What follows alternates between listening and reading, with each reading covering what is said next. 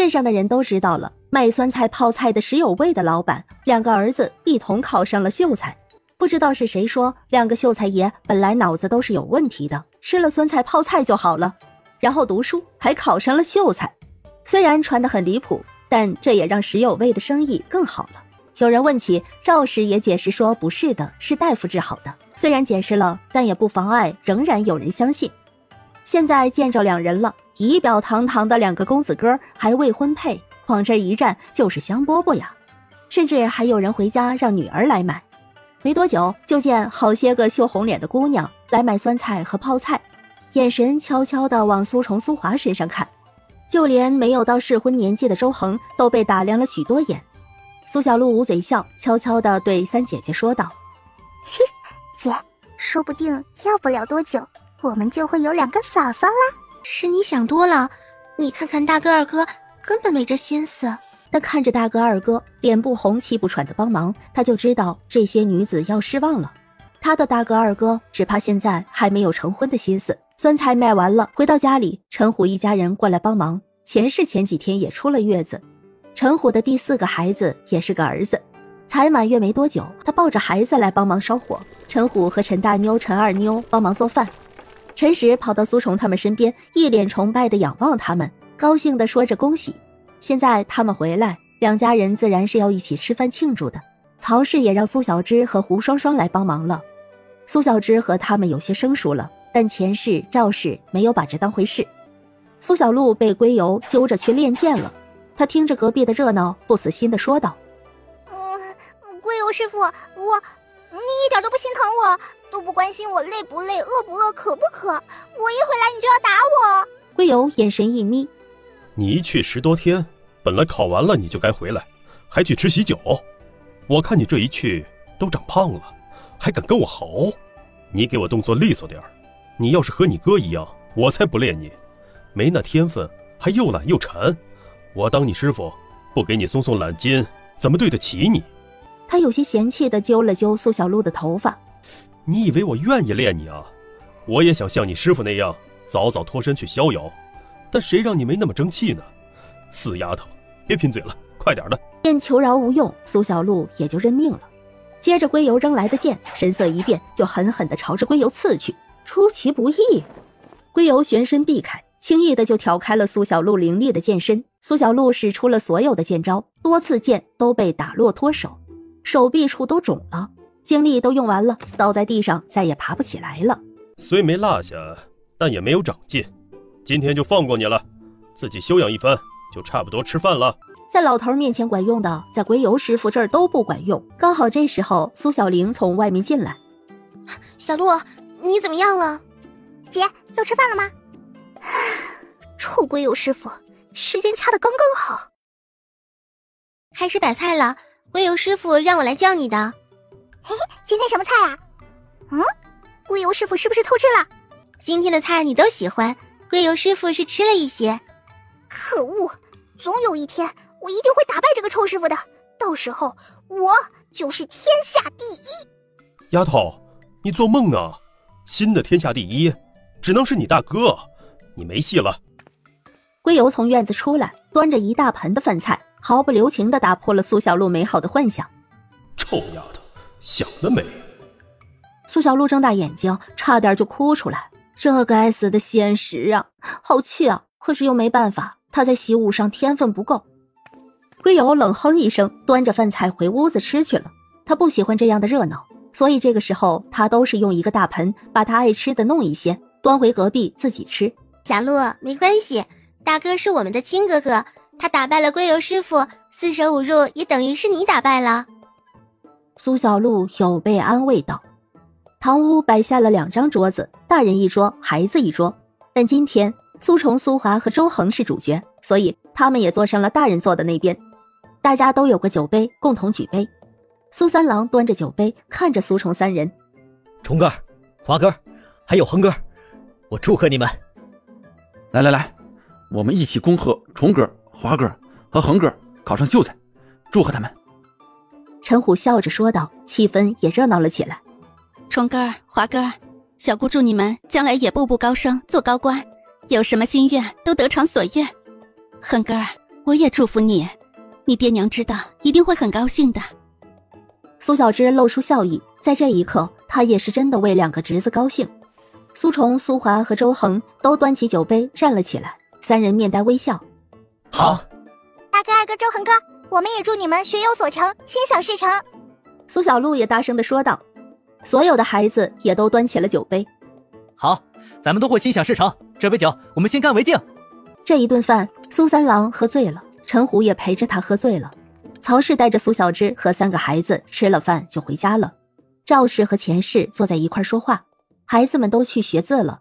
钱氏靠近赵氏，小声地说道：大嫂，恒哥这么多年也没有回家去，你有没有想过让他和小玲一块儿？这怎么能行？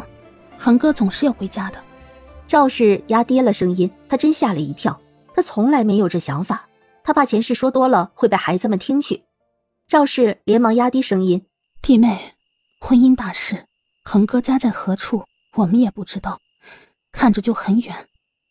我其实不想三妹去得太远，这样我想看我都看不着，心里惦记，只期盼着不要太远，有个什么事儿啊，崇哥、华哥和我也能顾及一下。钱氏心里也有数了。我知晓了，大嫂，你别怪我乱说话，以后我不会说了。我知道，我不会怪你的。弟妹，大妞二妞也差不多该说清了，你怎么想的？我也是，不想他们家太远了，又没人来说了。我和他们爹看了几个，还没选好，等选定了，让他们也看看。要是成啊，就定下来，我再留他们2、3年就嫁过去。小家伙太小了，等他长大还要10几年，我就想啊，等10根再大点儿，到时候也能为大妞二妞争口气。大嫂，到时候相看还得请你帮忙长长眼。那是自然。等我家三妹相看的时候啊，还不是要你一起长长眼。二妞，今儿个先不收拾了，明儿个我帮你一起收拾。他头晕得厉害，心里却十分的高兴。连苏小璐的解酒茶他也不喝，赵氏随了他。苏小璐和苏小玲回了屋，他也很快就睡了。白天赶路都没休息，就被师傅训练，真累。苏小玲看着熟睡的妹妹，一直说要对你好，可其实姐姐什么都帮不了你。她不能帮苏小璐去吃苦受累，苏小璐也不需要她保护，反而给了她一辈子都花不完的钱。想着，小玲的心里有些愧疚，看着熟睡的妹妹，苏小玲亲了亲她的脸颊。小璐，做个好梦。苏小玲也睡下，轻轻地拥着妹妹。苏小璐也觉得很安心，她还真做梦了。梦里，她被龟油训练的爬不起来，躺在地上，一张熟悉的老脸出现在上空。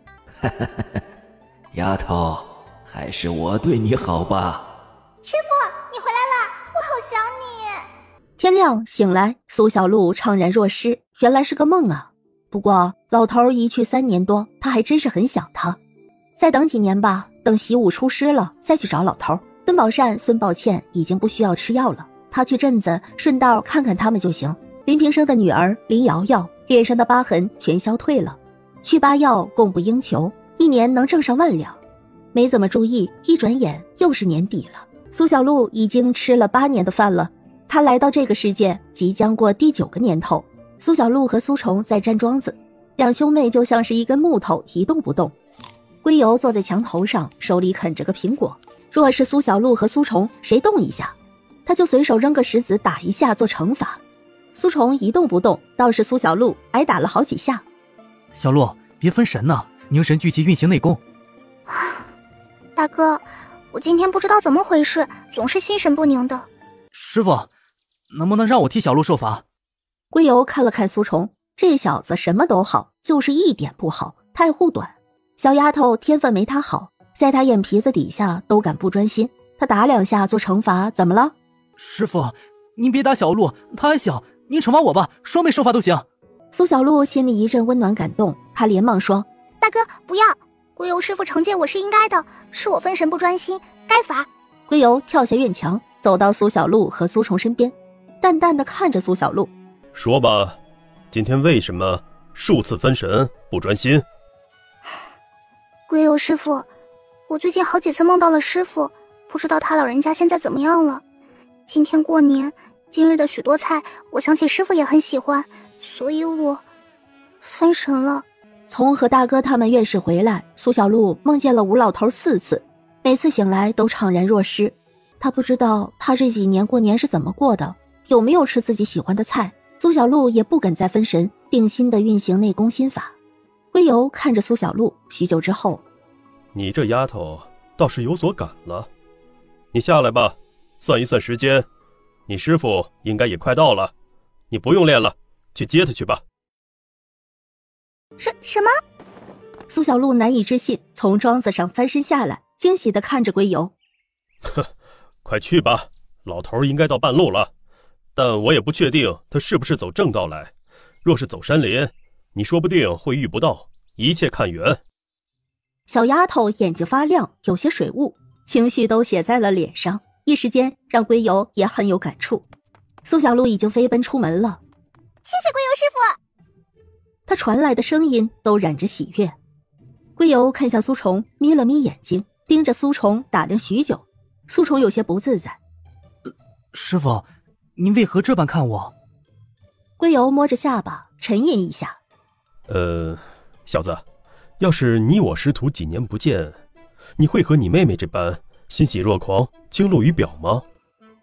也没有什么，就是突然有点羡慕那老头子。小丫头生的雪肤红唇，明眸皓齿，一双眼睛最是好看。她那般高兴，谁看了都会被触动，归游也不例外。苏虫面色扭捏，憋红了脸。师傅，我做不到。苏虫不会撒谎，他是真的做不到。几年不见师傅，再见面他也会很高兴，但像是苏小璐那样高兴，他肯定不会。算了，你一个大男人，你那样蹦蹦跳跳的，我看了都起鸡皮疙瘩。小丫头到底和你是不一样的，女儿和儿子到底还是有差别。归游叹气，转身进屋去了。苏虫也松了口气，幸好归游没有要他和妹妹学。苏小璐飞奔出家门，一运气就飞出去很远。她的轻功不错，在山林间清越，视线高了也能看见路上的情况。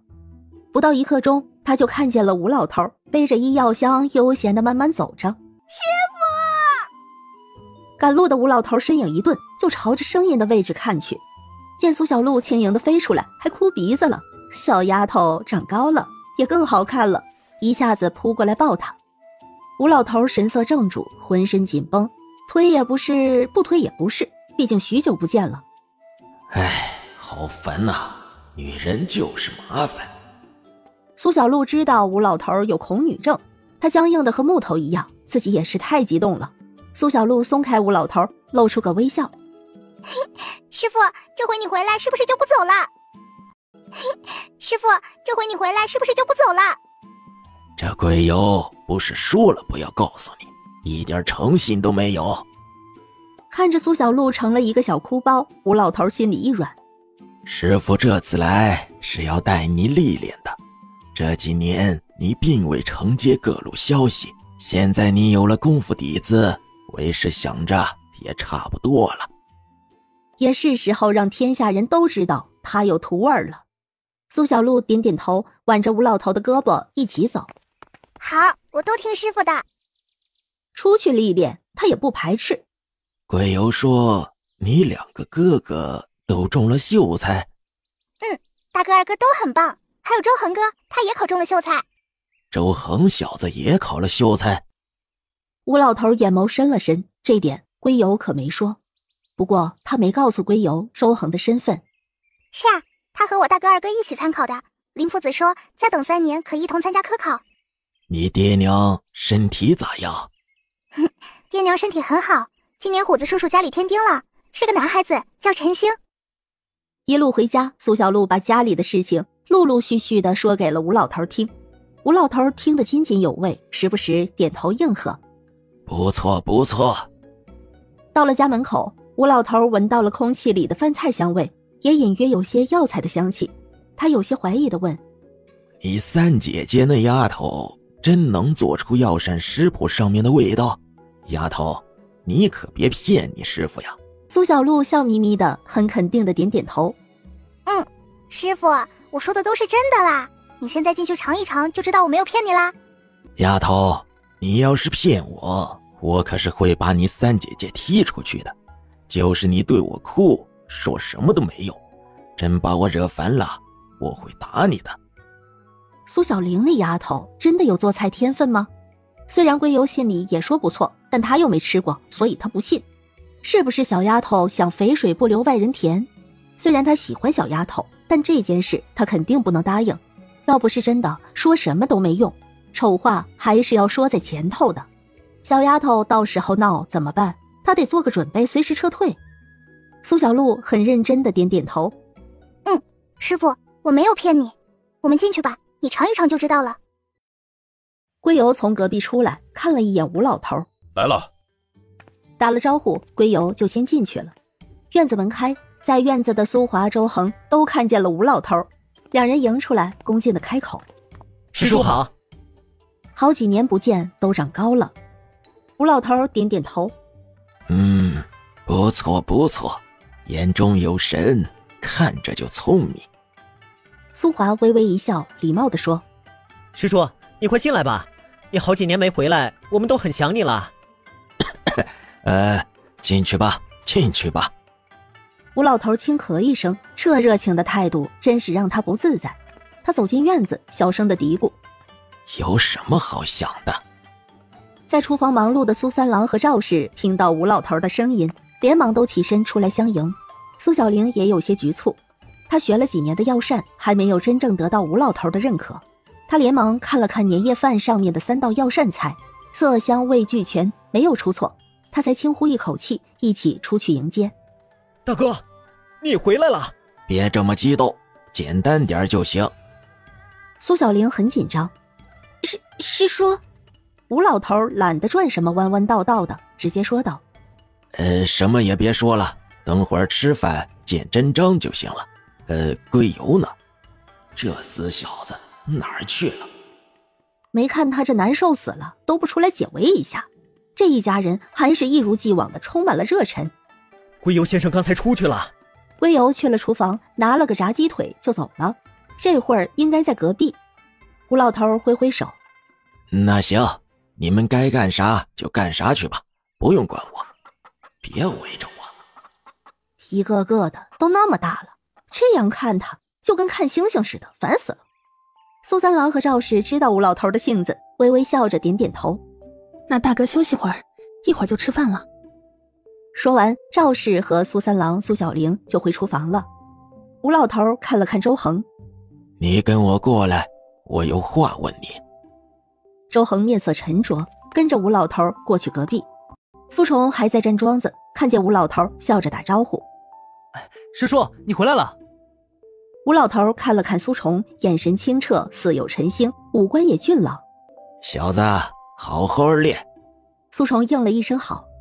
归游看了看跟着吴老头的苏小璐：“苏虫，下来，你们两人过过招，练练剑法。”吴老头带着周恒朝着屋子里去了。师傅回来了，苏小璐也不再心神不宁，专心的和苏虫练剑招。周恒和吴老头进屋了，一进屋，周恒就开口问：“先生可是有我家信？”“你也聪慧，我就不隐瞒你了。你现在想要归家，只怕是很难了。”“我母后可还好？”“你母后没事，一切都好，她倒是想你回去。但你那弟弟是铁了心不准你归去了。当年你母后选择救你，放弃了他，这个劫过不去了。”周志、周恒是双生子，从小就聪慧过人，二人皆是皇后所出，得智明大师批命，一人为神，可当流传百世的明君；一人为魔，可覆灭亡国。周恒心胸宽怀大度，为人宽和，行事宽和，让人称赞。周志心胸狭隘，心狠手辣，做事太过狠辣，让人心悸。周志要抢大位，不但要与其余皇子争抢，还要防备周恒。他要登高位，周恒就一定得死。你想归京不是一件容易的事情，科考是一条路，但切记锋芒过盛。科考进京是名正言顺，对周恒来说是个机会。国有明君，也就国泰民安。吴老头也不希望一个残暴之人坐上大位去，所以他就顺便提醒了一下周恒。周恒心里明白，他点点头，躬身一礼：“多谢先生告知，我知晓了。”他只是没想到兄弟之间会走到这一步。回京是必须要回的，这条路充满凶险，他必须小心谨慎，让周志没有机会对他下手。吴老头看着沉着的周恒，眯了眯眼眸：“你心里有数就好，其他的我没工夫管。但你要是对我徒儿有什么不好的谋算，那我这个老匹夫也会对你不客气的。”先生放心，我不是忘恩负义之人，他们待我如亲生，阿冲阿华也护我如同胞，便是我死，我也不会伤害他们。啊，先生，那我先过去了。周恒想知道的已经知道了。周恒出来，看着苏小璐和苏宠在练剑，他顿住脚步。两人都拿着真剑过招，招式凌厉，锋芒毕露，明明是刀光剑影，却让人觉得温馨。苏小璐比不过苏宠，差距很大。这练剑就是苏宠宠溺妹妹，陪着她玩耍而已。同样是同胞之情，有人情同手足，也有人形同陌路，仇深似海，不死不休。明知道不可能，但他总忍不住羡慕。若他也能拥有，该多好。行了行了，跟耍猴似的，要吃饭了，先吃饭。归游实在看不下去了，说完就走。苏宠灿烂一笑：“呵，小璐，你进步好大呀！”苏小璐脸都红了，但被夸奖，心里也甜滋滋的。嘿嘿，谢谢大哥让我去叫我师傅，大哥你们先去。苏宠点头，对周恒一笑：“恒弟弟，咱们过去。”周恒微微一笑，点点头。苏小璐去屋里叫师傅：“师傅，你和周恒说什么呀？”吴老头看了看苏小璐，几年不见，这小丫头好奇心还是那么重。他伸手弹了一下苏小璐的额头：“就不告诉你。”说完就冷傲地朝前走，出门去。苏小璐摸了摸头，追上去：“好师傅，最好的师傅。”行了行了，过几天带你出门的时候就告诉你。他真是被丫头拿捏的没脾气了。反正这次回来就是要带丫头出去历练的，周恒的事情告诉他也无妨。师傅，我们要去哪呀？当然是考验你本事过不过关。古月县有个患奇病的人，求医好多年了。那我听师傅的。好。看着小丫头这么自信，吴老头就放心了。在屋里坐下，看着一大桌子丰盛的菜，吴老头有些感触，还是和以前一样，要给孩子们发压岁包。他和归游很简单的发了发财包。苏三郎说了几句话，然后开饭。吴老头先吃药膳，一道补气暖身的羊肉汤，吃口肉喝口汤，他细细的感受着。看着吴老头细细品尝，苏小玲神色紧张的等着。师傅，怎么样？我没有骗你吧？是不是很好喝？师傅，你快尝尝这个狮子头，活血祛痛，舒缓筋骨。你一路走来劳累了，吃这个正好。吴老头尝了之后，是没有骗我，以后好好学，争取把药膳师傅的几百道药膳都做出来吃吃。师叔放心，我一定会努力的。苏小玲很高兴，她也得到认可了。好好学，这个只能靠你自己琢磨，我和丫头都教不了你。苏小玲是真有天赋，做的药膳菜比许多正常饭菜都好吃，每一道菜都很合胃口。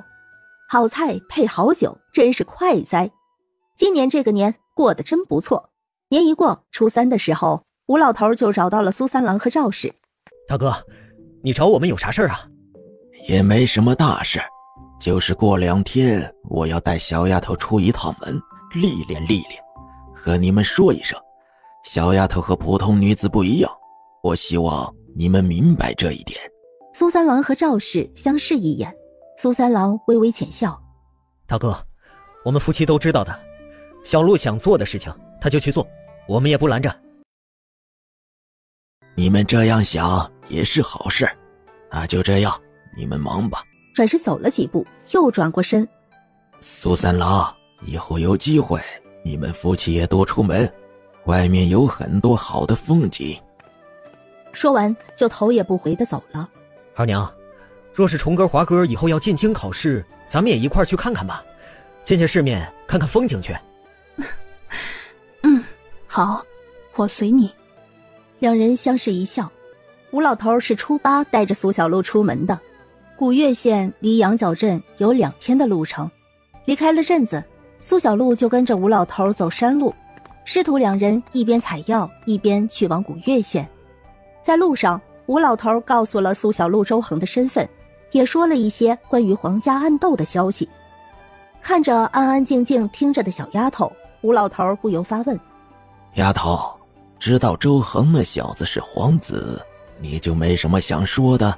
知道这样大的消息，小丫头也太过沉着了，都没惊讶，一点意思都没有，白让她说的口干舌燥，没劲没劲。苏小璐想了想，师父，当时为什么要2选1啊？不能2个都救吗？丫头，想要2全可不容易呀，2个都被师父带走，得有多少人来追上？弄不好他们都要命丧黄泉，留下一个做挡箭牌，另一个就有足够的时间走得远远的。他真可怜，没有选择的机会就被放弃了。苏小璐不相信什么恶魔什么明君，人出生什么都不懂，所以人性本善，恶都是在成长的时候一点一点添上去的。是挺可怜的，和他比起来，丫头你算是活在天上，哥哥宠爱，姐姐宠爱，这于天下看已是少有。在这一点，苏三郎和赵氏做得很好，教育出来的孩子心思纯善，知恩图报。苏小璐眉眼一弯，这一点师父说的没错，我从出生到现在一直很幸福。你这丫头好似生来就带有福报，负责了一家人，你值得所有的好。吴老头说完就加快了脚步，苏小璐笑眯眯地跟上，这对话他表示非常认可。他得天独厚，是个小福包，家人庇佑他，疼爱他，他理所应当的要回报。师父，那个周芷的腿现在怎么样了？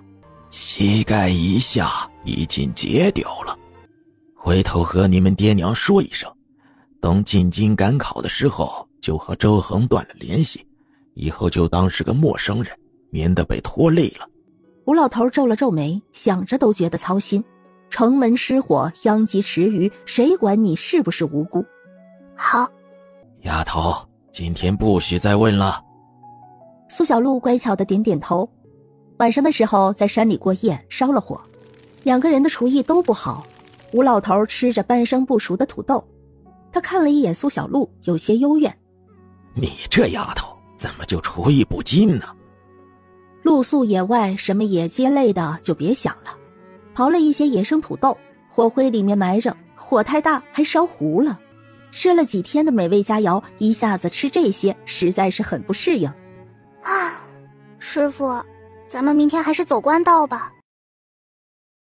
第2天，吴老头就带着苏小璐走了官道，用银钱换食物。正月初10，2人到了古越县，吴老头就让苏小璐去打听尹长顺的府门。2人都背着医药箱，是大夫打扮。苏小璐在一家杂货铺打听，顺便买了1包糖，然后才笑着问老板：老板，我和师父想去尹府，还请你帮忙指个路。有了生意来往，老板就十分热情。这没问题。小姑娘，你们是大夫啊？你们这也是给尹夫人治病的吧？尹大人的府门在东街，一直往里走，第4个宅子就是了，好找得很。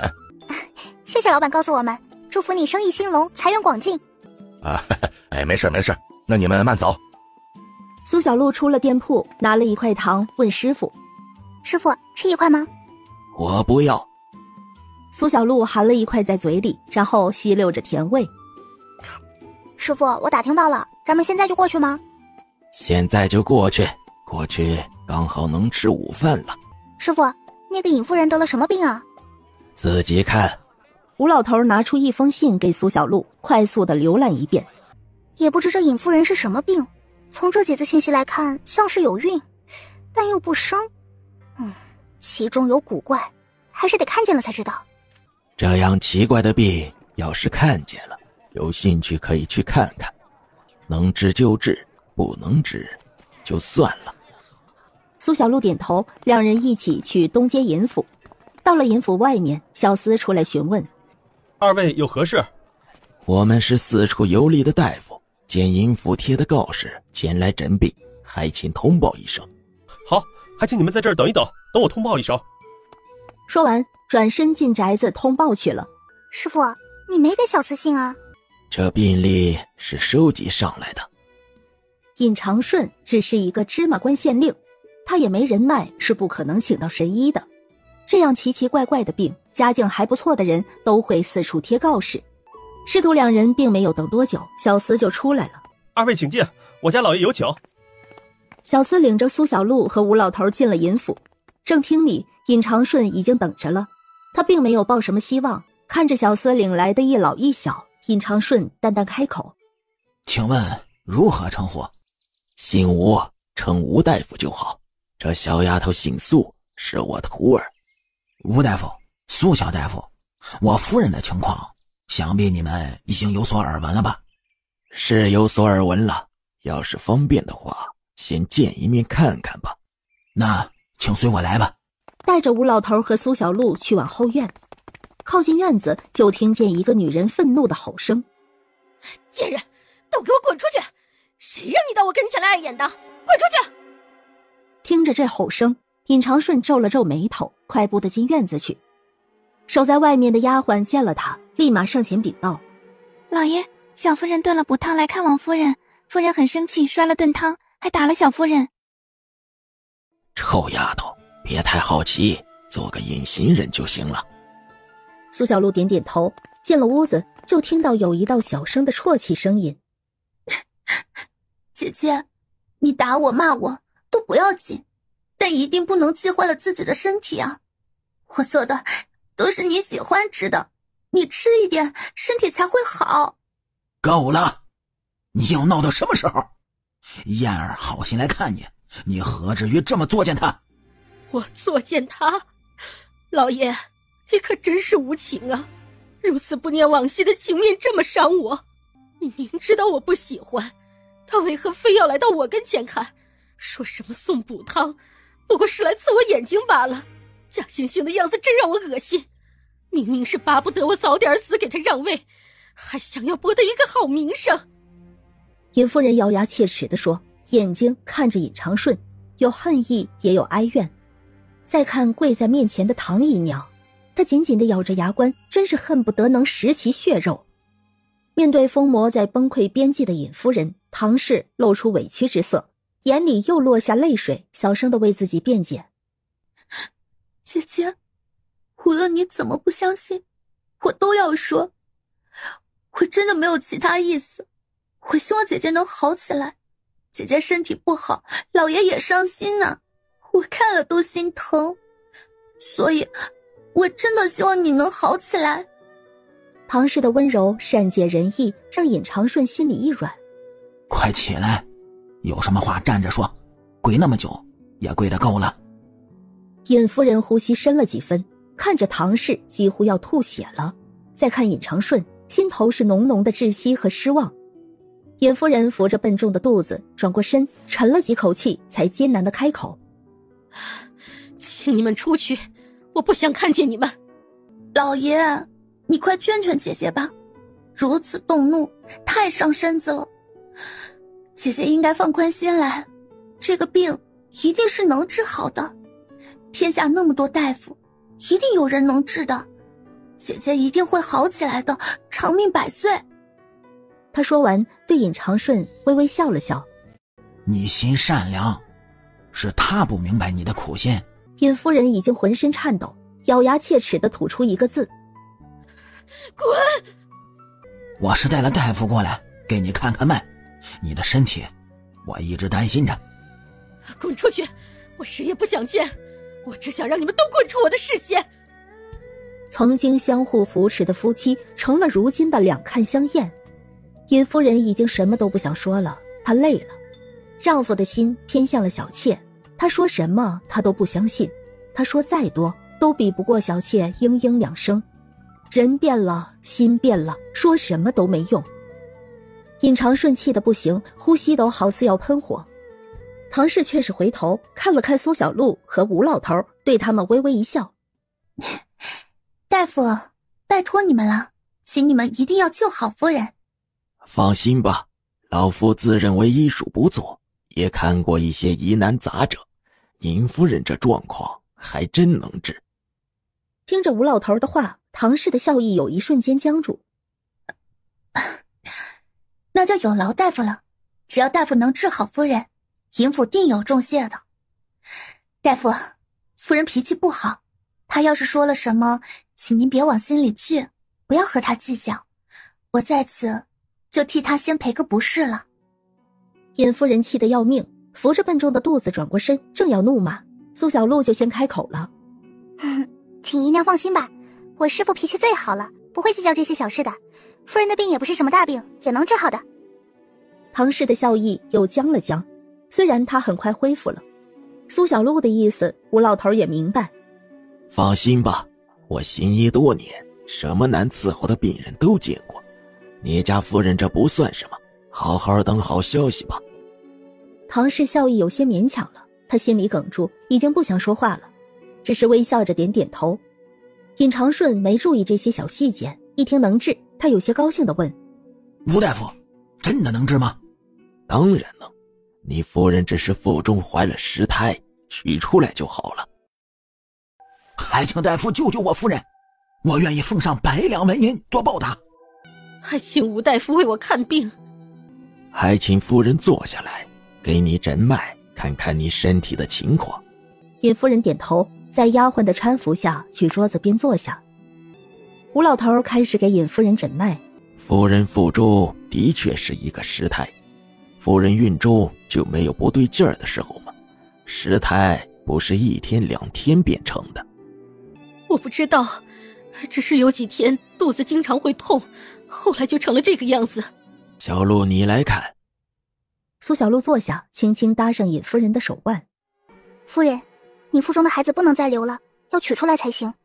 那就取出来。尹夫人心中痛苦，这个孩子就当是没这缘分。还请吴大夫把孩子取出来，救我夫人性命。取？怎么取出来？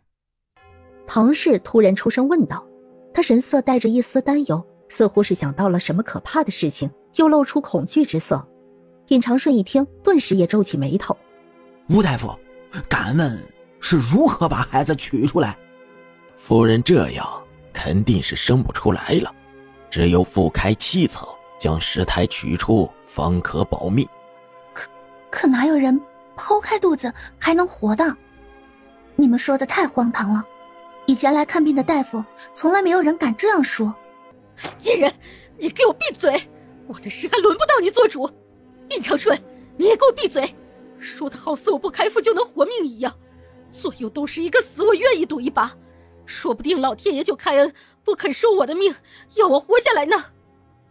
尹夫人冷冷地对尹长顺说，在这样的哀怨里，夫妻情分早就没了。尹长顺每一次附和唐氏的话，都是在扎他的心窝子。姐姐，就算你不喜欢我，我也要说，这世上女人生产都是顺其自然，开腹取子，时有时死。玉瑶还小，我不希望姐姐冒这个险。唐氏这样，尹长顺有些感动，偏偏就是这个样子，让尹长顺觉得她温柔善良。夫人，这事儿不能马虎，还要从长考虑。尹夫人看着尹长顺，哼，他果然是没让他失望，又因为唐氏这样说。尹夫人对此怒极气急。这有什么好争议的？我和师父为尹夫人开腹取子，我们又没有飞天遁地之术，要真出了什么事情，我和师父都得把命赔给尹夫人了。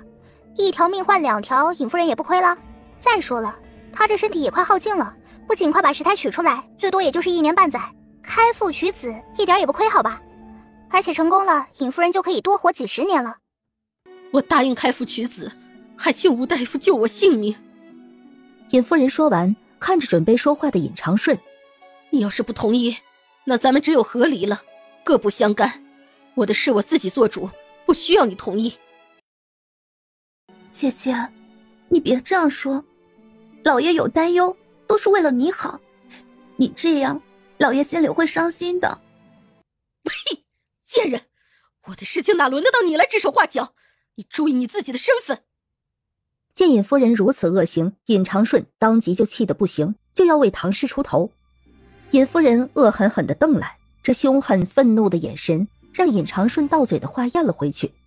你要护着这个贱人，我懒得说你，可你要真把我逼急了，我也不介意告你一状，毕竟还没和离，我就还是你尹长顺的正妻。这个不三不四的女人，我想要她死也不是没有办法。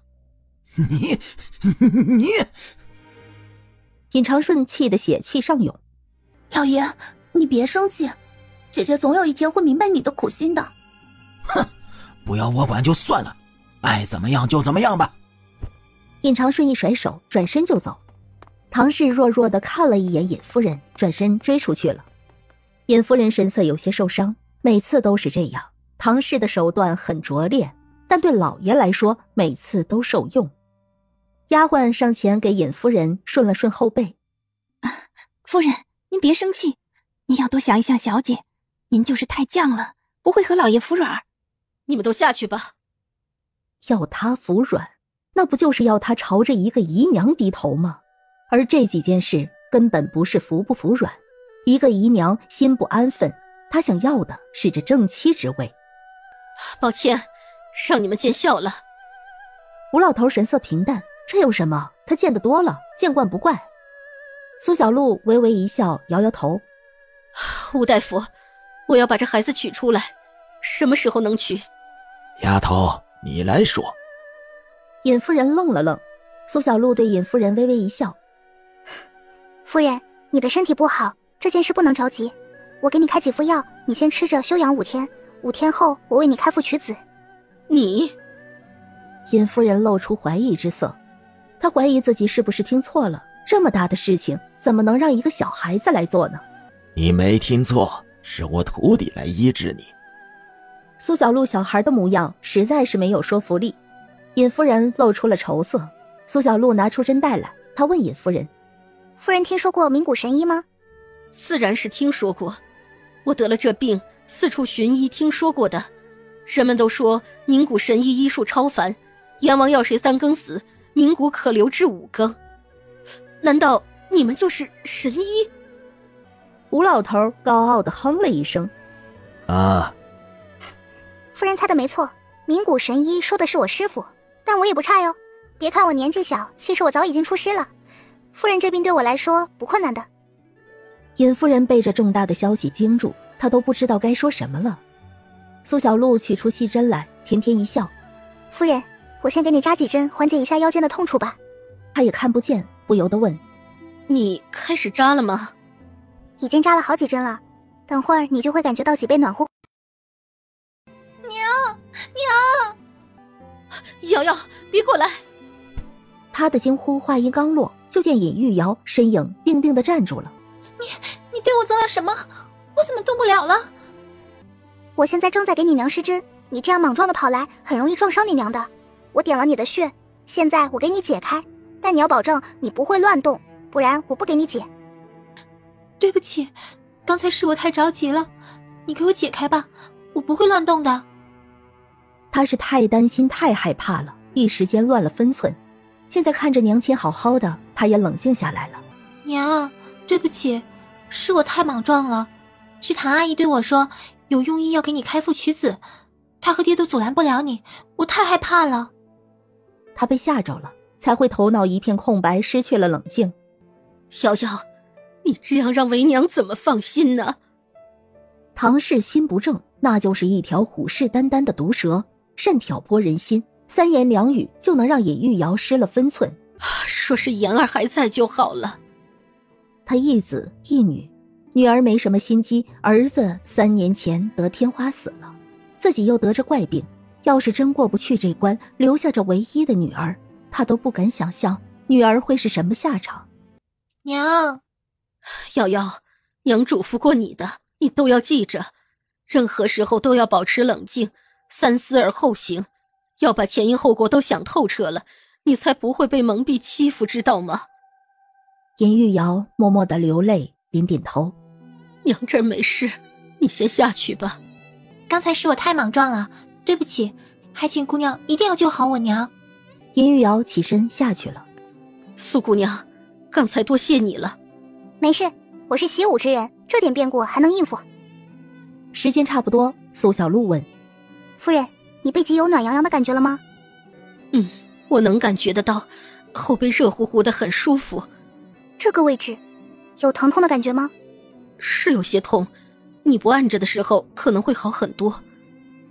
苏小璐的手指移动，又问了尹夫人好几个位置，都有不同程度的疼痛感。苏小璐给尹夫人收针了。夫人，这几日我和师父要在这里叨扰了，一会儿开个方子给你，抓了药来给我，我给你做药膳。好，有劳了。苏小璐和吴老头在尹府吃了午饭，等下人送来了药材，苏小璐就开始做药膳了。尹玉瑶过来，她看着苏小璐在熬药。苏姑娘，除了剖开我娘的肚子，就没有其他办法了吗？没有其他办法了。小姑娘，你在做什么呀？你师父呢？你有什么事情？小姑娘，这是我珍藏许久的人参粉，你拿着用吧，加一些进去，对我姐姐的身体也有好处。苏小璐接过，她打开闻了闻，人参粉是真的，但里面还有点别的东西。你是不是下毒了？没有没有，我怎么可能下毒呢？真没下毒，那你吃给我看看。苏小璐拿了一个饼子，倒了一些人参粉上去，然后笑着递给唐氏。唐氏有些傻眼，接也不是，不接也不是。这不是个小孩吗？心思怎么这么多？这我又没生病，哪能乱吃药呢？是药三分毒，我现在怀着身孕，可不能乱吃药。这是真的人参，不信你找你师父看看。虽然人都误会我，但我还是会这么做，我都是为了姐姐好。唐氏露出哀伤的神色，企图用这样的方式获取苏小璐的同情心。对付小孩子总是比对付成人容易一些，这个孩子看着也不大，他多示弱，流点眼泪应该就能搞定了。你怀孕了呀？那就更应该吃这个了。我这个药是补气养神的，对身体好，能治很多病的，你吃吧。苏小璐微微一笑，拿着饼子朝着唐氏走了一步。唐氏惊愕，下意识地后退一步。哼，只要你不吃，我就不会相信你的，你肯定是下毒了。唐氏脸上的笑意更牵强了，她艰难地维持着笑容，从怀里拿出一个荷包递给苏小璐。小姑娘，你把这个放进去，送给夫人吃。我这里面的200两银票就是你的，这样总可以吧？财帛动人心，这样一笔巨款，他就不信一个小丫头会不动心。小姑娘，你拿着这个银票，可以买很多漂亮衣服和首饰。你长得这么好看，穿成这样还没有丫鬟穿得好，真的是可惜了。拿着银子好好打扮打扮吧。唐氏把荷包往苏小璐怀里塞，苏小璐眉开眼笑地收着银票。好呀。见苏小璐肯收了，唐氏松了口气，给了苏小璐一个鼓励的眼神。小姑娘，那你要保守秘密哦，不能告诉你师父，不然他拿了银子就不会给你买好看的衣服和首饰了。说完，唐氏笑意温柔地转身走了。这世上就没有什么是钱搞不定的事情。苏小璐把沾了毒药的饼子收好，收拾了一下，就朝着主院去了。来到主院，尹夫人才起来没多久，正在吃午茶。苏小璐进去，尹夫人对她微微一笑：“啊，苏姑娘来了，找我有什么事吗？可是要一同吃点午茶。”夫人，我有事情要和你说，让丫鬟们先退下吧。你们先下去吧。苏小璐拿了装银两的荷包和有毒的药膳饼子来，尹夫人拧眉不解：“这时，尹夫人，这是唐姨娘拿给我的，她要我把这个加进去，这东西是毒药。”这个贱人！苏姑娘，多谢你了。尹夫人，你想不想揭穿唐姨娘的真面目？苏小璐决定帮一把尹夫人。尹夫人露出纠结之色。我当然想了，可老爷的心都偏在他身上。唐氏素来也小心，在我面前是副样子，到了老爷跟前又是一副样子，这我哪里能揭穿得了他？唐氏手段太高，在尹长顺面前，唐氏就是解语花，是柔弱需要呵护的娇花。他想揭穿他，唐氏不露马脚，他也真的是一点办法都没有。苏小璐眨了眨眼，机灵一笑：夫人，这次就是个很好的机会，再没有比这更好的机会了。我听不懂。夫人，这很简单，你只要配合我，假装中毒过世就好了。在这之前，你需要和尹大人周旋一下，让尹大人念在你们夫妻之情上，在暗处监视我给你开腹。你说你只相信他，这点小要求尹大人会答应的。到时候我和师父也会配合的，只要让唐姨娘觉得你死了，作为胜利者，她自然要享受胜利的果实。当只有你和他的时候，她肯定会说一些狠话的。尹夫人听了有所心动，没有思考就答应了。好，就这么做。和尹夫人通气了，苏小璐就回去了。尹夫人在苏小璐离开后好好的思考了。尹夫人想了2天，吃药膳饼子，气色好了许多。她才让丫鬟去请尹长顺来。尹长顺来了，看尹夫人气色好了不少。夫人看着气色好了不少，夫人可别骗我，可别是擦了胭脂水粉欺骗我。我来之前燕儿就说了，你可能会这样。又是这样，次次开口都离不开那个表里不一的贱人。尹夫人转头对丫鬟说道：去打水来，给我洗脸。她也不想费着口舌之争，直接洗脸，让尹长顺好好看清楚。丫鬟打水来，尹夫人就当着尹长顺的面洗脸。尹长顺看着尹夫人洗了脸，他才消去疑虑。看来你的气色是真的好了很多。老爷，今日叫你来，是我有事相求。老爷，咱们成婚有17载了吧？是的。尹夫人是他年少的喜欢，对他来说很不一样。他陪着他走过了一些艰苦岁月。咱们孕育了4个孩子，第1个孩子4月落胎，那会儿已经出落的是个哥了。瑶瑶是第2个孩子，燕儿是第3个，现在肚子里这个石胎是我们第4子。只可惜我与他们的母子缘分太薄弱了，17载就只养大了瑶瑶一人。老爷，我真的太累了，这次您就答应我吧，就当是一个陪了你17载的妻子对你最后的请求了。老爷，求你了。好，我答应夫人。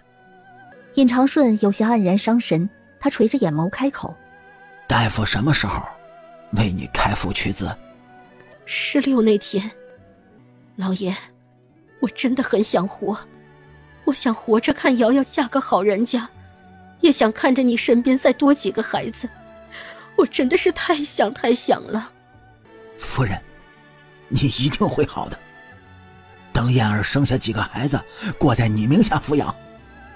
尹夫人讽刺地勾了勾唇角，呼吸变得深长。好啊，我也觉得我会好，我觉得我会遇上神医呢，他一定会治好我的。只是我有些不放心，所以还要老爷你帮帮我。你要我帮你什么？你说，只要我能做到，我都答应。老爷，那天的时候，我希望老爷你能藏起来，亲眼看着他帮我开腹取子。说他害我性命，望老爷能为我伸张公道。你是我的夫，是我的天，其他人我信不过的，我只信你。尹夫人示弱了，她铺垫了这么久，就是为了现在。好，我答应你。老爷，我还有一个请求。你说。他和尹夫人已经许久没有这么心平气和地说话了，他这么示弱，尹长顺心里也有所触动。这2天你能陪着我吗？陪我吃饭睡觉写字，不去见唐氏。尹夫人柔和地说完，不等尹长顺开口，他又说道：老爷，如果我挺不过来，这几日就是我与你做夫妻的最后几日，唐氏毕竟年轻，又怀有身孕，他与你仍有大好时光，相信他那么温柔大度，一定会答应的。就是有些头疼脑热的，也一定不会来打扰我们。以前都是我不对，不知道他的好，现在我想明白了，才知道他千般好。尹夫人话语隐隐有着悔意。夫人这要求我都答应了，夫人也莫要过多忧思，我相信夫人一定会平平安安的。夫人和燕儿自然也有很多时间相处。晚上的时候陪着尹夫人吃饭，两人都是面带笑意，一下好似回到了从前一样。这时候丫鬟进来通报：夫人，老爷，唐姨娘的丫鬟来找老爷，说是有事情。是什么事情啊？请进来吧。很远的唐氏的丫鬟翠红就进来了，扶了扶身。老爷，小夫人着奴婢来问问您，今早您说喜欢吃那炖牛肉，小夫人已经炖好了，您还过去吃吗？尹长顺有所心动，他一看尹夫人，尹夫人眼里有些难过，语气柔弱：老爷，你答应我的。我今儿就不去吃了，回去和你们夫人说说，我这2天要陪着夫人，没空去看她，让她自己照顾自己，想吃什么吩咐下去就行了。老爷呢？夫人，老爷说这几日不来了，在主院陪着夫人。唐氏神色阴冷，明显是生气了，但转念一想，压在他头上的尹夫人也活不了几天了，他就释然了。在老爷面前，他可是温柔善良的解语花呢。翠红，你去把这道炖牛肉送去主院，说是给夫人养养身体的，让老爷这几天好好陪着夫人吧，不用来看我了。唐氏露出笑意，这样说就能体现他温柔善良，让老爷更喜欢他。相反的，又能气死那个女人，真是一件美事。想着，唐氏笑意更浓，挥挥手：快端去吧，不然一会凉了就不好吃了。丫鬟点点头，手脚利索的把炖盅又端去主院。唐氏自己坐下来吃饭，她的手轻轻地落在腹部。宝，娘的宝儿放心，娘一定让你做嫡子，咱们可不做那低人一等的庶子。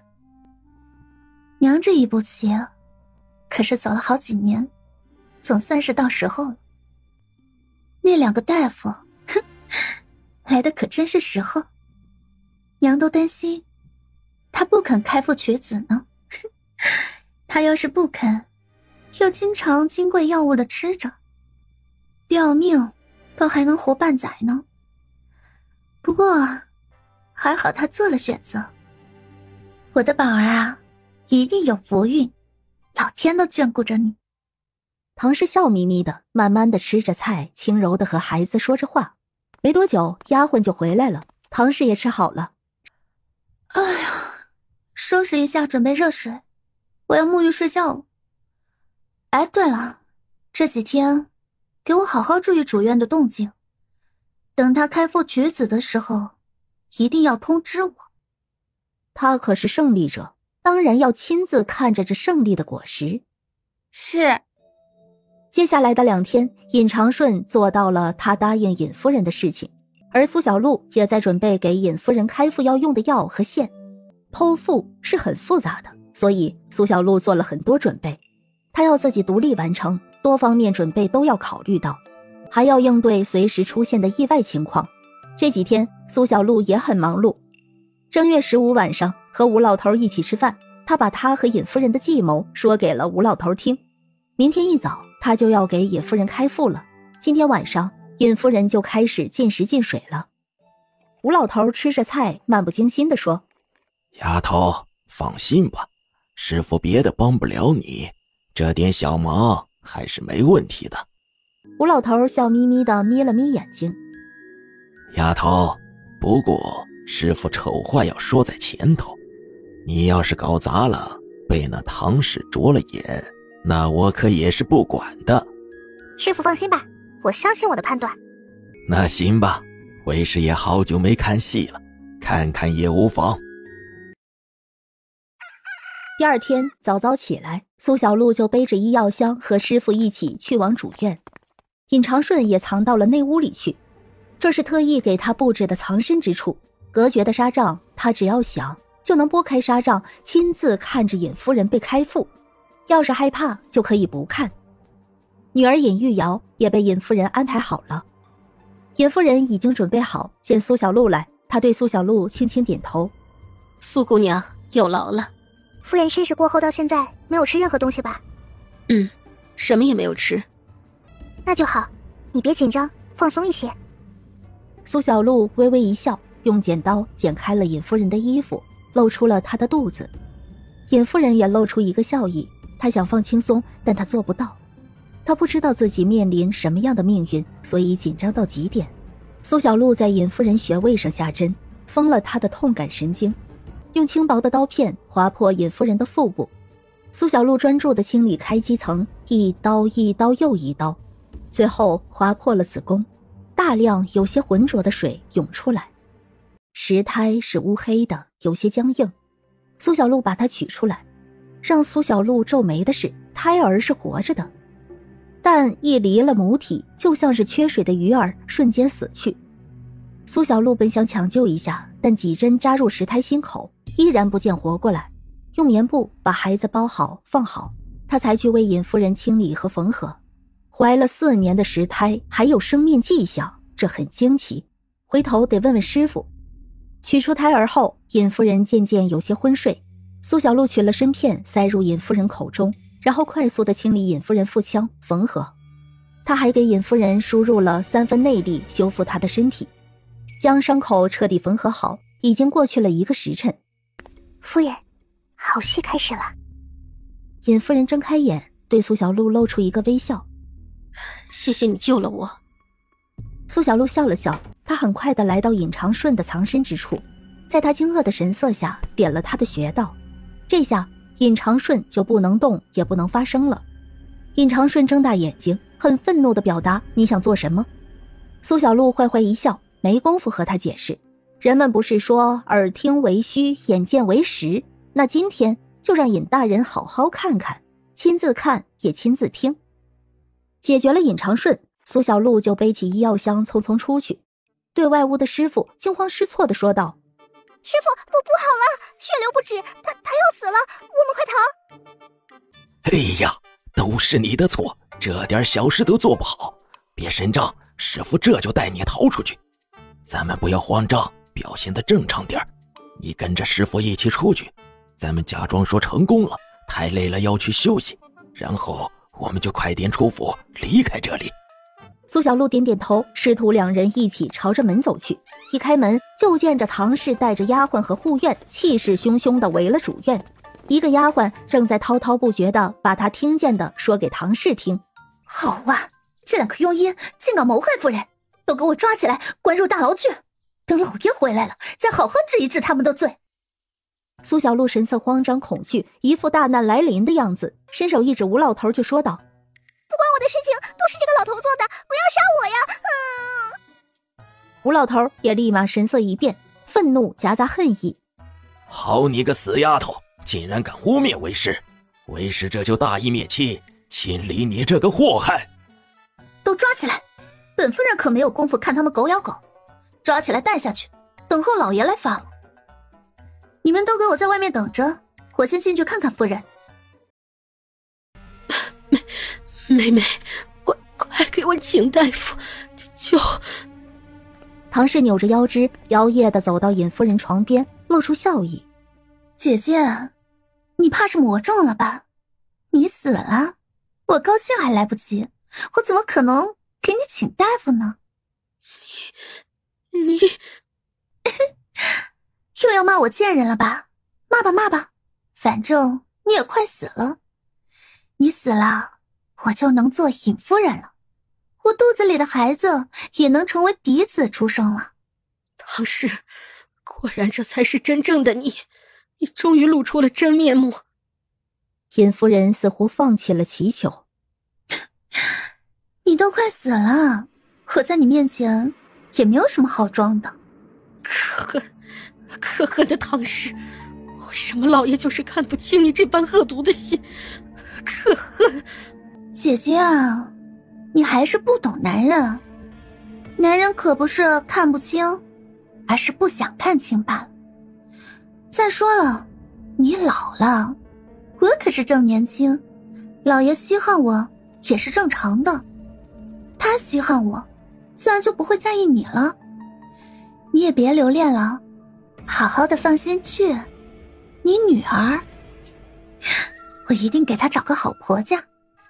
你说庄子里的农夫怎么样？我觉得正好，配着你女儿刚好。尹夫人气得喘粗气了，女儿是她唯一的底线。哎呀，姐姐，这你可不能怪我，谁让你女儿挡了我的路呢？我以后肯定也是要生个姐儿的。你的女儿凭什么占着嫡女的位子？我不害她，留她一命就不错了。姐姐啊，你就下去吧，和你2个儿子好好团聚。唐氏起身，居高临下地看着尹夫人，她露出一抹轻蔑的笑意。姐姐啊，你可真是一个失败的母亲呢。直到现在，你恐怕都以为你大儿子的死和你腹中这个石胎是个意外吧。唐氏这一番话无疑是平地里起惊雷。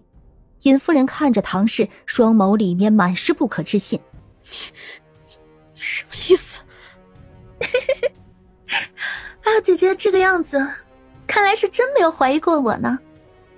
唐氏很满意尹夫人现在的反应。啊，看你这么没用，我也不瞒着你了。实话告诉你吧，你的妍儿感染天花，是我找人弄的。小孩子嘛，总是对小猫小狗没有防备心，染了天花的狗子，它摸了就感染天花了，结果自然就去了。哎，说来也是怪他身体不好，有的人得了天花，可是能活下来的。很可惜，你的妍儿命短。还有你腹中的石胎，也是我做的哦。你谋算不如我，让你孩子慢慢成为石胎的药，是你女儿送给你吃的。你小心翼翼，但你不会防备你女儿呀。这不，我又有机可乘了。本以为这2年你身体就会承受不住的死掉，谁知道老爷那么在乎你，给你用了不少名贵的药材保命，让你能够活到现在。唐氏快意地把藏在心底的秘密告诉尹夫人，这秘密她这辈子都不会说出来。尹夫人快死了，说给她听，看着尹夫人痛苦又无可奈何的样子，无疑是一件快事。而死人也能永远保守秘密。你这个毒妇！尹夫人悲痛不已，她的心口好痛好痛。她怎么也没有想到，她的孩子是被唐氏所害。姐姐，你也犯不着这么生气。要是你是我，你也会这么做的。给人做妾有什么好？只会被人看清了。嫡子、庶子的待遇也不一样。为了我的孩子，我当然要铲除障碍。你，等你死后，我就是尹夫人。过不了多久，我的宝儿出生，就是嫡子。以后，我还会给老爷生几个孩子，哥儿姐儿好几个。我可不像是姐姐，一点也不会抓住男人的心，我会好好的抓住老爷的心，绝不会再有妾室进这个家门了。我们一家人一定会幸福美满的生活在一起的。姐姐，你就安心去吧，这个秘密我可不会说给活人听。你看，我都告诉你了，你也死个明白。你说对吧？当时你怀着的时候，我就觉得是个哥儿，也不知道是不是。哎呀，我现在来看一眼，解个迷惑。尹夫人想阻止，却无力起不来。唐氏打开了襁褓，很是嫌弃地看了一眼，又随意盖上。果然是个哥儿，倒也是顽强，在你肚子里长大了不少呢。只可惜，服了那药，他再顽强，都逃不过一个死字。姐姐啊，老爷今天可不在府上了，说是去县衙办公了，我着人去通知了呢。不过你这个样子，只怕是等不到他来。哎呀，你安心去吧，下辈子可别嫁读书人了，嫁个普普通通的农夫，一夫一妻，也没有人会和你争抢。尹夫人气血上涌，嘴角都溢出了血迹，她颤抖地捏紧手边的杯子，狠狠地咬了舌尖，疼痛和血腥味让她清醒不少。她也有了力气，将手边的杯子推下了地，啪的一声，杯碎为信。在外面被护院压着的苏小璐一抬脚踢飞了身边的护院。师傅，该我们上场了。他们突然闯入，唐氏吓了一跳。你这个死丫头，你干什么？哼哼，给唐姨娘你一个大惊喜。苏小璐看着双目瞪圆的尹长顺，抬手给他解开了穴道。尹大人放心，这是保命药，相信尹大人憋了这么久，一定有话想说吧。老爷，老爷怎么会在这里？他不是去办公了吗？怎么会这样？他根本不该在这里呀！尹长顺鼻子喷着火气，他紧紧地咬紧牙关，走到唐氏面前，看着唐氏惊慌失措、恐惧的神色，他怒不可遏，扬起手，狠狠地扇了唐氏一个耳光，指着唐氏咬牙切齿：“你这个毒妇！”天知道，他听到这些话是多么震惊，多么心痛。他的儿子被唐氏残害了。尹长顺的一巴掌扇得唐氏身子都稳不住，重重地坐在地上。他捂着肚子痛呼：“老爷，救救我！我肚子好疼！老爷，我怀的是个儿子，你救救他！”尹长顺眼里有着恨意，但视线落在唐氏肚子上，他很纠结。唐氏恶毒，可他肚子里到底是他的孩子呀。尹长顺心软了。床上的尹夫人虚弱地开口：“老爷，你难道忘了我们的妍儿和这个孩子都是被这毒妇所害？你要救他，你与我便只能就此断了。这个毒妇残害我儿性命，我绝不放过他。老爷，你要寻死，那我就只能是告你，我要为我两个儿子讨回公道。”尹夫人眼里迸发出恨意，唐氏必须死。尹长顺看着尹夫人，连忙解释：“夫人，我不是想寻死，你现在的身体已经难孕了，我在意的是她肚子里的孩子。”唐氏抱着肚子，一脸祈求地看着尹长顺，泪水流满脸，企图用柔弱来打动尹长顺的心。不管怎么样，他要保住这个孩子才有活路。别动，你动了胎气，我给你保胎。唐氏恶毒，腹中的孩子却是无辜的，当救。唐氏是他救下的第一个恶人。死丫头，你拿了我200两，你敢背叛我？他没想到，他竟然栽在一个小丫头身上。死丫头，他给你多少钱，让你背叛了我？没有败给尹夫人，败给了一个小丫头。唐氏心里太不甘心了。尹夫人没给我钱，我想帮她我就帮了，现在我想救你一命，我就救了，你这200两就当是诊费了。你！唐氏气得发昏。苏小璐在她肚子上拖了2下，给唐氏腹部输入了一些内力，内力通过腹部到了婴孩体内，这样更能稳固唐氏的情况，保住她的孩子。尹长顺走到尹夫人床边，愧疚地看了一眼尹夫人。夫人，她怀孕有5月了，孩子已经成型了，这也是我的骨肉。尹夫人面色苍白，她看着苏小璐，开口问道：“苏姑娘，我还能再孕吗？”她的儿子被这个毒妇害了，她的家都被她毁了。她想要把唐氏千刀万剐，可尹长顺却要保唐氏的性命。夫人年纪大了，此次虽保住了性命，但身体大伤，不能再生了。尹夫人难过的闭上眼。听到这个消息，尹长顺心里更坚定了。唐氏这时弱弱的望着尹长顺：老爷，我知道我不对，可这都是因为我太爱你了，因为我的嫉妒。老爷，我知错了，我保证会改掉的。我可以为老爷生儿子，这次是，下次也能生儿子，我有法子生儿子的。尹长顺有所心动，他的确需要，但唐氏手段太过歹毒，他难以原谅。尹夫人暗暗咬紧牙关，咽下心中的痛楚。她睁开眼，勾唇嘲讽一笑：老爷想要我2个儿子白死，那就别怪我不念旧情了。夫人。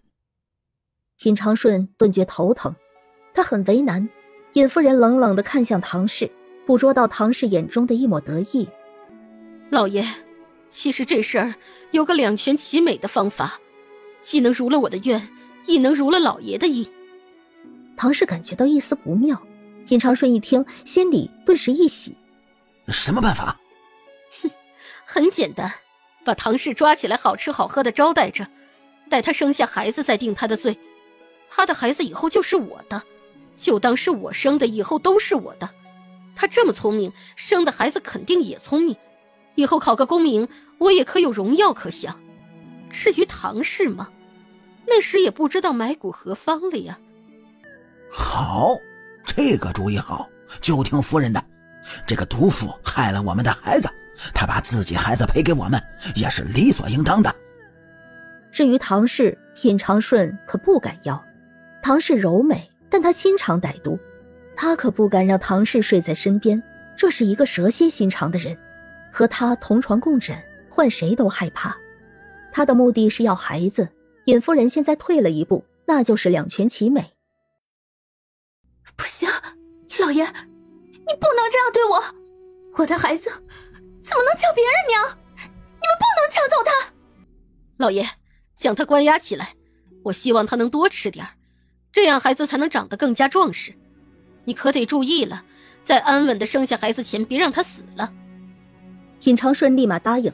苏姑娘，还请你帮个忙，封了他的哑穴，让他以后都不能说话，最好让他连牙齿都咬不动东西。不，你不能这么对我。苏小璐坏坏一笑，好嘞。取出银针，在唐氏面部扎了几针，轻而易举的就封了唐氏的穴道。唐氏张开嘴巴，激动的一张一合，却再也发不出声音。苏小璐救了他，却又帮着尹夫人推他下了火海。唐氏眼里迸发出强烈的恨意，瞪着苏小璐，恨不能把他活剥了。苏小璐对他微微一笑：你恨我干什么？又不是我让你去害尹夫人的孩子，你残害了尹夫人的孩子，现在你也失去了自己的孩子，这是你的报应。你是不是想问我，既然帮尹夫人，干嘛又要救你？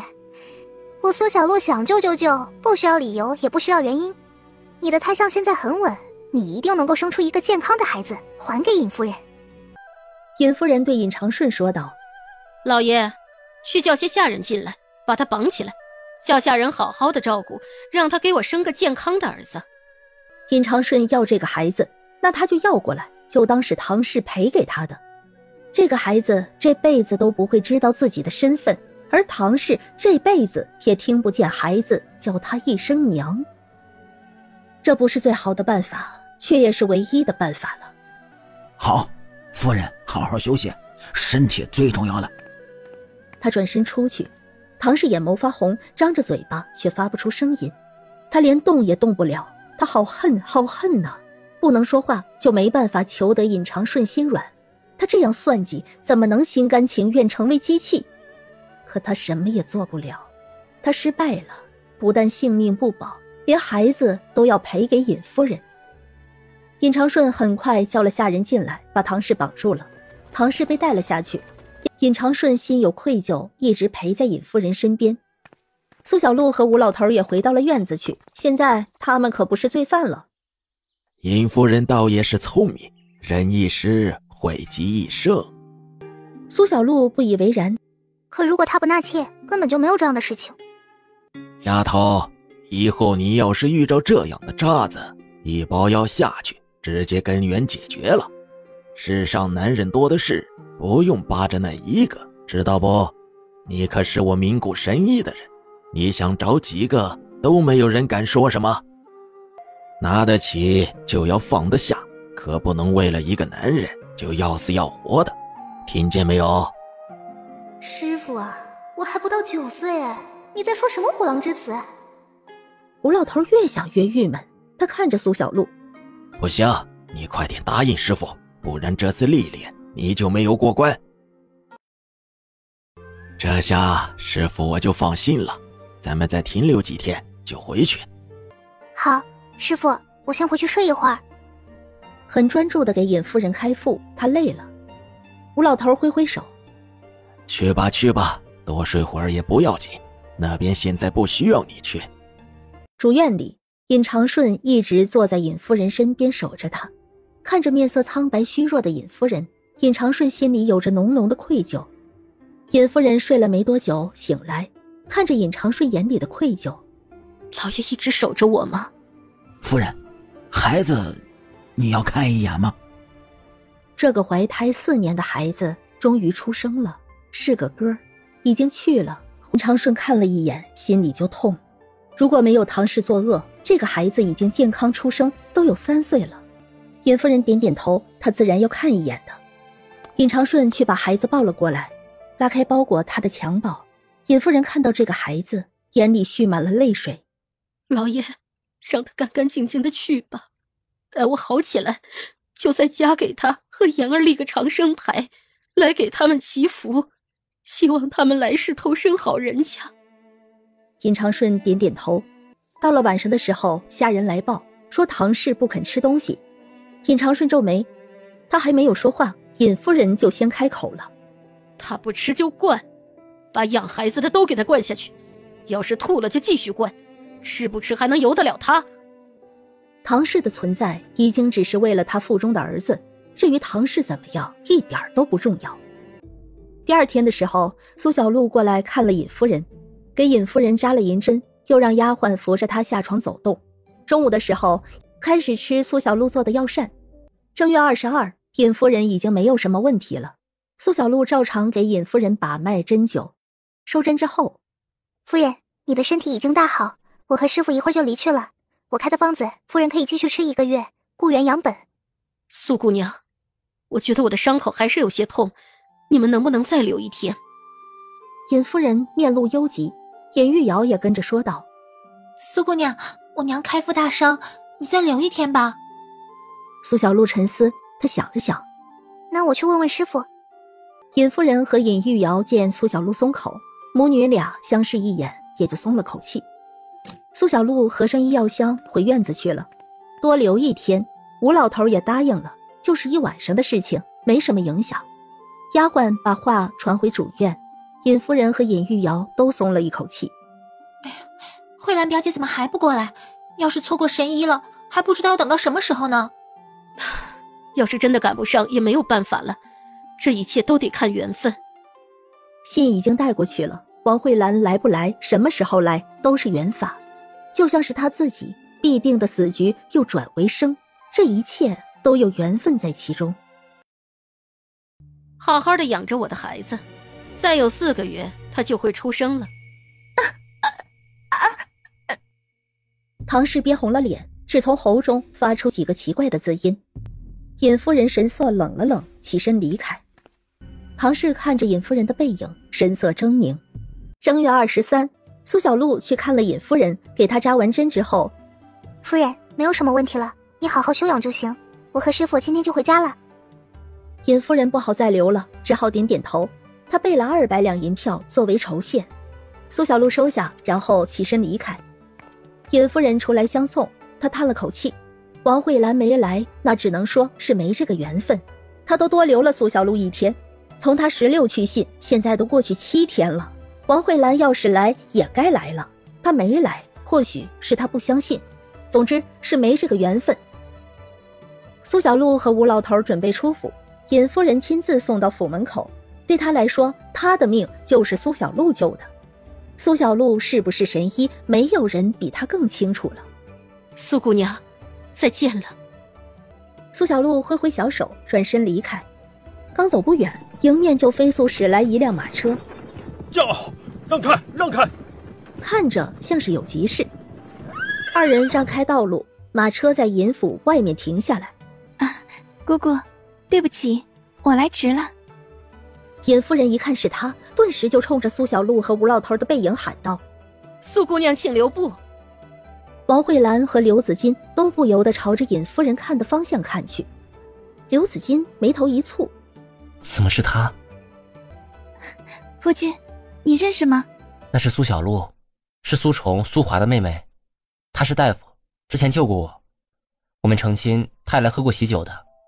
当时你盖着喜帕，所以你不认识她。我有些好奇，她怎么会在这里？王慧兰听着夫君的解释，不由露出了笑意。她和刘子金成婚，刘子金需要用钱的地方都告诉她了，其中就有还给一位女大夫的银子，还有一些朋友的银子。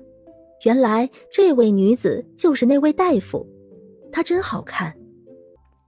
苏小璐和吴老头已经回头走过来，尹夫人松了口气，听着刘子金的话，她也露出笑意。直婿认识神医，那真是太好了。尹夫人没想到刘子金和苏小璐竟然是认识的，还有这样的渊源。他就是治好姑姑的神医。王慧兰和刘子金都惊讶了。尹夫人神色严谨的点头：是的，苏姑娘就是治好我的神医。你们别看她年纪小，她的医术超凡，是很了不得的。苏小璐对尹夫人微微一笑：夫人，还有什么事情吗？她又看向刘子金和王慧兰：刘子金，王小姐，你们好。吴老头冷着脸嘀咕：烦死了。尹夫人神色有些尴尬，但为了侄女儿，还是硬着头皮对苏小璐开口：苏姑娘，我侄女儿请你治病，我们会给你报酬的。哼，他就知道要多留他们一晚上，准没好事。苏姑娘，还请你为我娘子治病，我愿倾尽我所能。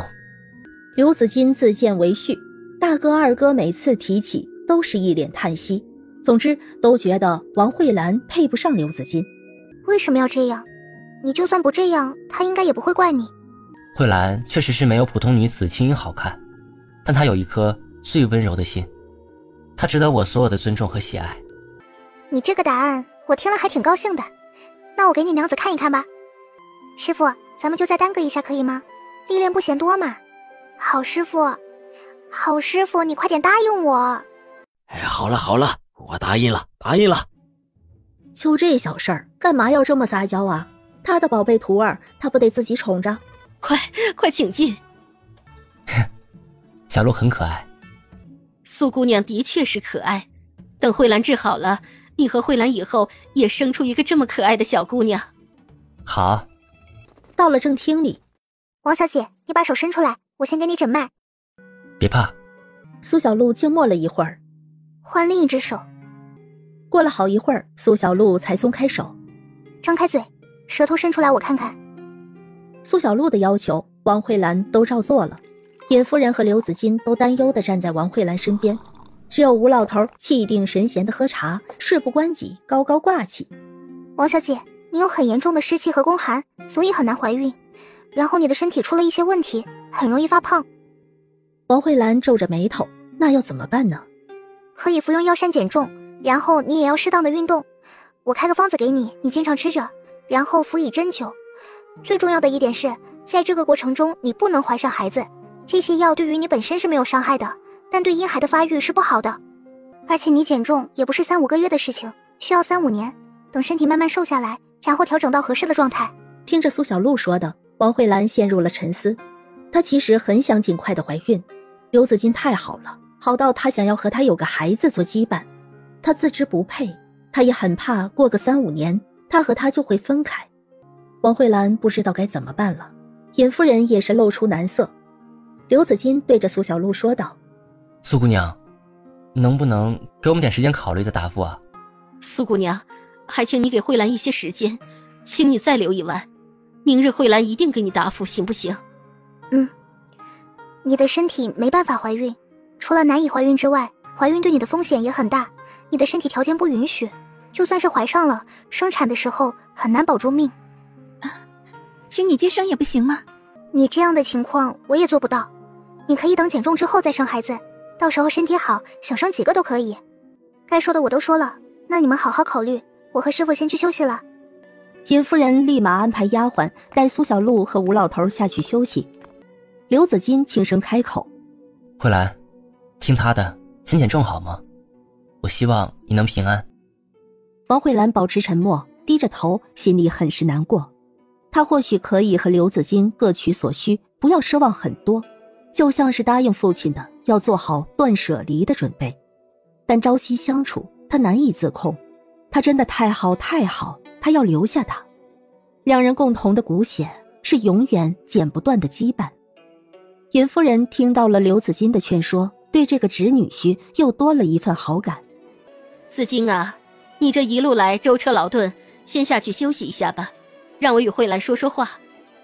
好，那我先下去了，还请姑母劝一劝慧兰。孩子以后会有，没有什么比慧兰的身体更重要的。下人带着刘子金去偏院。慧兰，有什么就对姑姑说。你娘去得早，你爹宠爱你，再怎么样他也是男人，有的话你对他说不出口，就把姑姑当亲娘与我说。这关乎你的身体，姑姑希望你平安，你是你爹唯一的孩子，我相信他也希望你能平安。姑姑，我怕我留不住他。孩子，留住一个人不是靠孩子，而是那个人的心里有你。他若不变，你不需要留他，他就在你身边。可他若变了，是怎样都留不住的。哥哥为你选这夫婿，的确是顶好顶好的，你动心也是正常。尹夫人拿着帕子给王慧兰擦泪，她的侄女没有好看的皮囊，但是内心是好的。姑姑，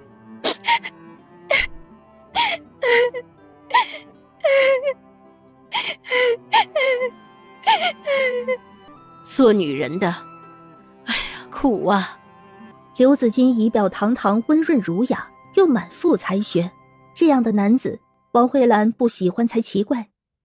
先动心的总是要难过些。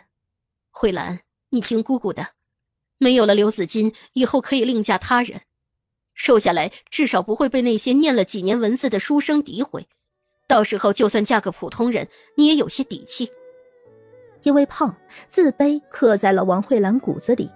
她现在爱上了刘子金，想要和他有所羁绊，失去理智也正常。你一定要减重，刘子金的才学注定他还会往高处走。若你瘦下来，就算不漂亮，那也是端庄的。若你们分开了，他人将你与他言论，与你也能省去许多不堪，而不是把刘子金捧上云端，把你贬低到泥潭里去。姑姑，我心里很乱，我不知道该怎么办。我不想选，我贪心的都想要。慧兰呐，刚才姑姑说的那是坏的情况可能会发生的事。我看刘子金为人谦和有礼，他对你也似有意，你也莫要自我厌弃。撇开皮囊，你有着一颗纯良善心，何尝不是珍贵之物呢？再怎么样，你与他至少都还有3-5年的夫妻之缘。这3-5年不是3-5天，而是1000多个日日夜夜。他又不是草木没有心，你若真心待他，他会感受到的。那个时候你也瘦下来，你们有日积月累的感情，也可与他配有深厚的情感。生儿育女自是水到渠成之事。倘若你现在一意孤行，真怀了孩子，连性命都没了，这一切也就都没有了。尹夫人耐心地劝说，这些话只能她说。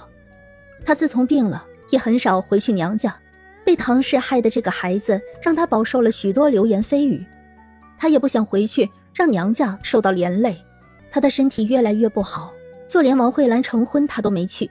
现在一切都大好，她自然也希望王慧兰也大好。谢谢姑姑，我知道该怎么做了。我会好好吃药减重的。老天让我和他有缘分，我们就会一直做夫妻。命里有的，谁也拿不走。纵然心里还是很难过，他也决定怎么选择了。他很喜欢刘子金，但他有更不能舍离的家人。好孩子，不愧为我王家女，有着这份坚韧的心，你就不会输。谢谢姑姑。好了好了，快下去休息吧，姑姑有些累了，想要休息了。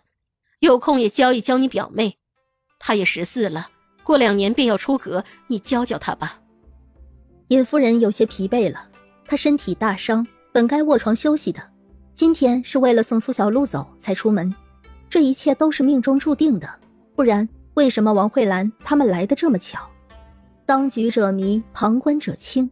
尹夫人看得比王慧兰更真切，她倒觉得这个侄女婿和侄女会有很长久的夫妻缘分。姑姑，你身体不好，爹让我带了一些药材给你养身子，你要好好休养。啊，还有这个，是爹让我亲手交给你的信。厚厚的信封拆开，里面竟然有一叠银票和一张薄薄的信纸，映入眼帘的是熟悉的字迹。伯妹万安，见字如晤。你的来信兄已收到，关于这件事，兄万分肯定地告诉你，你做对了。那个女人不能留下，切记生子之后就要解决了，莫要给以后埋下祸害。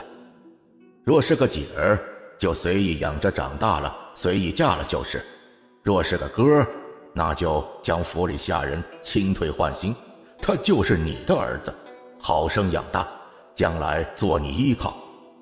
兄不能来看你，望妹保重。此1000两银票做提己银，兄望你万安。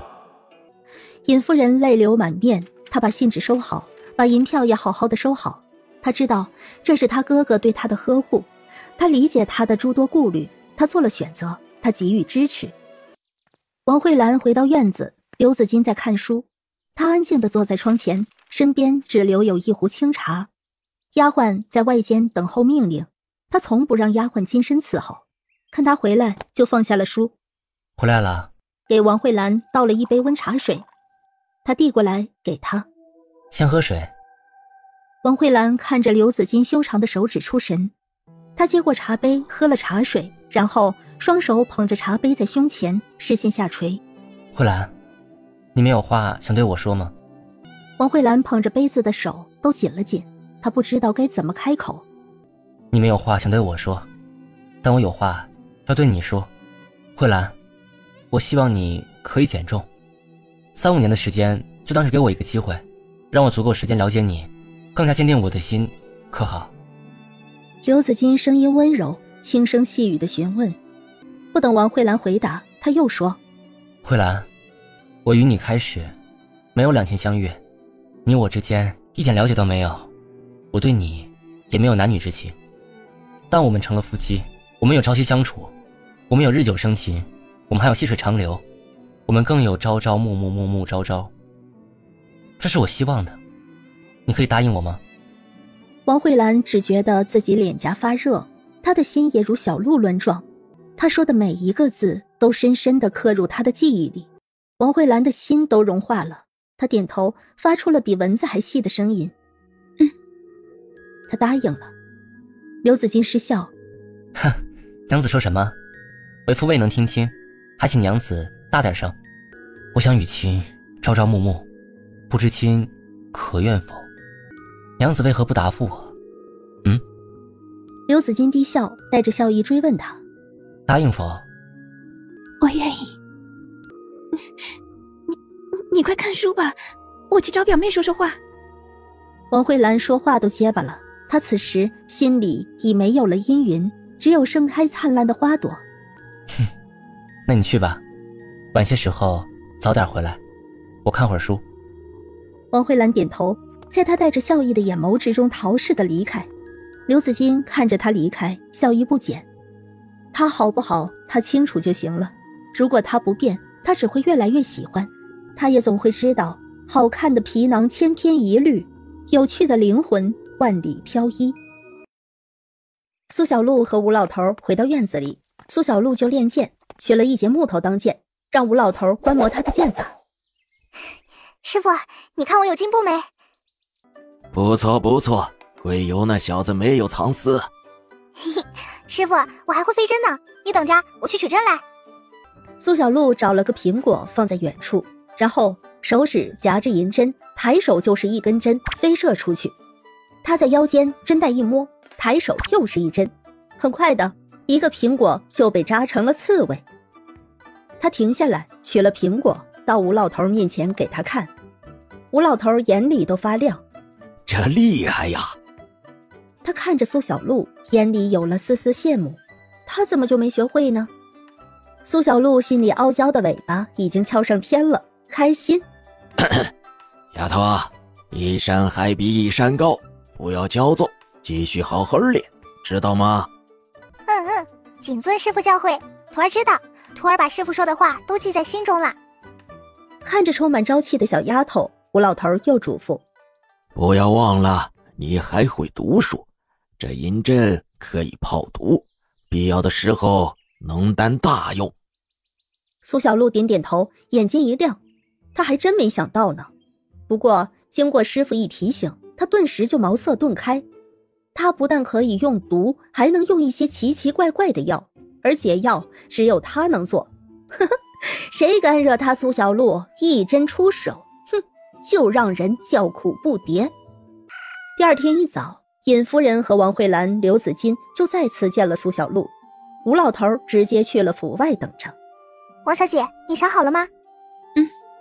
我想好了，我选择减重，等身体瘦下去，让身体好起来。给，照着上面的药材抓着吃就行了，然后我再给你扎一下几个穴位，封上这几个穴位，这几年你就不会意外怀上孩子了。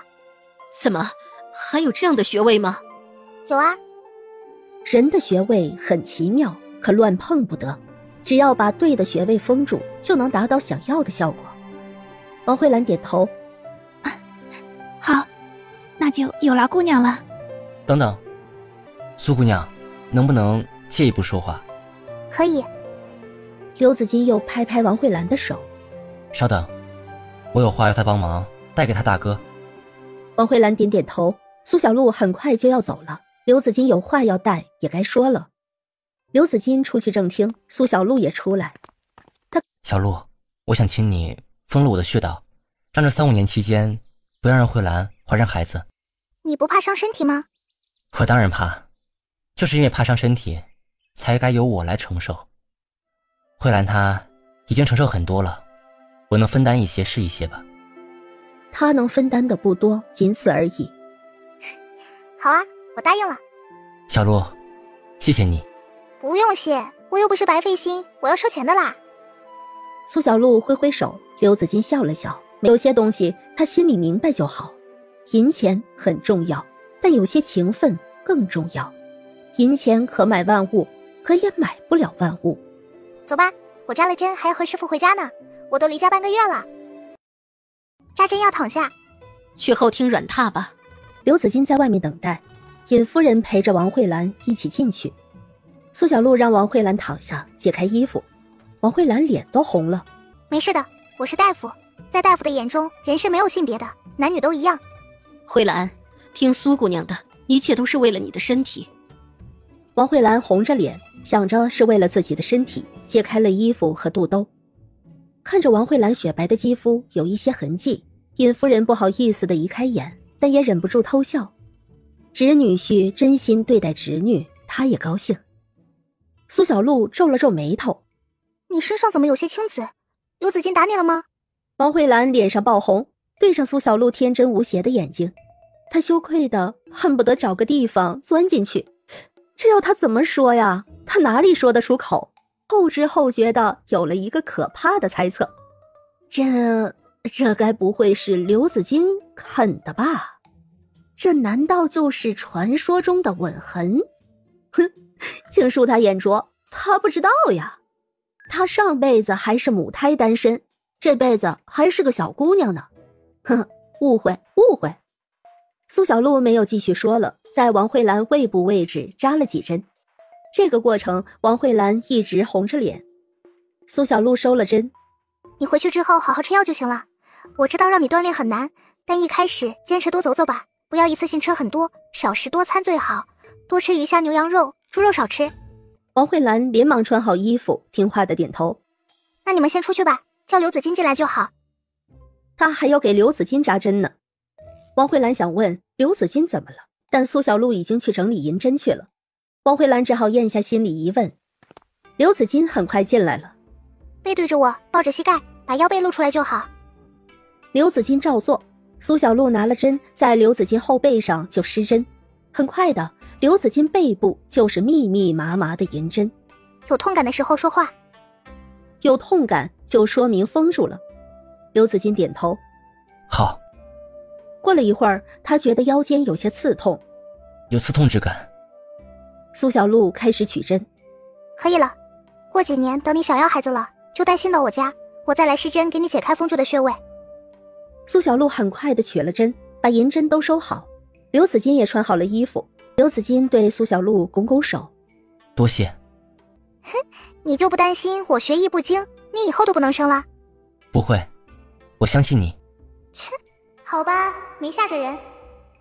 刘子金失笑，他当然是相信他的，不管苏小璐表现出什么样子，他只信他感觉到的。苏小璐出来，王慧兰递上100两银票。苏小璐收起银票。祝福你们，有缘再见。师傅已经等我很久了，我先走了。说完就离开了。尹夫人起身相送。到了门外，苏小璐嘱咐尹夫人：夫人，你的身体大伤，这段时间最好卧床休养2月，适当下地走动和少出门。谢谢苏姑娘关心，我知道的。她从心里感激苏小璐。尹夫人再见。就转身朝着吴老头跑去了。兴许是等得太久，吴老头摆着臭脸。苏小璐跑到他身边：嘿嘿，好师傅好师傅。这次历练就算你过关了，再过3-5年还得再考验你一次。师傅，那我要什么时候才能不用被考验？哼，看为师心情，只要为师还活着，想什么时候历练你就什么时候历练你。老头抚了抚胡子，这可是他的权利。嘿嘿，师傅，我觉得3-5年太久了。作为名古神医一门唯一的传人，我觉得你应该每年考验我至少2次。回去，吴老头依旧带着苏小璐走山路，试路采药。苏小璐也喜欢采药，他的空间种了许多珍贵的药材。别看他们是师徒，一起采药，遇见了珍贵的药材，也会争个面红耳赤。一株鬼兰长在半山崖，师徒2人异口同声：我先看见的。臭丫头，我是你师傅，你知不知道这个药材是我的？你去给我采下来。师傅，亲兄弟还明算账呢，这个药材我也要，咱们各凭本事。臭丫头，教你剑法的人还是我给你找的呢，你这没良心的，气死我了！我要把你逐出师门。那你把我逐了吧。反正这鬼兰他要。没良心，你没良心呐！看着师傅戏精上身，苏小璐也戏精附体，望着师傅，眼泪就吧嗒吧嗒的掉。好师傅。行了行了，你赢了。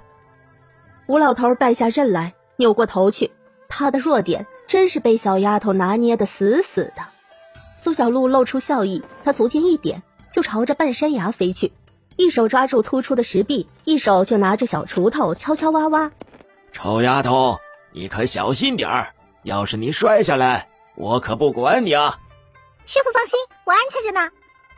把鬼兰小心翼翼挖下来，苏小璐轻身飞落下来。好师傅，鬼兰结果了呢，我把果子分你一半，你消消气嘛。我保证下次遇到好东西我不和你抢了，你有一次冷却我的权利。吴老头忍不住露出笑意，扭头高傲的就走。哼，这可是你说的。苏小璐笑着跟上，师傅傲娇着呢，但也好哄。鬼兰太难寻到了，种在空间里，鬼兰结的果子就能取之不尽，用之不竭，这可是有大用啊。这可是辅药至尊，做药的时候加一些鬼兰果进去，效果能翻10倍。得了一株鬼兰，苏小璐很开心，后面再遇上什么好的药材，他就不和吴老头抢了。因为采药，师徒俩回程路上多用了4天。回到家的时候正好是2月初1，下午一回到家，苏小璐就回了房间，把药材悄悄种进了空间里。他空间里2块黑土地足足有2亩地大，其中有一半都种上了药材，人参、灵芝、树莲，各种各样名贵的药材。现在又新添了鬼兰，苏小璐把药材种上，摘了5个鬼兰果子才从空间出来。他刚出来就感受到有一只手在捏他的脸颊，爱捏脸是他3姐姐无疑了。瘦了，只可惜姐姐不能帮你，好好睡一觉，给你做好吃的去。苏小玲出去之后对家人说苏小璐睡着了，大家也都默契的没有去打扰苏小璐，让她睡。吴老头眼里露出了心疼之色，对苏小玲说道：丫头这段时间是辛苦了，晚上给她做点好吃的补补身子。师叔放心吧。师叔，你有什么想吃的没有？吴老头想着苏小玲的厨艺，不由也有些嘴馋了。那你给我做个酱焖鸭，其他的随便都好。苏小玲点点头。苏三郎和赵氏微微一笑：三妹，你尽管说，我和你娘给你打下手了。爹娘姐，我饿了。知道你醒来会饿，早给你准备着呢。小璐，来吃吧，你3姐炖的，里面还有丹参呢，可香可补了。苏三郎把1碗带肉的汤放到旁边的桌子上，叫苏小璐过去坐着吃。苏小玲正在切菜。快吃，吃完了不够再给你盛满。家人温暖的关心让苏小璐心里甜滋滋的，热乎乎的汤下肚，苏小璐幸福的眯起双眼。好好喝，太好喝了，恨不得连舌头都吞下肚了。看着苏小璐笑了，苏三郎和赵氏也都露出了笑意。苏小玲也笑着继续切菜。爹娘，我不吃了，不然一会儿吃不下了。我还有个东西要给师傅，我去找他。去吧，再过1刻钟就要吃饭了，顺便叫你2位师傅来。小璐点点头，然后转身出了厨房。隔壁里，苏虫、苏华和周恒都在练武。小璐，你醒了？大哥、二哥、周恒哥，你们继续练，我找师傅。他说完朝着正屋走去。苏老头和龟油正在下棋，苏小璐乖巧地走过去，他拿出装着鬼兰果实的盒子放在师傅身边。丫头，你看看师傅应该走哪一步呢？苏小璐看着棋盘，象棋他也会下，许多记忆一下子被勾起。他会下象棋，可他不知道龟油是什么水平啊。等等，刚刚我眼花没看清，我不走这一步，你妈什么时候上去的我都没有看见，你肯定是背着我多走了一步。哎，老头，我刚才走上去的，你可别赖照。丫头，你来给我们看，你当中间人。苏小璐原本在一边看得认真，在他心里盘算怎么走，没想到老头棋品如此差，这么爱反悔。龟油要他做裁判，他岂不是被架在火上烤？左右都是师傅，他该听谁的？撤了。嘿嘿，龟油师傅，我好久没有和大哥过招了，正好我有些手痒，你和我师傅慢慢下，我先退下了。说完赶忙跑出去了，就听到吴老头又一次耍赖。等，我刚刚看花眼了，我走错了。苏小璐呼出一口气，还好他走得快。他取了剑来。大哥，接着。苏华和周恒也默契地停下来，退到角落观看2人过招。屋内时不时就传来吴老头毁棋的声音，还有龟油十分沉着的话语。苏华和周恒都会不由失笑。龟油和吴老头年龄相差1辈人，但2人交情深厚，2人话都很少，却异常的投机。单是吴老头或是龟油在这儿，他们认识的看见的也只是一个平淡的长辈。现在就不一样了，这种感觉更像是知己和挚友。周恒看了看身侧的苏华。阿华，你说为什么吴先生和龟油先生会交好啊？我想不出，但我猜测应该很有趣。唉，真羡慕他们。恒弟弟有心事？没有，我就是有感而发。恒弟弟有什么心事，闷在心里难受的话，可与我和大哥说，我们都是恒弟弟的亲人。等到饭菜做好，苏三郎和赵氏摆饭菜，苏小玲就过来叫他们吃饭。苏虫和苏小璐立马就收起了剑。多谢大哥指教。哼，你又进步了。正屋里传来吴老头畅快的笑意。老夫赢了，老夫赢了。那恭喜你啊，毕竟是养出了能过河的象，能拐弯打的炮，能快跑的骏马。那怎么了吗？我给我部下都吃了神药，他们自然是不凡的。两人一起出来，吴老头神采飞扬，看得出他非常的高兴。归游神色平淡，笑意很浅。大家一起过去吃饭，一桌子的饭菜色香味俱全。归游和吴老头都喜欢喝酒，苏三郎也打了好酒来。饭桌上大家都很少说话，只享受这一刻的口腹之欲。吴老头留了5天，2月初7他就离开了，日子恢复平常。转眼就进入了6月。6月炎热，苏小玲每日都做清爽解暑的酸梅汤。苏小璐每次练完剑都会喝一大碗。今天归游出门，他自己练了就休息，难得在院子里坐下。前世来的时候脸上带着笑意，他和苏小璐打了招呼：小璐啊，休息呢。婶婶快坐下，喝一碗酸梅汤可解暑了。我不喝，我没干什么累活，凉快着呢。我找你娘说点事儿，你别管我。你练我累了也别喝太急，休息休息，缓一缓再喝。苏小璐笑着点点头：婶婶放心，我知道。赵氏在屋内缝衣服，听到声音在屋里说：弟妹快进来。婶婶去了。钱氏脸上一直带着笑意，显然是有什么好事要和赵氏说。苏小璐本没怎么在意，但钱氏说话声音不小：大嫂，大妞这边啊，要请你帮忙看一眼了。嘘，小点声。然后赵氏和钱氏关了门。苏小璐心有疑问，是什么事情啊？还要关门说？她越想越好奇，她可是习武的，想要偷听也不是难事。于是立马盘腿而坐，凝神聚气，耳朵顿时就像长了顺风耳一样。屋内，赵氏拉着钱氏的手走去床边：弟妹，你刚刚说要我帮忙看一眼，可是大妞的亲事有着落了？是的，媒人那边啊传信了，说对方是个读书人，长得嘛眉清目秀的，说是专门为了我们家投了许多字，定了日子让2个孩子见个面，就是7月20。要是看得上我们大妞，就定下来。哎呀，那可真是个好消息啊！咱们可得好好准备了。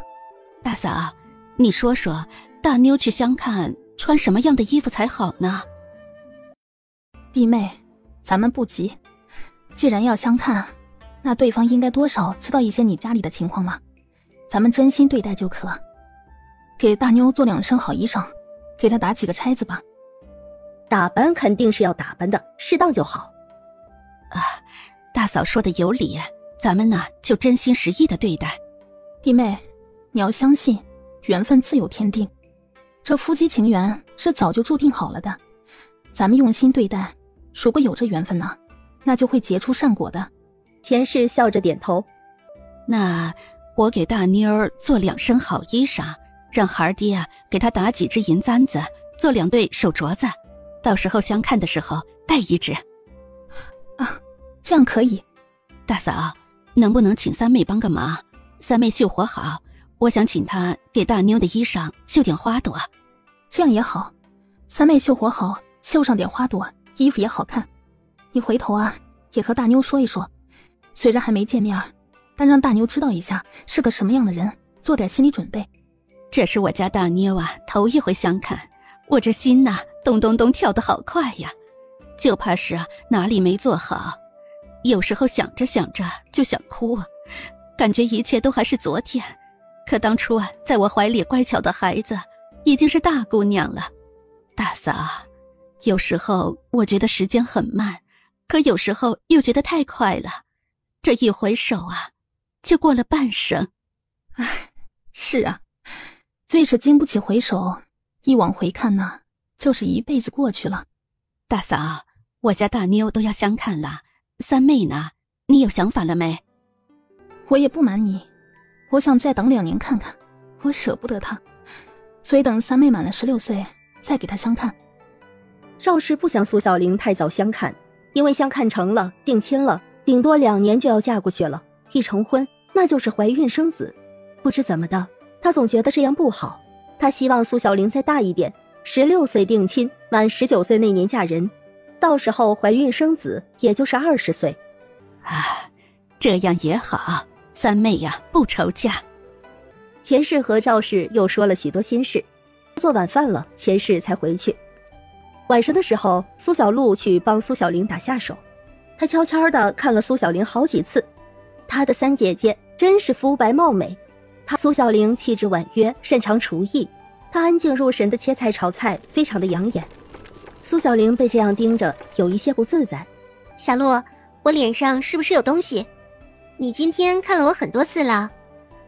姐，我是被你的美貌迷花了眼啦！你真好看，我怎么看都看不够。以前我每天都练舞，我都没空看你嘛。今天我突然发觉，我3姐姐好漂亮呢。一转眼就到了要说亲的年纪，就算赵氏有心再留2年，可也就是3、5年，她的姐姐就是他人妻了。苏小璐想着都觉得心里酸酸的，她也觉得时间过得好快，好似昨日她还是个小婴儿，还被姐姐抱在怀中，今日他们就已经长大了。大她6岁的姐姐也到了要说亲的年纪，也不知道以后嫁人会嫁一个什么样的人。哼，就你嘴甜，净说些好话哄姐姐开心。姐，你可冤枉我了，我说的都是大实话，才不是哄你呢。好了好了，哼，我信你了。苏小璐笑眯眯的，专心的帮着烧火，却在心底想，等以后苏小玲相看，她一定要把对方祖宗18代都查清楚不可。晚上吃完饭，赵氏就让苏小玲来屋子。三妹，娘跟你说件事儿，大妞下个月要相看了，过2天她拿2件衣裳来，你帮忙绣上点花，可以吗？大姐要相看了。随后她脸一热，反应过来了，大妞相看那就是要说亲呢，相看要是满意，她就定亲了。好。三妹，你年纪和大妞差不多，娘，我不着急，我还想陪着爹娘多几年。苏小玲就怕她也要相看，她迟早也有这一天，她很希望这一天晚一点来。娘也是这意思，娘和你说一声，也是让你心里有个底儿。大妞比你小一点，她相看了，娘担心你胡思乱想。现在娘知道你是这个意思，娘就安心了。谢谢娘。没事了，你去洗漱睡觉吧。苏小玲点点头，起身出去。2天后，陈大妞抱来了2件衣服，找苏小玲帮忙绣花上去。小玲姐，有劳你了。陈大妞的声音比蚊子还小，脸红红的，都不敢看人眼睛。苏小玲也知道这是陈大妞相看要穿的，看着陈大妞脸红，她也脸红了。小玲姐，我们说会话吧。咱们进屋说。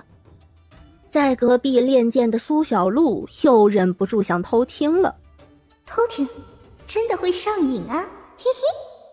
他练剑的速度慢下来，随后收起了长剑，足剑一点，上了桩子，凝神聚气。隔壁苏小玲带着陈大妞进了房间，关上门。那个小玲姐，我的事情你都知道了吧？知道了。苏小玲一边收拾大妞的衣裳，一边听着她说话。陈大妞少女怀春，她的手指勾了一缕头发把玩。小玲姐，其实我听说她在青云书院上学，我想悄悄的先看看她，但我一个人又不敢。关于对方，陈大妞偷听爹娘说话，听见了很多，知道那是一个书生，已经是童生，只是还没考上秀才，他还年轻，有很大的希望。陈大妞喜欢读书人，所以对即将到来的相看非常的期待。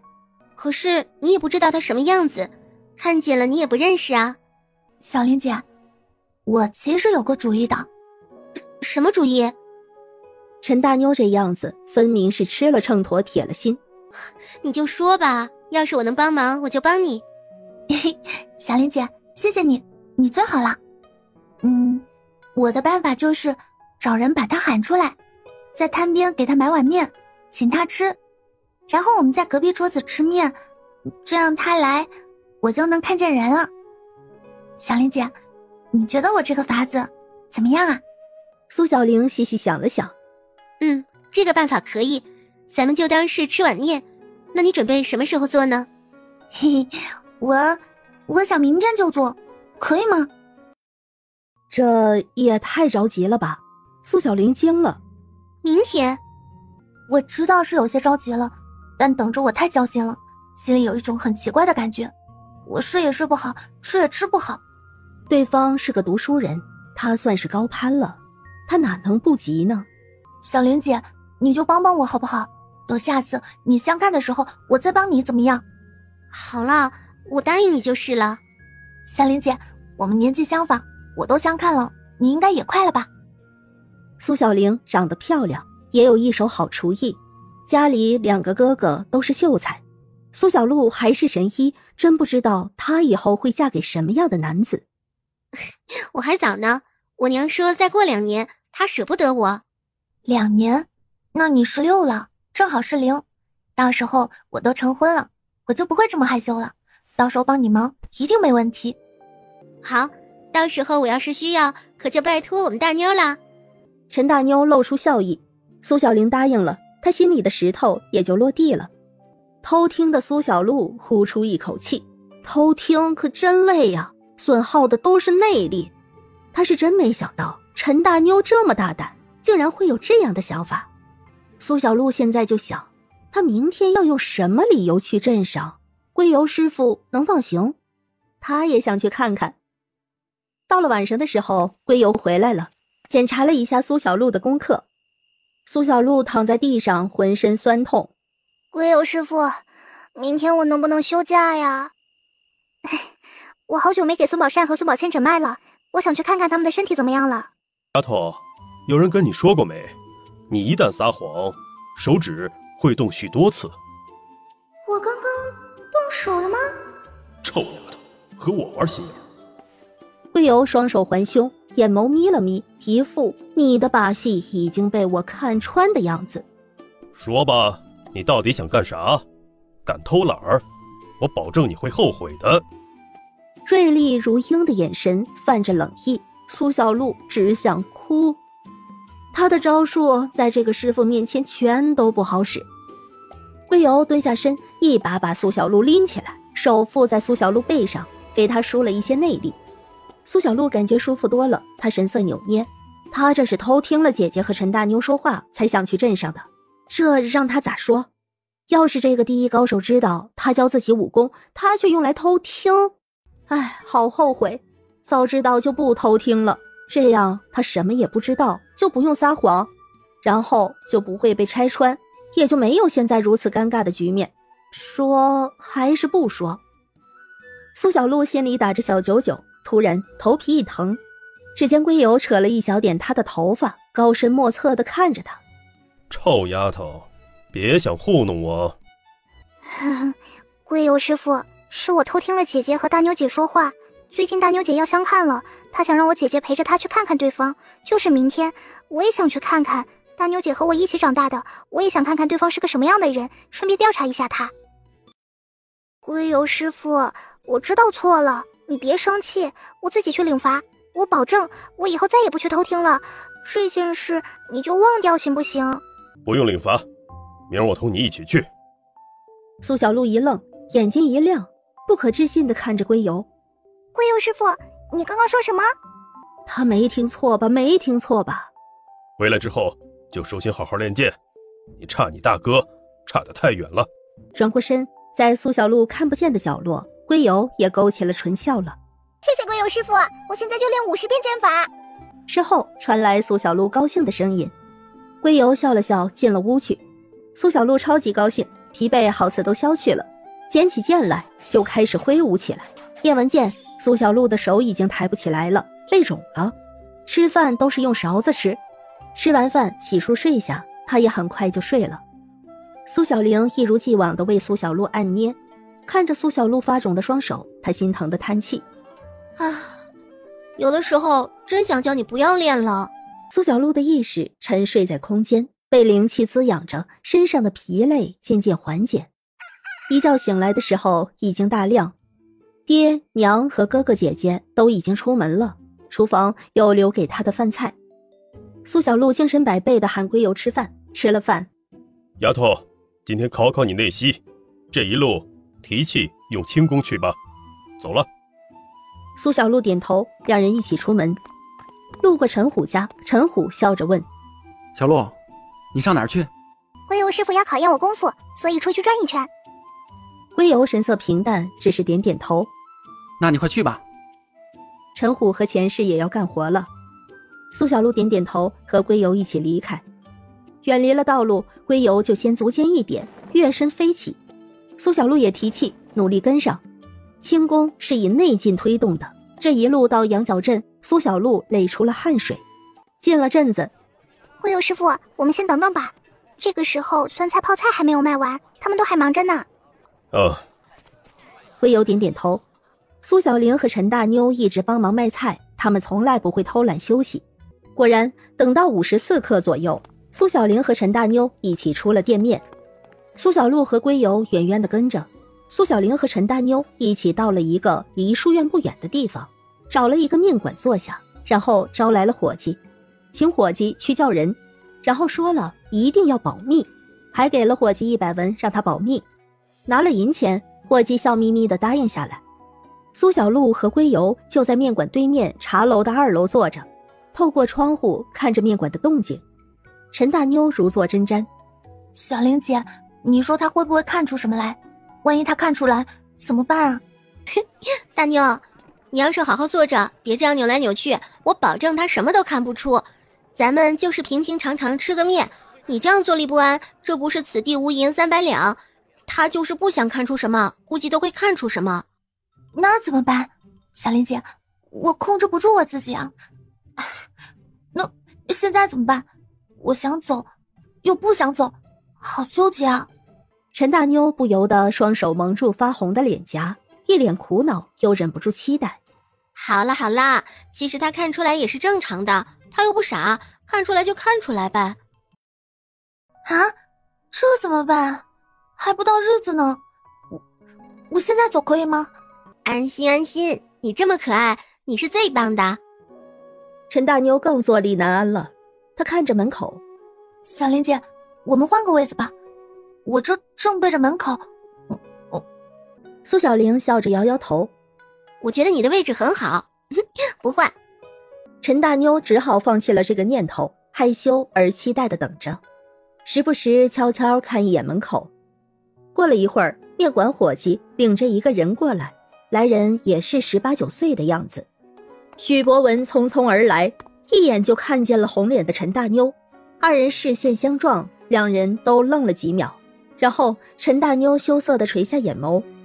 许博文也移开了视线，伙计把他带到一边的空桌上，就开始去忙活了。没多久，面就上来了。陈大妞和苏小玲慢慢地吃面，许博文也慢慢地吃面。许博文吃完了面，叫来了伙计。你不肯说是谁请我，我也就不多问了，还请你帮我转告一声谢谢，告辞了。他拱拱手，然后离去了。等许博文走了，伙计才到陈大妞和苏小玲这边来。二位姑娘，你们可听见了？刚才那位客官让我转一声谢谢给你们。听见了，听见了。陈大妞声音比蚊子还细。伙计笑着走开，忙去了。苏小玲笑着说：“咱们可以回去了吧？”陈大妞点点头，两人起身离开面馆。陈大妞一直摸着脸颊，平复了许久，脸颊的红热才退下去。小玲姐，谢谢你。今天他就见到了要相看的人，他知道他长什么样子了。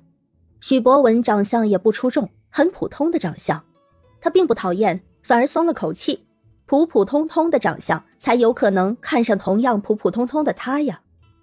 苏小玲和陈大妞慢慢的走着。现在你也看见了，咱们就回去，安安心心的等着。陈大妞心情雀跃，已经开始期待接下来的日子了。苏小玲微微一笑，她比陈大妞想得多。陈大妞和许博文见了面，如果许博文有意，那么相看的事情就不会有改变。他若是无意，那他就不会和陈大妞相看了。陈大妞现在这么期待，苏小玲实在不忍告诉她这些。陈大妞也不傻，等过段时间冷静了，她也会想到的。两人回了店面，如常的帮忙收拾。赵氏问：咋样，买着喜欢的了没？苏小玲和陈大妞出去是用买一样东西做借口。没买着，看了一下不喜欢就没有买，等下次遇见喜欢的再买吧。也成，随你们喜欢就行。陈大妞松了口气，对苏小玲露出一个笑意感谢。苏小璐和归游跟着许博文，看他进了书院去。归游师傅，你觉得这个人怎么样？还行，就一般般的人。看也看了，咱们也该回去了。苏小璐点点头，他的好奇心也满足了。下回不许偷听了。好的。师徒两人一起离开。一回到家，归游就让苏小璐拿剑来。苏小璐自知理亏，没有反抗，提起剑就上。后果当然是被虐得起不来。苏虫也正好回来了。苏虫，来。是。二哥，你说我什么时候才能和大哥一样厉害啊？你也很厉害啦，你和我比，和恒弟弟比，你至少都能以一打我们10个。哼，阿华，过奖了。我这样的可不只是10个。哼，你们是认真的吗？嘿嘿，这样我会骄傲的。苏华和周恒都笑出声来。苏虫和归游交手，刀光剑影，你来我往，最终还是苏虫败了，手里的长剑被打落在地，但他在归游手下过了100招不止。你的剑法进步很大，招数也有了一些变化。啊，谢谢师傅夸奖，我自己琢磨了一些剑招，让师傅见笑了。归游露出赞赏的神色。啊，非常好，以后啊没事多琢磨，剑法呀应该千变万化，要是一成不变，那只是无用的木偶。苏虫点点头。好了，休息去吧。归游转身回屋去了。苏虫朝着苏小璐几人走来。走，咱们过去复习题目去。小璐，你也继续努力。苏小璐点点头，她是要继续努力了。她差苏虫真的是太多太多了，她连许多剑招都还破不了，就别提自己琢磨出什么招数了。她以后就专心的练，再也不去偷听了。苏小璐沉下心来，苦练剑法和武功，1个多月的时间很快就过去了。陈大妞正式相看的日子也到了，陈虎和钱氏给她打了2个银簪、2对镯子，还有耳环等。7月20，陈大妞细心打扮，绞了脸，抹了粉，擦了口脂，穿上了新衣裳，戴上了1对银镯子，头上插了1根雕花的银簪，使得她光彩照人。钱氏非常的满意。好看，好看极了。陈二妞也一脸羡慕。陈虎温和的嘱咐：好生跟着你娘，听见没？做什么事情之前问问你娘，她说不可以做，那就别做，听见没？这是女人们的事情，陈虎也不好去，只能多嘱咐几句。嘱咐完了陈大妞，又嘱咐钱氏：二娘，你和大嫂也多注意，一切都只能靠你们了。放心吧，我心里有数。赵氏也如约而来了。大嫂，有劳你了。放心吧，我会帮着好好看的。陈大妞跟着赵氏、钱氏一起到没人约定的酒楼里去吃饭。一路上，陈大妞心思都飞到九霄云外了。到了，是这儿。几人进去，立马就有小二上前招待。钱氏说了媒人的名字，小二笑着说在楼上。看来啊，是个有心的。钱氏对此也很满意。陈大妞已经是一脸羞红，心跳如擂鼓。被店小二带上楼，到了一个雅间外面。钱氏抬手轻轻敲门：进来吧。钱氏推开门进去，雅间里已经坐着3个人，分别是媒人萧氏、许博文，还有许博文的娘吴氏。哎呀，是钱妹子来了，快坐快坐。哎呦，这就是大妞吧？长得可真俊呐，一看就是好姑娘。离场后，打发了陈大妞去买杂货。钱氏和赵氏说出心中担忧：大嫂，这孩子我是看得重的，我就是担心大妞嫁过去会被欺负，毕竟她是最后嫁过去的。家中妯娌多，最后来的不但要面临婆婆，还有妯娌。想着自身，前世有些担忧。弟妹，这些不用担心。小桃村到镇上也就半个时辰，大妞以后还要帮着卖酸菜呢，她过得好不好，都在我们眼皮子底下呢。这也是，只要她不打我家大妞，大妞该孝敬的孝敬，谦让的谦让，其他都好。这样一想，前世就放心多了。两人回到铺子，陈虎就迫不及待地问：咋样了？谈得好不好？前世笑着把陈虎拉到一边去说，赵氏也对着苏三郎笑了笑，微微点头。夫妻多年，这点默契还是有的。陈大妞买了一些佐料回来，脸红红的。酸菜和泡菜卖完了，前世和赵氏帮着把木桶和菜板菜刀都洗干净，然后等苏虫他们下学了一起回家去。今天因为特别，家里面做酸菜泡菜是苏小芝一家人在做。他们回来，苏小芝和曹氏带着胡双双也忙碌的差不多了。苏小芝原本很想问怎么样了，但想着曹氏前不久说过叫他不要问，他到嘴的话才咽回去。苏三郎淡淡说道：没什么要忙的了，累了一天了，你们也回去休息吧。曹氏点点头，哈哈，行，那我们也回家了。苏小芝看了苏三郎一眼，拉着胡双双和曹氏一起出门了。他隐约听见：二弟，咱们回屋说。苏小芝叹了口气，一切都回不去了。曹氏看苏小芝忧郁：你也别多想，这事情还没有定下，一切也都说不准的，等定下来了我们就知道了。苏小芝叹了口气：我知道。陈大妞和许博文是8月15确定下来的，媒人两边传话，相互都较为满意，所以决定在10月初10定亲。两边确定了日子后，村里人也就都知道了。10月初10，陈大妞和许博文定亲，酒宴是在陈大妞家大办的，许博文家里族亲都来了这儿。许博文一身青衣，做书生打扮，看上去很有书卷气。村里人自然都来吃饭，也都夸陈大妞有福气。谁也没注意，人群里一个身影眼中流露出浓浓的嫉妒，凭什么她就要嫁给庄稼汉子？陈大妞这样的人却能匹配读书人。苏玉芳愤愤不平，陈大妞哪里比她强了？看着许博文，苏玉芳不甘心地咬了咬嘴唇，她眯了眯眼眸，一个计谋涌上心头。她紧紧地咬紧牙关，富贵险中求，她总要试试才甘心。错过了这个机会，下次就遇不上了。周氏坐在旁边也叹了口气：唉，真是万般皆是命，这半点不由人呢。谁能想到苏三郎和陈虎竟然会过上这样的好日子，顿顿吃肉吃精米。赵氏和钱氏以前那就是出气筒受气包，现在却都过上好日子。李氏笑了笑说：弟妹，这都是命，这可没办法。李氏太清楚周氏叹什么了，她可没女儿，也不用担心这个。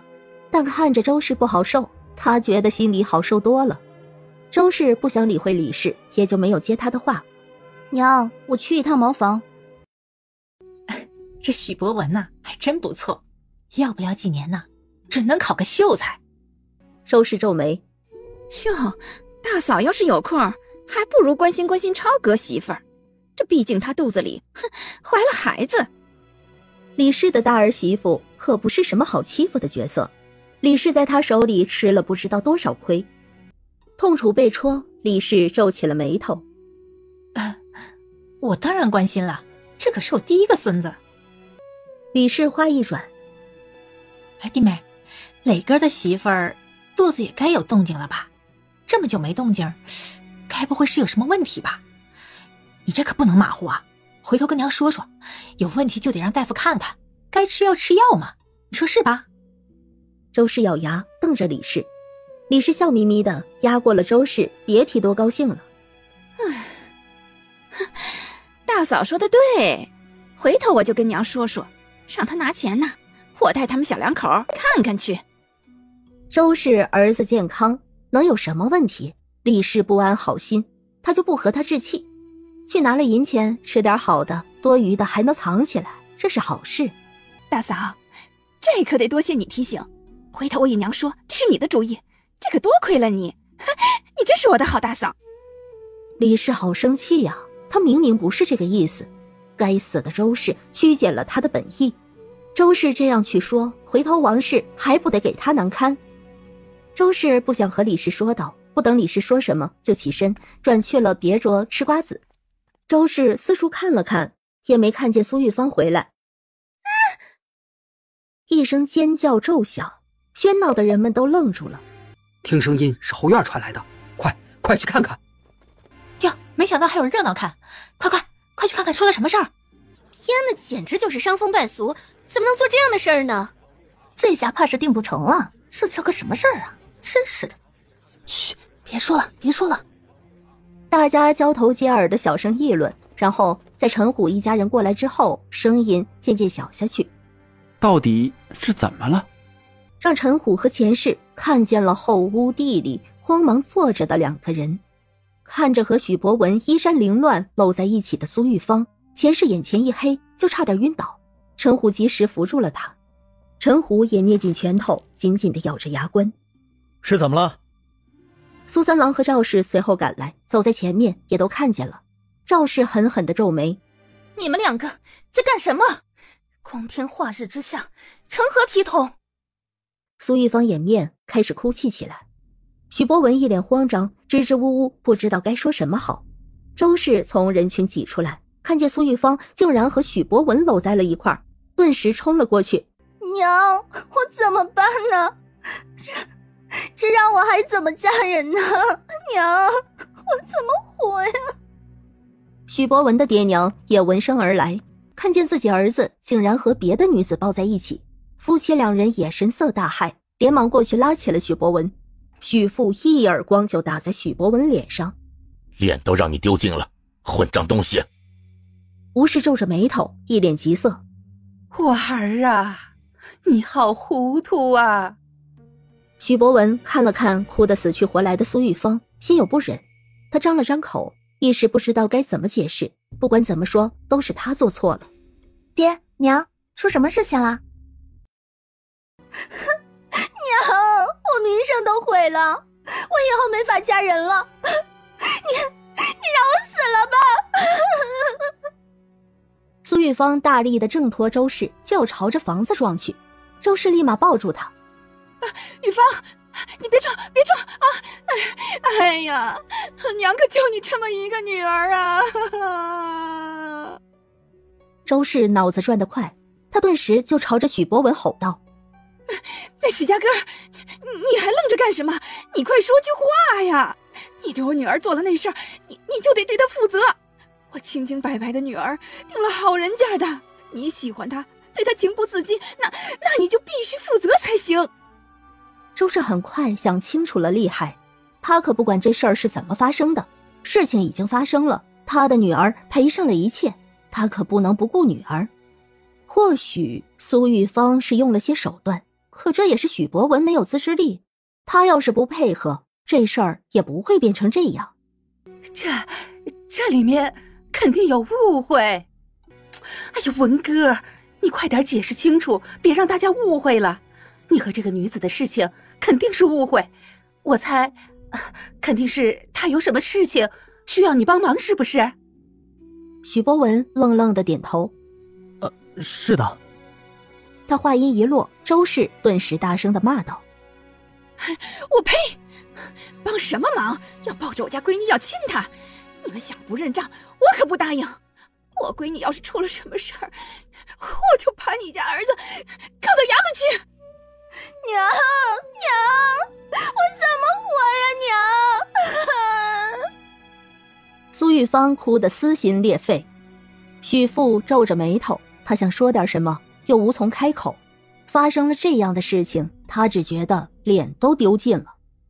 吴氏不服气，正想说话，就听到一声厉喝：够了，你们都滚出去！大妞，爹娘，这亲我不定了。苏小玲急急地对陈虎和钱氏说了一声：叔叔婶婶，我去看看。我也去。说完，苏小玲和陈二妞就追着陈大妞而去。前世靠着陈虎流出了泪水。二爹，退了吧。在定亲的日子，让他女儿遭受这样的侮辱，以后指不定会咋样呢？他就是再怎么喜欢许博文，也不可能答应了。赵氏叹气，他拍了拍前世的肩膀。苏三郎沉着地对陈虎说道：虎子，听大妞的，退了吧。咱们大妞是好闺女，应当要配好人家。陈虎沉痛地点头。吴氏听着苏三郎这话，顿时就要解释：哎，亲家，这事儿还没弄清楚呢嘛，可不能这么马虎啊。我家孩子可是好孩子，他肯定不会做出这出格的事情。我看就是这个女子不要脸，是她勾引我儿子。哎呦，文哥，你快说是不是这样？许博文支支吾吾的，他看向苏玉芳，苏玉芳一脸的泪水，看上去好不可怜。这话许博文说不出口，其实也是他自己没定力。哎，你这孩子，你快说啊！娘，这事是我的不对，我和陈家姑娘就退了吧。哎，你真是气死娘了！许家公子有男子气概，还请你们许家也对我女儿负责。我就这么一个女儿，好好的名声就这样没了，你们必须给我一个交代。什么交代？我看分明就是你家女儿不怀好意。你个死孩子，你说什么胡话？你好好的，怎么会在今天这样的日子和别的女子抱在一起？一定是他勾引你的。许博文鼓足了勇气：娘，这事情都是我的错，我不能当缩头乌龟。我和陈大妞没有缘分，老天都是如此安排的，于情于理我都不该推脱责任。说了出来，许博文觉得轻松多了。他上前几步，走到周氏面前，深深地鞠了一躬：婶婶，这一切都是我情不自禁惹的错，还请婶婶原谅我，我愿意娶她为妻，为她负责任。算你有气概。那现在就去我们家里商量你和玉芳的婚事，今天就要把事情说清楚了。许博文点点头，他对苏玉芳微微笑了笑。苏玉芳好似看呆了，她也害羞地笑了，眼里还有泪花。许博文只觉得心都被填满了。你们赶快给我滚！陈虎怒吼出声，他现在只想把这不要脸的两家人赶出去。前世突然推开陈虎，抄起墙角的扫把就朝着苏玉芳、许博文打去。你们滚！我家不欢迎你们，赶紧都滚！周氏和苏玉芳都尖叫的跑。许博文挨了两下，很是生气，愤怒的指责：你们太失礼了，幸好我还没有和陈大妞定下来，和你们这样的人结亲，真是倒了8辈子的霉。毫无廉耻心呐！我看你才是枉为读书人呢，畜生行径，给天下读书人都蒙羞。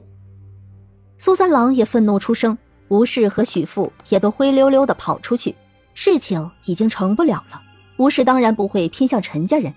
我们家的东西你们可不能拿，要是不还给我，我可要告你们！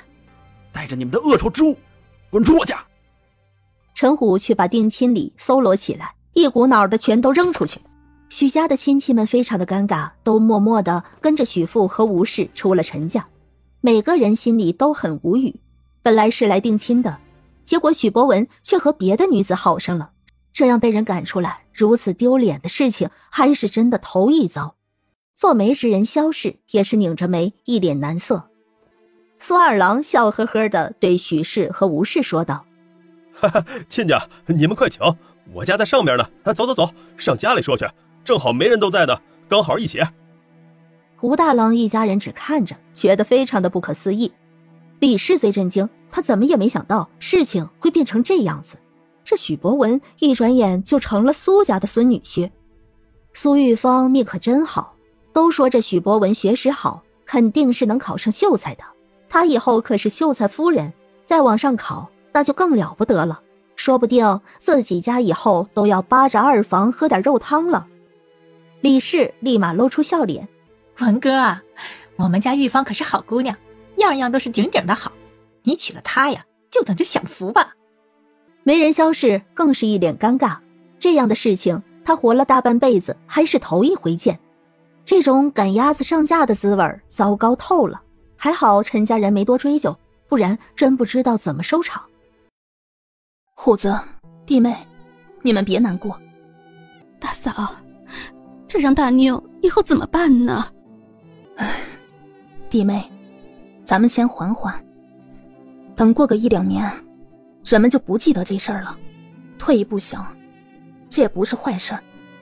许博文这人毫无自制力，今天可以是苏玉芳，明天就能是林玉芳、王玉芳。这样的男人怎么敢让大妞托付终身？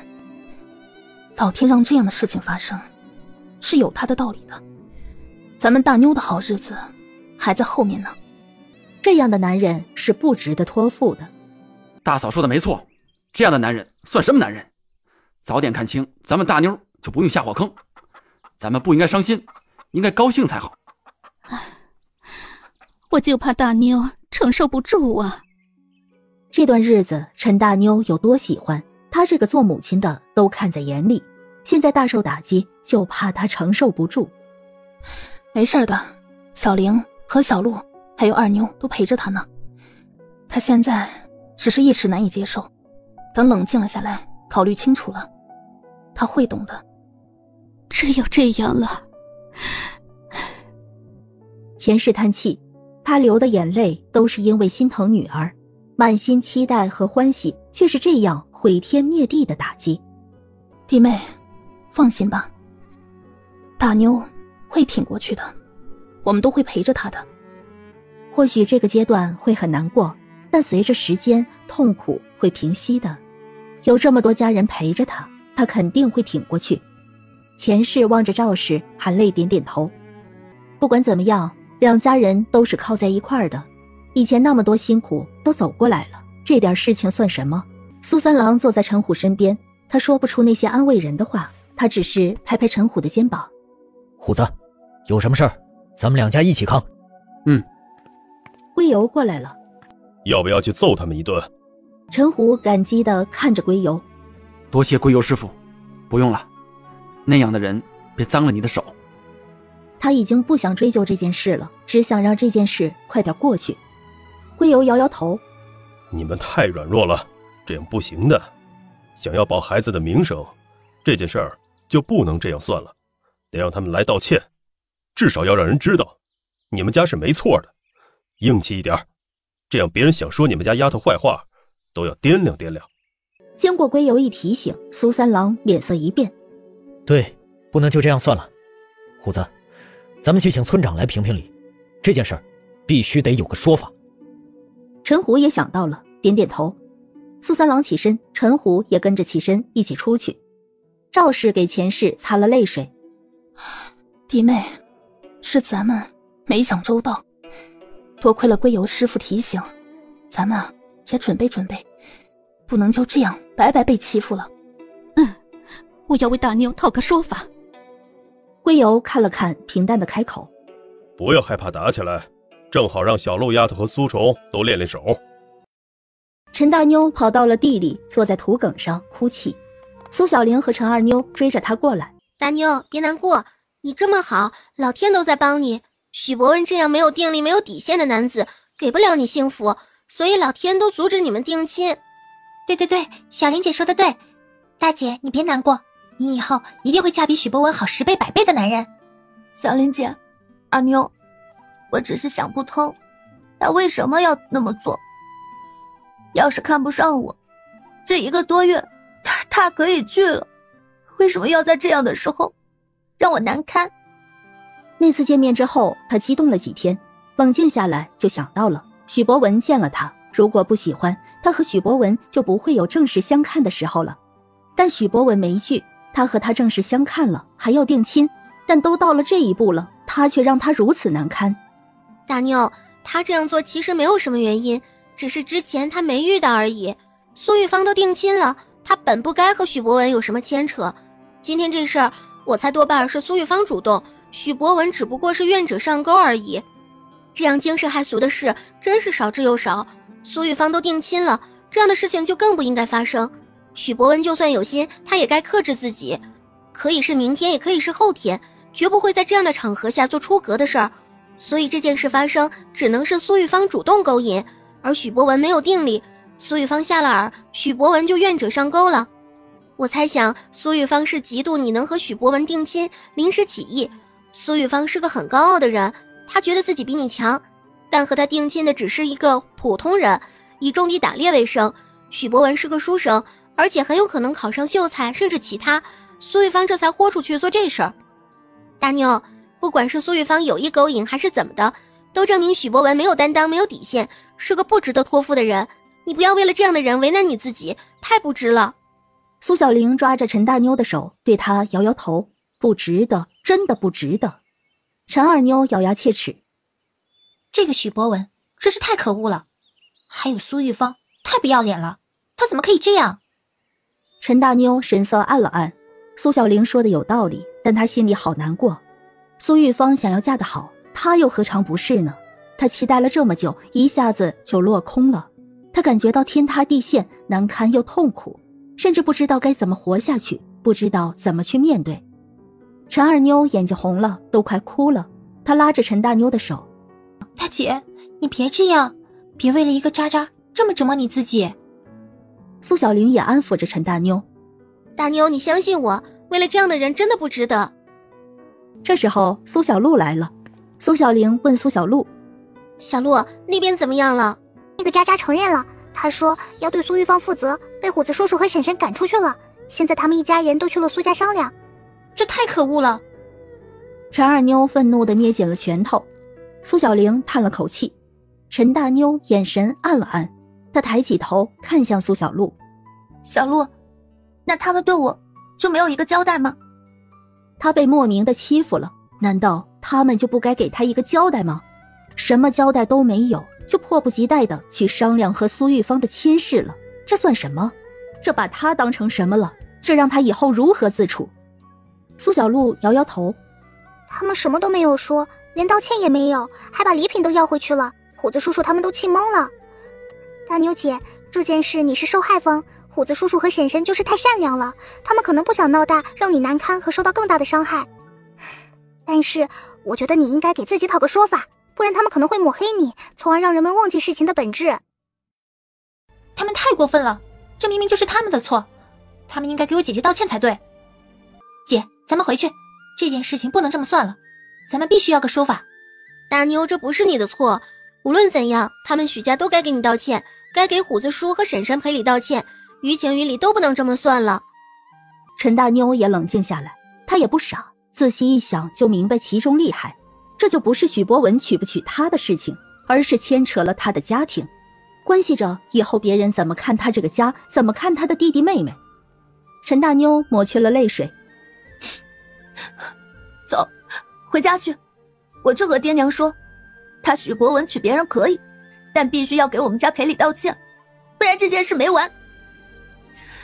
小璐、小玲，谢谢你们。如果不是苏小玲给他分析，他只会自己骗自己，这样只会更难过。如果不是苏小璐提醒他应该要个说法，他只怕也不会想到，一个家庭从来都是一荣俱荣，一损俱损。走，咱们给你讨公道去。今天许家人不给个说法，就别想离开。大妞姐，你别怕，我和大哥拳头梆硬，打他们一家人不在话下。陈大妞心里好似有一股暖流流遍全身。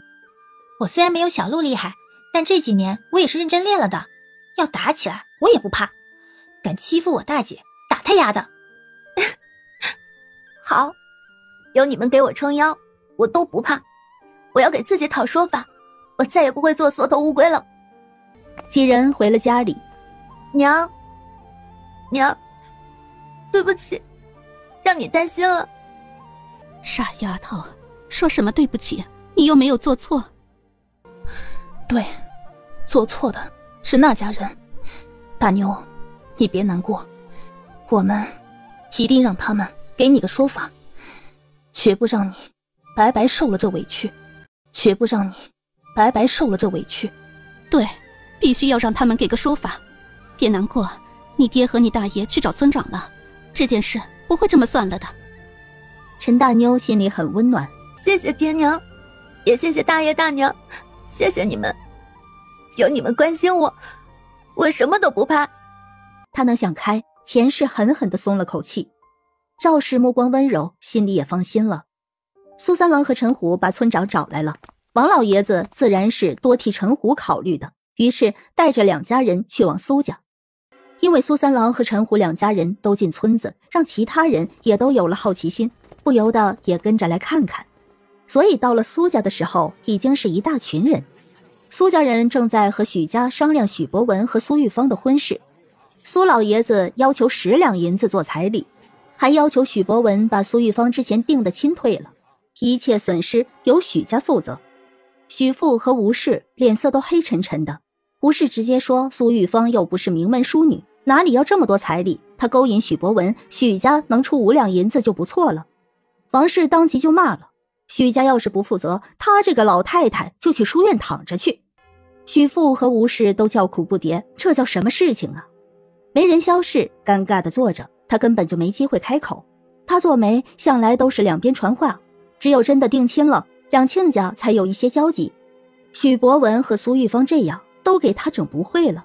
萧氏只希望两家人快点商量个结果，快点把这事情解决了。但结果还没商量出来，屋外就传来闹哄哄的声音，有人在外面喊：苏家的，在家里的都出来。一听到喊声，苏老爷子就皱起了眉头。村长怎么又来了？老头子，你说咋办呢？李氏悄悄地从窗户偷偷看了一眼。娘，村里人几乎都来看热闹了，我看陈虎一家都在，肯定是要给陈大妞讨个说法的。苏三郎一家都在。他瞥了一眼周氏，有些幸灾乐祸。苏玉芳想半路打劫，也不怕栽了，真以为陈虎一家和以前一样啊？周氏皱起眉头，苏玉芳坐在周氏身边，轻轻抽泣。周氏看着许父和吴氏，这件事本来就是你们惹出来的，你们得出去应付了。这样的事情可不能叫他闺女出去承受。许父皱眉，这又不是我儿子一个人做的，你女儿要是没心，他怎么不叫？我儿子就是再色胆包天，也不可能就在那样的环境下心不滚。吴氏看了一眼苏玉芳，一脸厌弃。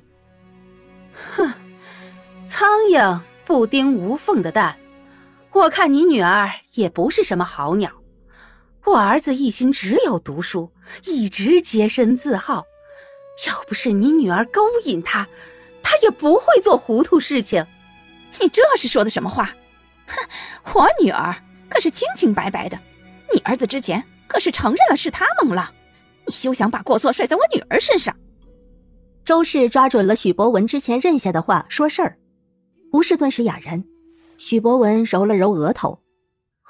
好了，你们别争了，这件事是我做的不好，我应该给陈大妞赔个不是，给她个说法。我出去就是。许博文说完就朝着外面走去。文哥！吴氏恨铁不成钢，连忙追出去。许父沉着脸跟着出去。苏玉芳还不了解许博文，他怕自己做了这么多，最后什么都得不到，于是他吸了吸鼻子，带着哭音对苏老爷子和王氏说道：爷奶，这件事已成定局，我是非许博文不可了，我也有错，我去求陈大妞原谅，成全我和许博文。说完，苏玉芳起身出门去。他的计划进行得很顺利，现在是至关重要的时候，他可不能松懈。哼，谁爱去就去。苏老爷子没好气地说道，他反正不想出去丢脸。周氏连忙起身跟着出去了。苏二郎和2个儿子一家人也都跟着出去了。许博文的确比一个庄稼汉好，整好了，他以后就是秀才的岳父了。娘，那我也出去看看去。二弟和我们可是一家人，咱们一家人可要拧成一股绳。李氏好看热闹，他讨好的和王氏说完，起身就出去，他不会放过任何上野药的机会。王氏冷着脸，呸，没有一个好东西。萧氏叹了口气，默默起身出去。苏大郎也起身出去。王氏看人都出去了，他利索的到窗边，透过窗子往外看。许博文一家人出来，许博文就对着陈虎鞠了一躬。陈叔，今日之事是我做错了，我再次给你们道歉，也请你们原谅，也请你们成全我和玉芳。我若是早点遇到玉芳，也不会有这样让两家人都为难的事情了。可是爱情是不能够被替代的，我和玉芳就好似上辈子就认识一样，我一见到她就情不自禁，我只恨自己不能早点见到她。许博文说着，还深情地看了一眼苏玉芳。苏玉芳脸色羞红，心里乐开了花。许博文为她负责了，真好。苏玉芳很快就流下了感动的泪水，她上前就到陈大妞面前，扑通一声就跪下了。大妞，大妞，我求求你，成全我和博文吧。你和博文没有感情，在一起是不会幸福的。你们，钱氏气得呼吸都急促了，王老爷子也都震惊了，这叫什么事儿啊？苏玉芳，你不应该和我道歉，你应该去和你定亲的未婚夫道歉，求他原谅，求他成全你才对，让他原谅你没有妇节，原谅你的梦浪之心。你和我一点关系都没有，你不需要来求我。他气得发抖，极力地忍住扇打苏玉芳的冲动。他在心里告诫自己不能冲动，要冷静，他要为自己要个说法。陈大妞的一番话引得村里人窃窃私语，许多人都说他说得对。苏玉芳脸都白了，他万万没想到陈大妞会这样说他。许博文也皱起了眉头，他正要说话，陈大妞就冷冷地看向他。许博文，你这样没底线没责任的男子，我陈大妞不要了。我很感激今天让我认清你是这样的人，幸亏我和你没有成亲，不然我这辈子都会悔恨终身的。像是你这样没有底线没有责任心自私自利的人，也不值得我托付终身。我相信不只是我，任何一个女子遇到这样的情况都不会要你。陈大妞说完，陈虎就大声开口。大妞说的没错，这样的人家不值得我闺女托付。今天咱们就把话给说清楚了，以后没有任何瓜葛。你们要是敢在外面污蔑我女儿的名声，那也别怪我把你们俩这不要脸的事情传出去。我闺女没有做错，世人的眼睛都是雪亮的，谁是谁非，大家知道事情经过就明白了。对，这样毫无礼义廉耻的行径，谁听了都会唾弃一口的。谁家敢和你们成亲家，都得防备着。有些事情不怕一万就怕万一，毕竟这么惊世骇俗的事情都做得出来，还有什么是做不出的？钱氏也大声的附和。嗨，不是这样的，这话哪能这样说啊？吴氏着急上火，许博文糊涂，他可不糊涂，连忙陪着笑对钱氏说道：哎呀，妹子，你们消消气啊！这件事儿是我这儿子做的不好，我们给你们道歉。咱们都是养儿养女的人，都希望孩子找个合心意的过日子。发生这样的事情，谁都不想，是吧？钱氏讽刺一笑，朝着媒人萧氏说道：哼，萧婆，你听听他家说的这话，你赞同不赞同？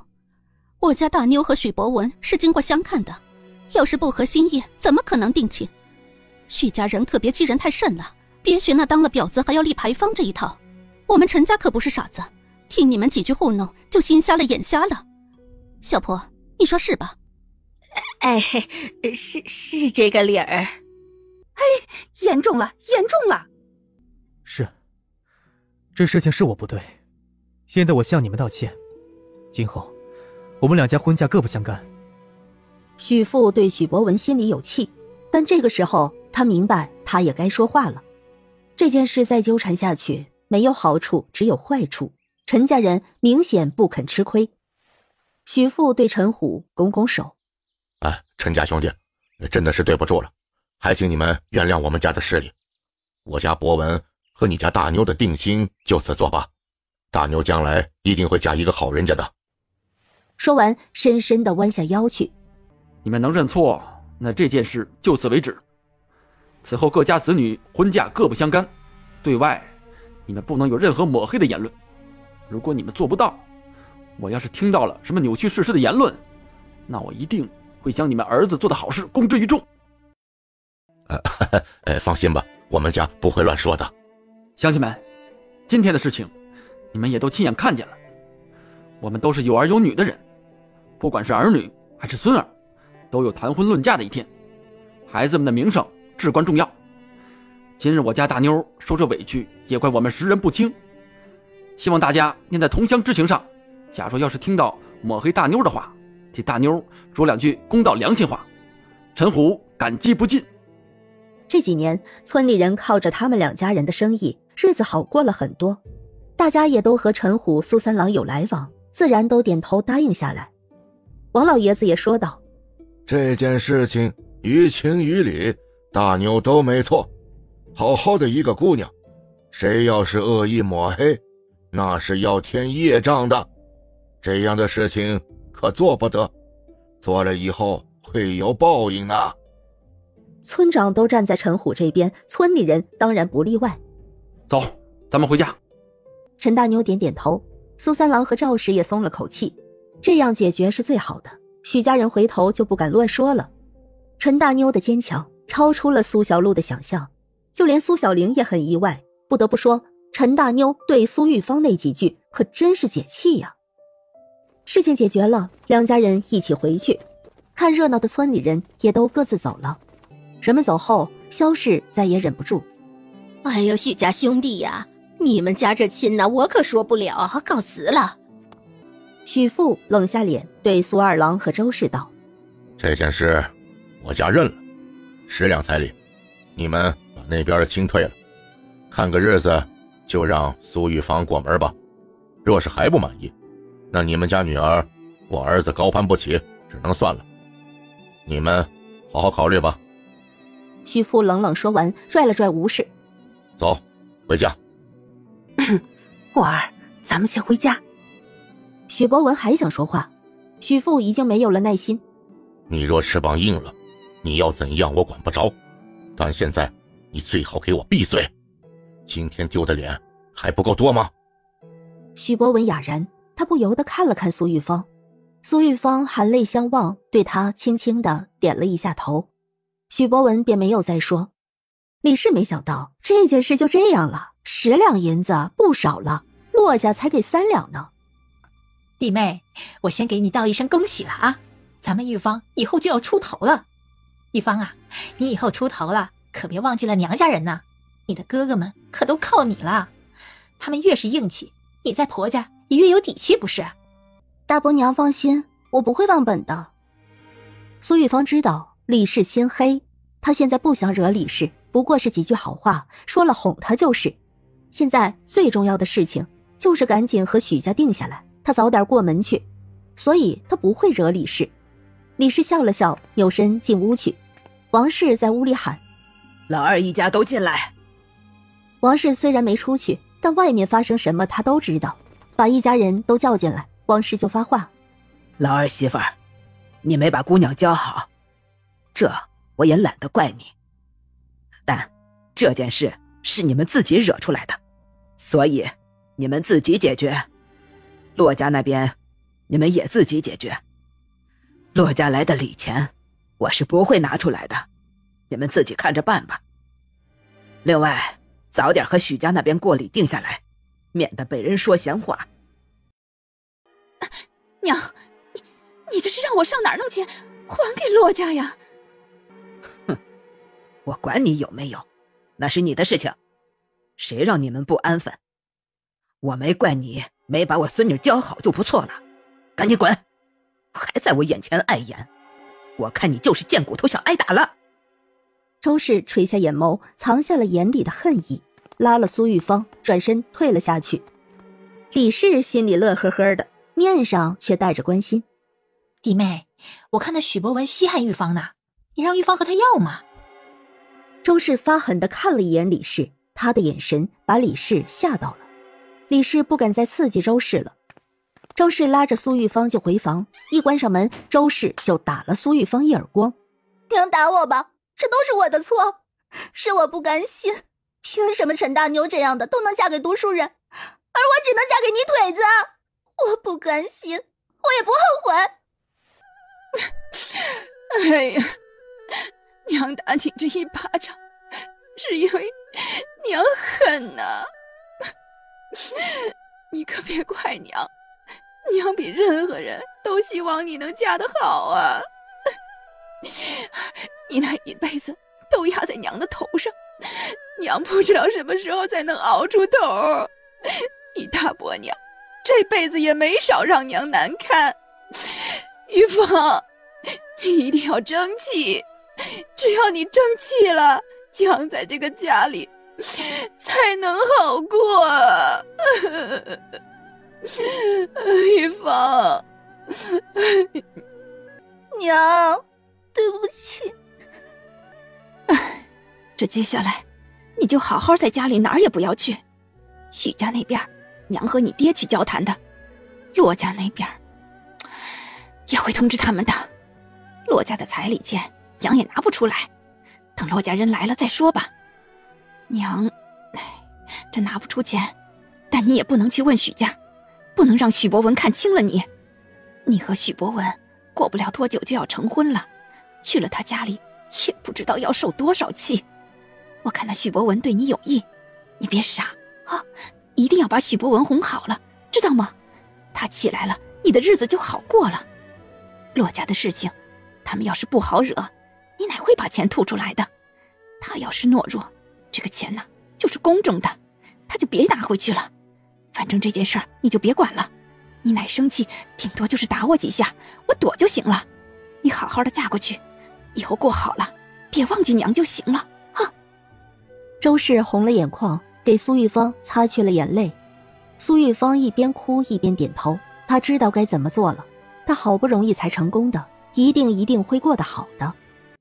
这段时间陈大妞没有出门，就留在了家里做活，她很勤快，曹氏心疼她，所以活儿差不多的时候就叫陈大妞去休息。陈大妞点点头，就去看苏小璐练舞。随着这件事冷却下去，陈大妞的生活也慢慢恢复正常了。11月初6这天，村里来了2个人。路过苏三郎家的时候，苏小璐和陈大妞都听到了2人的对话。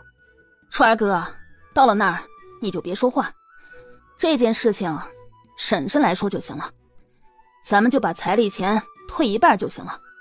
那样的女子咱们要不起，婶儿赶明儿再给你找个好的。洛川声音冷沉，我知道。2人已经远去，苏小璐停下来，走到陈大妞身边。大妞姐姐，新哥出去玩也挺久了，咱们去把他叫回家吧。好。苏小璐对着里屋喊了一声：会游师傅，我出去啦。去吧。陈实经常在村里玩，最近和玩得好的伙伴变着法子整苏家人，还用臭泥巴涂他们洗干净的衣服上。苏家人骂归骂，但没抓到人也只能作罢。看见洛川和女人陌生的脸孔，进村应该是有事情。陈实脑海里就冒出一个念头，这是去苏家的，所以他立马就扔开一起玩的小伙伴跟了上去。女人路上还在不停地让洛川要冷静，洛川一句话也没说。陈实听进了心里，快到苏家的时候，陈实就开口喊：大婶，你们等等，你们应该就是和苏家定亲的倒霉人吧？苏家人我可太了解了，你们想不闹是不可能的。洛川看着面前有些人小鬼大的孩子，苏家最近发生了什么事情？你跟我们说说，这个就是你的。洛川直接拿了5文钱来，陈实笑着接过。看来你们还不知情啊！上个月出了一件大事，苏家那个定亲的女子，在本村一女子定亲礼上和别人要定亲的男人搂抱亲吻了。她可是最不要脸的女子了，大家都说她不知羞耻呢。啥？他家不是说苏玉芳身上长了疮会传人吗？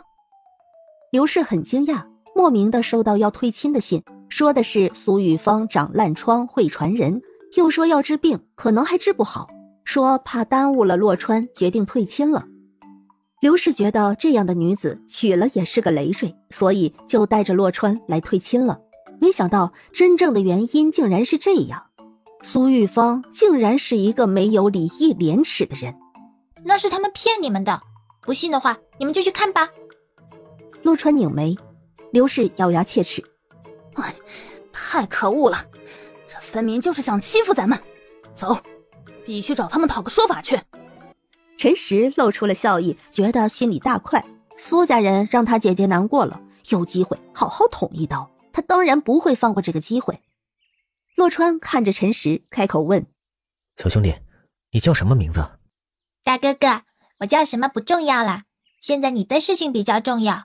我就是看不过去才多嘴的，我喜欢见义勇为。”“好，那谢谢你见义勇为，告诉我们这些，不然我们还蒙在鼓里。”洛川眼神微冷：“十儿，定亲的彩礼我要全部拿回来。”“哎，他们家也太不厚道了，我还真以为他们那么好呢。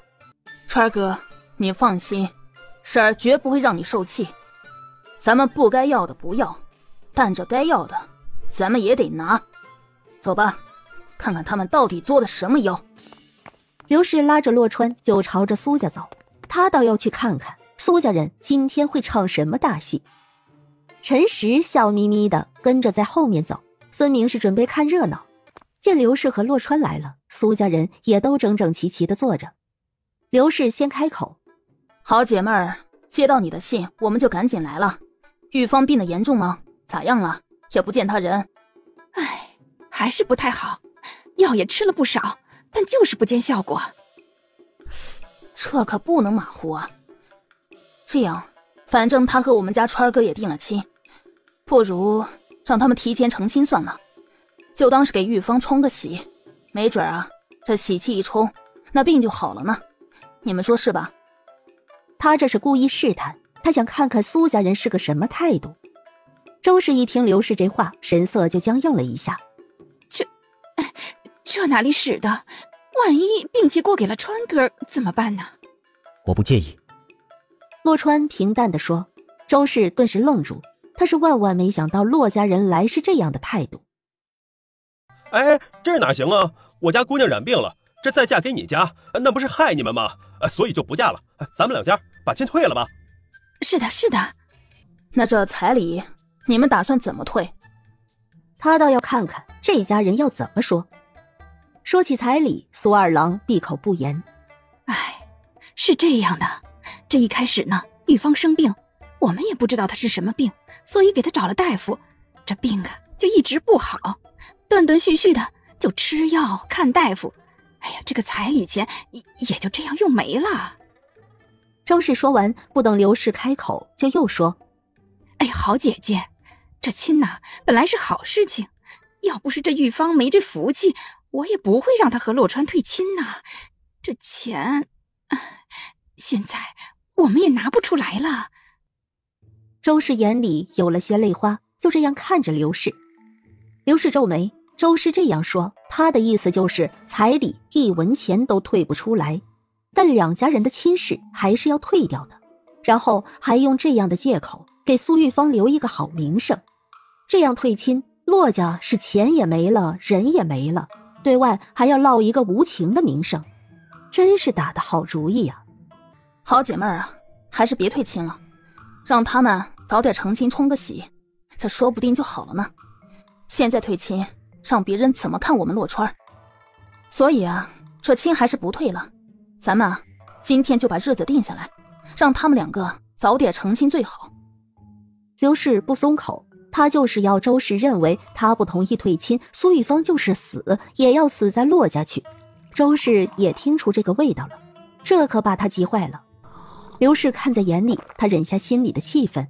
好姐妹儿，我看这个月初10就是个好日子，要不就定在初10算了，早点成亲，这喜气一冲啊，说不定什么病都没了。好姐姐，你们对玉芳的看重，我感激不尽呢。但她真的是病重了，这门婚事只能退了。玉芳在哪儿？我去看看她去。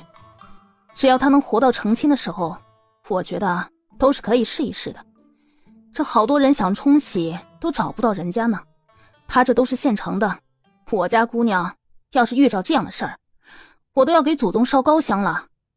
好姐妹儿，你也别说玉芳不好了，我们家不嫌弃她就行了。刘氏直接把周氏的路子都给堵死了，他倒要看看周氏还能说出什么话来。刘氏见周氏说不出话来，哼，好姐妹，玉芳在哪儿呢？我觉得吧，还是退婚好，这不怕1万就怕万一呀。周氏找不到其他的话说，就只抓着这一句话说了。你们到底什么意思？定了亲拿了彩礼钱就出事儿，要退婚又不肯退彩礼钱。我怀疑你们是想骗婚，分明就是想坑我们骆家的钱。当我们家银子是大风刮来的不是？今天要是不说清楚，那我们就官府见。别啊！周氏顿时就着急了，他以为用这样的理由退婚没什么难的，谁知道刘氏根本不松口。周氏连忙用恳求的眼神看着王氏：娘，求你了，求你把礼钱退给骆家吧，这以后你让我做什么都成啊，娘。这钱早就用完了，哪里拿得出来？我没有。哼，你们是想耍赖，真当我骆家是好欺负啊？我这就叫你们村里的人来评评理，看看到底是谁没道理。哼，想欺负我骆家，门都没有。咱可不是那软柿子，给你们想捏就捏。说完就拉着洛川起身出门，一出门来他就扯了大嗓门子开始大喊起来：快来人呐，大家都来看看啊，帮我评评理。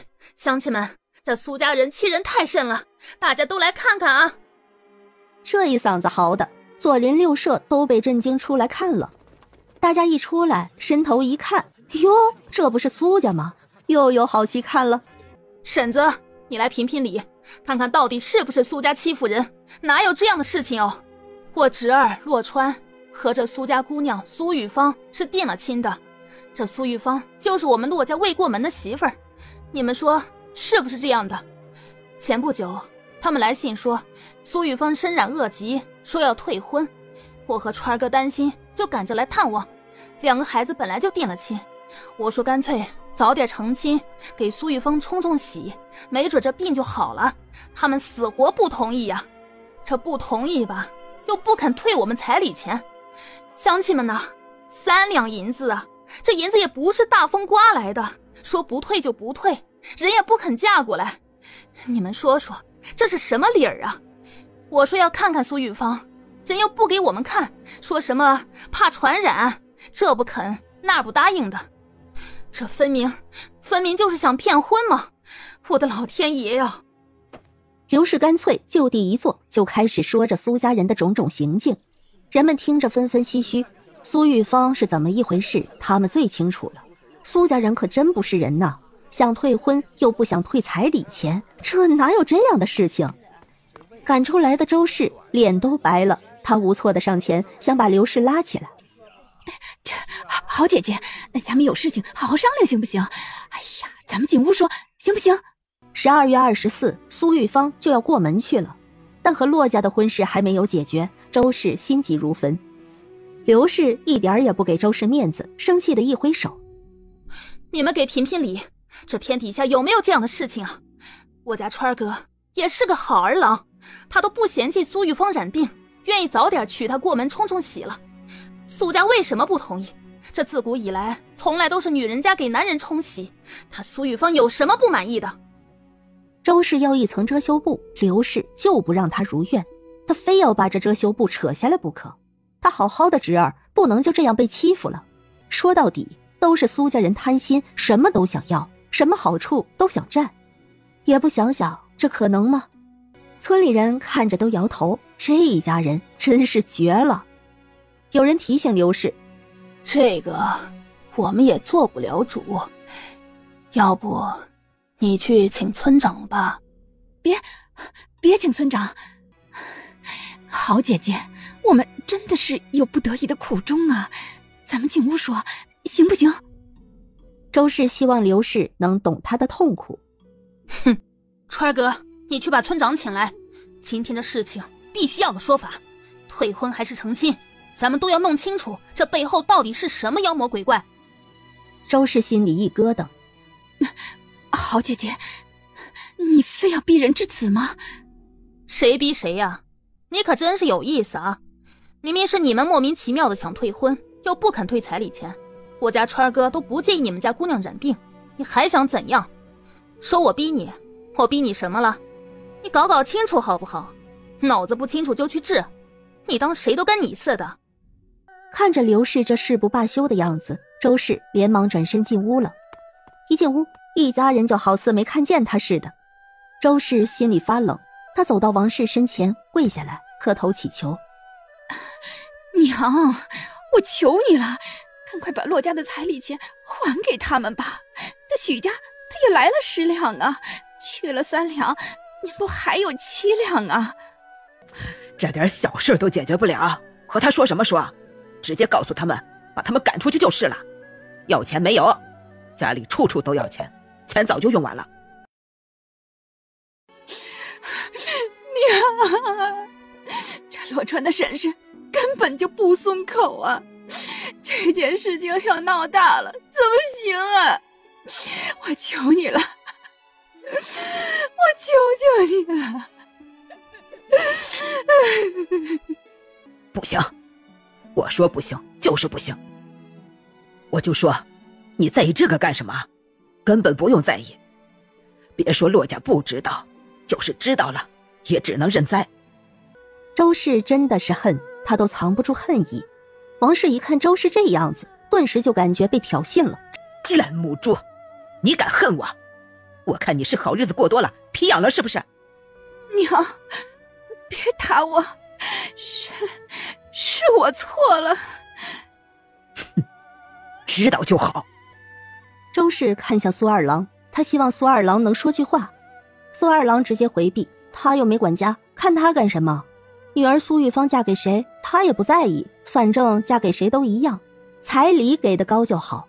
周氏心灰意冷，他出门去，对着刘氏说道：骆家的，我实话告诉你们吧，我家玉芳是结了，她不可能嫁给洛川。这个彩礼钱你们拿的时候也是交给我婆母王氏，现在要拿回去也找他吧。说完这番话，只觉得浑身都脱力了。他最不想说的还是说了，他比谁都希望苏玉芳能保留个好名声。周氏说完就转身回了房去。家里这么多人都跟死了一样，没有人替他说一句话。这个时候周氏很羡慕赵氏，他不由得想，如果苏二郎也愿意为他抵抗爹娘，那他就是吃草根吃树皮，他都会死心塌地地跟着苏二郎。只可惜苏二郎永远不可能这么做。哎呀，我的老天爷呀，这没天理了呀！欺人太甚了，欺人太甚了呀！姑娘失节想退婚，竟然还要媚向我们家的彩礼钱，这天下哪有这样的事情吗？苏家的，你个老不死的，滚出来！王氏，烂母猪烂心肝的老东西，你媚向我们家的钱，我要抓你们去见官！屋里人听得纷纷皱起眉头来，苏老爷子气得胡子都颤抖了，王氏也气愤地起身。这老贱人敢骂我们，周氏那烂货去哪里了？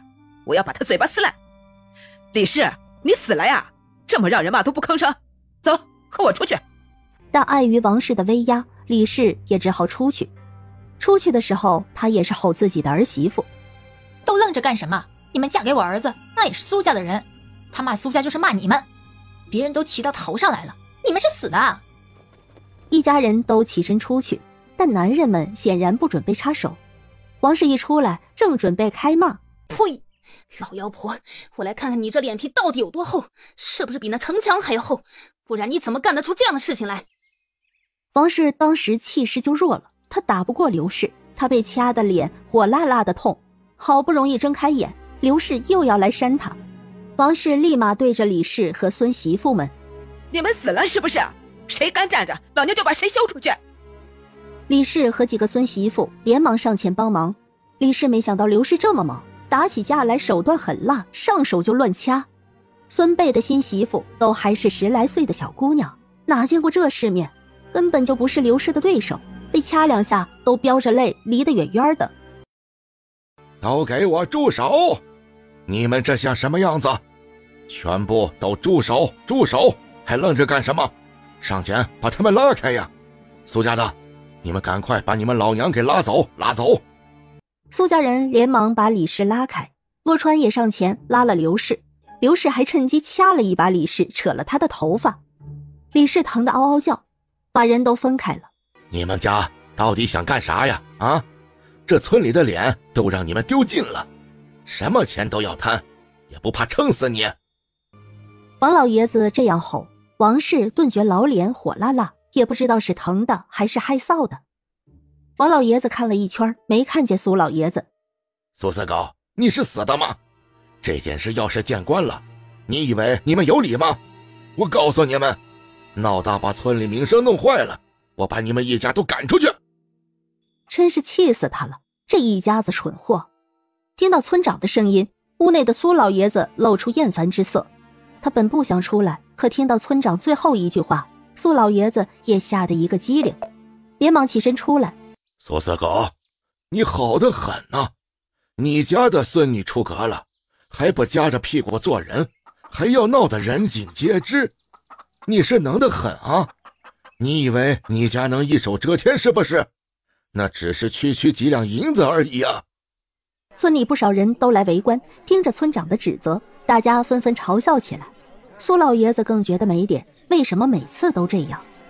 王老爷子沉着脸对着王氏咬牙切齿：眼皮子浅的东西，还瞅着干什么？还不快去取钱来！王氏挨了打，一身都疼，顿时不愿。那他打我们这件事怎么算？下手狠毒的不得了，总得要赔医药费吧？王氏还敢提出医药费，王老爷子真的是顿觉心累啊！这一家人真的是没救了。呸！你个不要脸的老母猪，还敢问我要医药费，真是脸比城墙还厚，真是不要脸啊！要我看呐，不如见官算了，让官府的人来评评理，看看你们苏家一女娶二夫是个什么罪。苏四狗，要是见官府把丑事传出去，你们一家人就搬出南山村去！你还愣着干什么？还不快去拿钱来！难道你真想见官吗？这一切都是你的错，让你管个家你都管不好，要你有什么用？苏老爷子把难以接受的羞愤都责怪到了王氏身上，好似这样一切就和他无关了一样。王氏心里憋屈，老泪一下就流下来了，抹了一把辛酸泪进屋去了。你们这村都是什么人呢？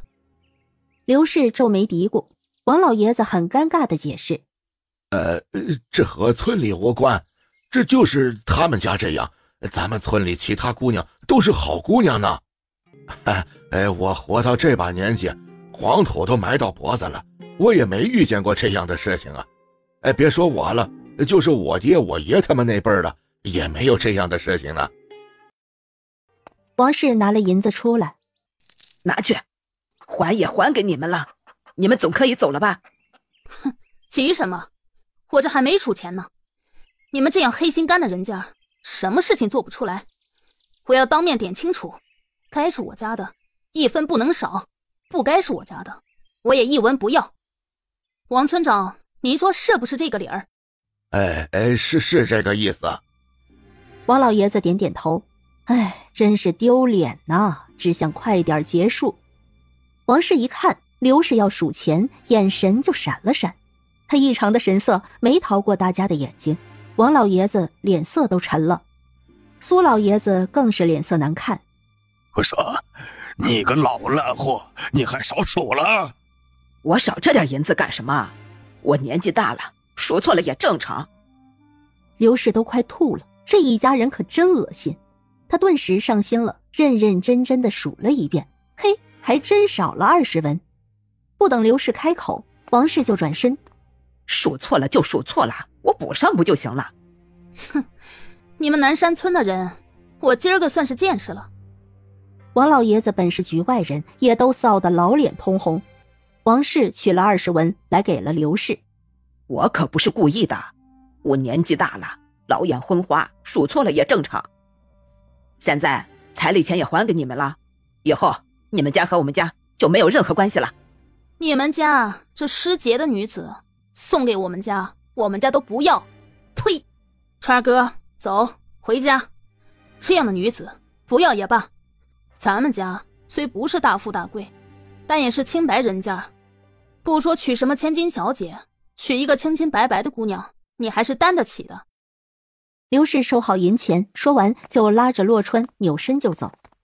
村里人都连忙给让开路，这刘氏可不是好惹的，苏家这么多妇人都打不过他一个，何况刘氏现在肯定心情不好，没有人想触霉头。王老爷子伸出手指着苏老爷子，似乎想说什么。苏四狗，你们一家要做什么妖风我管不着，但关系这整个村的名誉，就容不得你们乱来。再有下次，你们一家人就搬出南山村去。王老爷子说完一甩手就走了。苏老爷子身子晃了晃，村里人其他人看苏家也跟看仇人一样。苏老爷子脸热得慌，他活了大半辈子，这临老了是越过越觉得屈辱。人都走完了，王氏自然要秋后算账了，逮着李氏就掐了几把。娘，这可不是我家这房闹的事情，苏玉芳又不是我女儿，我们也是被连累的。追不到李氏，王氏扭身就去二房的屋子，把门拍得噼里啪啦响。周氏，你个烂货，快点把门打开！娘，怎么办呢？奶会打死你的！周氏也哭，但他知道王氏这一关是躲不过的。他不开门，王氏已经在外面怒骂：好你个烂货，我这就叫老二休了你！你个丧门星，把家里丧成什么样子了？周氏连忙去开门，开了门就跪下：娘，是我错，对不起，娘，你饶了我啊！哎，那个是刚才告知我们消息的小孩吧？可多亏了他了，不然啊，咱们可就蒙在鼓里。去了苏家，也是让苏家人牵着鼻子走。是刚才那个小孩，他们看着是要出村，不知道家在哪里呀？应该再感谢他一下。是该感谢他。而陈实高高兴兴地说了一路，还得意地挺着小胸口，说他是怎么告诉洛川真相的。陈大妞叹了口气：石根儿，我知道你是心疼姐姐，姐姐也彻底放下了，这样的事情以后不要做了，我们和苏家也没有任何关系，知道吗？我今天也解气了，以后就不找他们家麻烦了。小鹿姐姐，你教我练功夫好不好？苏小鹿微微一笑：可以啊，只要你不怕辛苦就行了。我不怕，我是男子汉，我什么苦都能吃。那行，我去问问贵友师傅，你和你姐姐先回家去吧。陈实乖巧点头。苏小鹿回院子就直奔主屋去，要教陈实一些功夫，当然要问归游。大姐，你放心，以后你一定找一个比徐博文强10倍100倍的人。等我和弟弟长大了，永远都会保护你和二姐。你们要是被欺负了，回来告诉我，我和弟弟一定会给你们撑腰。要是谁敢打你和二姐，你们也别怕，回家告诉我们，大不了就和离回家来。陈大妞眼眶顿时就红了。谢谢你，有你这句话，大姐就很高兴了。见多了凉薄，就会明白这样真挚真心的情感多珍贵。嘿，大姐，你好好休息，我去喂鸡去。门外响起了敲门的声音，陈实跑过去开门，打开门就看见了洛川和刘氏。你们有什么事情？刘氏露出笑意：小兄弟啊，我们是来感谢你的，多亏你告诉了我们真相，不然啊，我们是要受大欺负了。陈实还没回答，陈大妞也走了过来。石哥儿，是谁？陈实有些懊恼。刘氏听到陈大妞的声音，立马就接话：妹妹，打扰你们了，我们没有别的意思，就是想和你兄妹再说声谢谢。今天要不是他好心告诉我们，我们就要吃哑巴亏了。我不要你们感谢，你们快走吧。刘氏拿了20文往陈实怀里塞，陈实也不接，这一退钱就落地了。陈实很懊恼，说了不要了还要给，现在还掉地了。陈实一点也不想刘氏和洛川认识他们家，但现在这样子他是越弄越糟糕。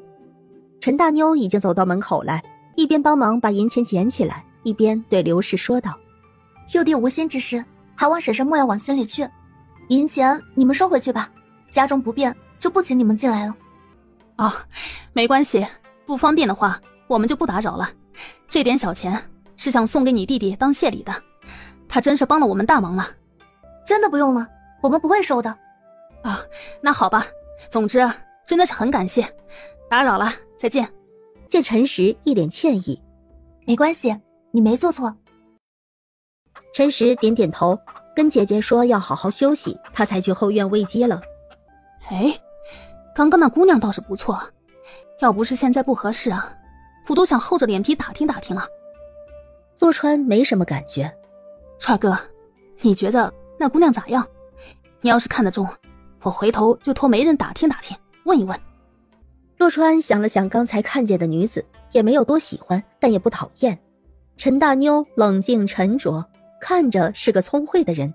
那姑娘也不知是谁家女，看着冷静沉着，是个聪明的女子。这样的女子管家才管得好，她都没看你两眼，证明啊是个有礼数的，人品也不错，没有贸然的请我们进家门，证明家里交子也好。川哥，你好好回想一下看看。刘氏当时没有注意什么细节，但现在细细一回想，那是满意极了。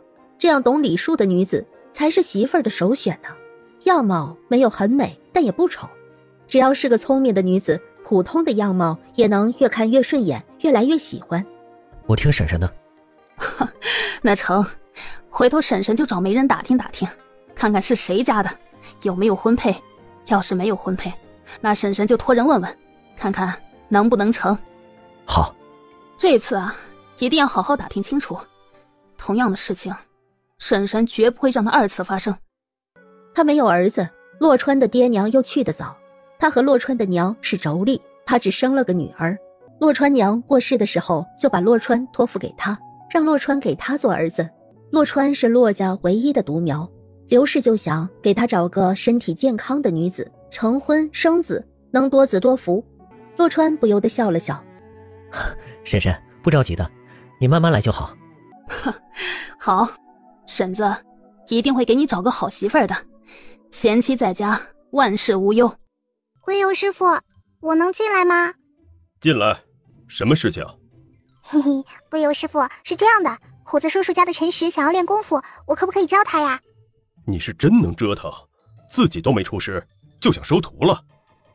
苏小璐自知没理由，她低着头。龟游看着她好似快哭了，难道是越长大越像个女孩子了？女孩子总是爱哭的。嗨，你要教也不是不可以，但有一点我要说明，你该练的一点都不能少。好，龟游师傅放心，我绝对不会落下练剑的。苏小璐一抬眼，眼睛亮晶晶的，雀跃地跳起来，太高兴了。她都做好了龟游不答应的准备，没想到惊喜来得这么快。龟游神色不解，刚才不是要哭了吗？怎么这么快就高兴了？哼，女人翻脸果然比翻书还快。第二天一早，苏小璐就去叫了陈实起来跟着练剑。陈实开始打基础，他也6岁了，正是打基础的好时候。苏小璐没让他站桩子，让他扎马步，先看看陈实的忍耐力是什么程度，自己则是练剑。不得不说，在陈实小迷弟般的眼神下，苏小璐练剑都觉得很有劲儿。陈实看着苏小璐英姿飒爽的，决心也更加坚定。陈实初出习武，前世还是放心不下，每天都会来看好几次，满眼都是心疼。陈实一心想要强大，再怎么辛苦也忍下来了。特别是在看过苏小璐和苏虫过招之后，他习武的决心更坚定。他很崇拜地看着苏虫，似乎找到了自己的方向。12月14一早起来，地面已经覆盖起了白白一层雪，天空中还在飞着鹅毛般的大雪。苏小璐取了剑就练了剑法，他的剑艺也变得凌厉了。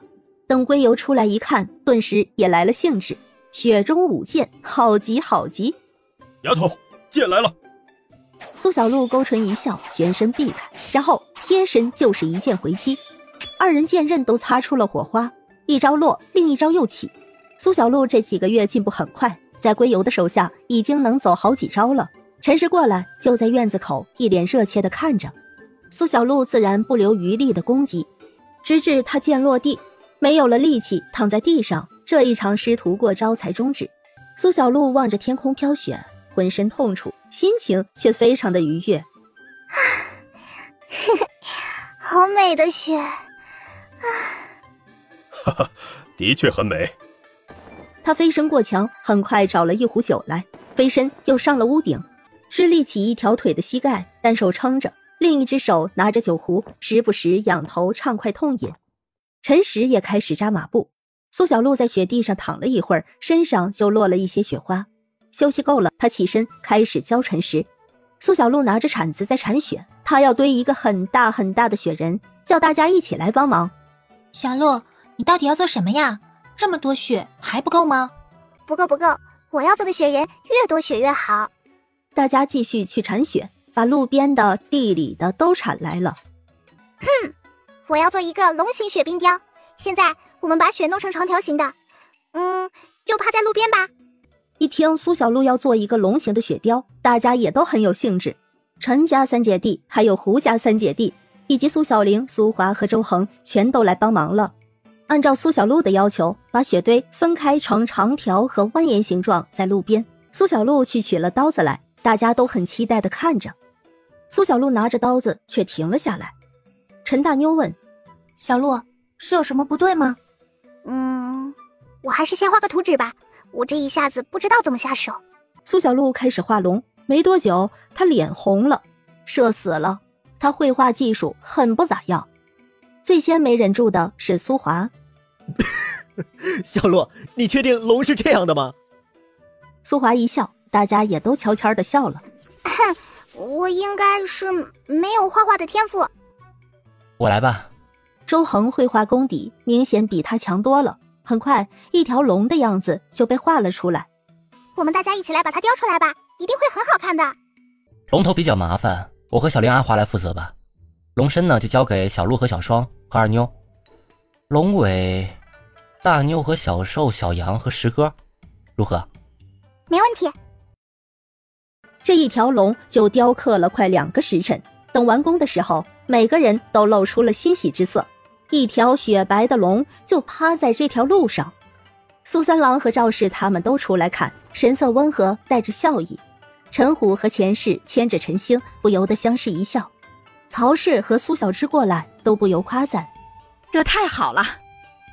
陈虎开口：大哥，我看今天晚上一起吃饭吧，咱们吃个鱼锅子怎么样？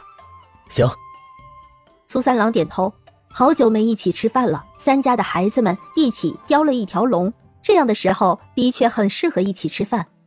夜里，苏三郎轻叹一声：好久没见孩子们这么高兴了。可不是，今天每一个人都非常高兴。这样的快乐虽然只有一次，但有一次就记在心里一次，以后想起来啊，都觉得甜。这倒是，这一转眼又要过年了。苏三郎搂紧了赵氏，不知不觉的又过了1年。是啊，一转眼又要过年了。赵氏听着苏三郎的心跳声，觉得很温暖。对他来说，每一天都是满足幸福的。二娘，过了年咱们就上镇子买宅子吧，这样虫哥他们上学也方便些。回头找个空和虎子他们说说，看看他们有没有这个意思。苏三郎说出了心中的打算。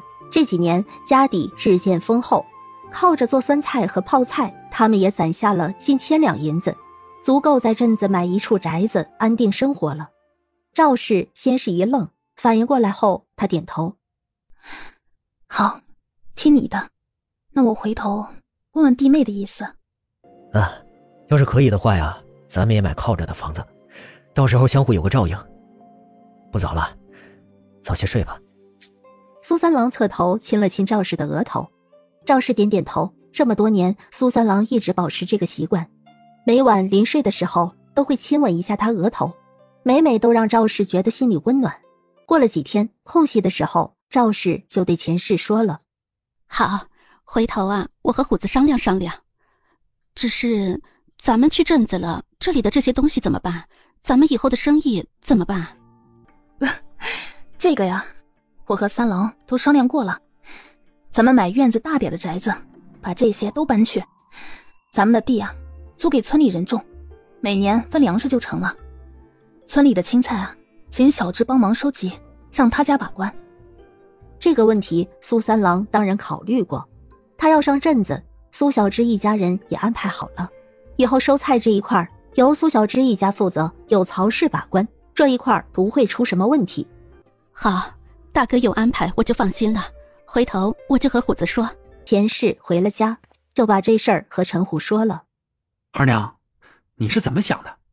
咱们家里有700多两银子，买宅子是足够了，这笔钱就算不去镇子，咱们在这儿也能过得很好了。二弟，我想跟着大哥大嫂进镇子，石根和新根一直认识虫根和华根，也会受到影响，说不定他们以后也能考个秀才。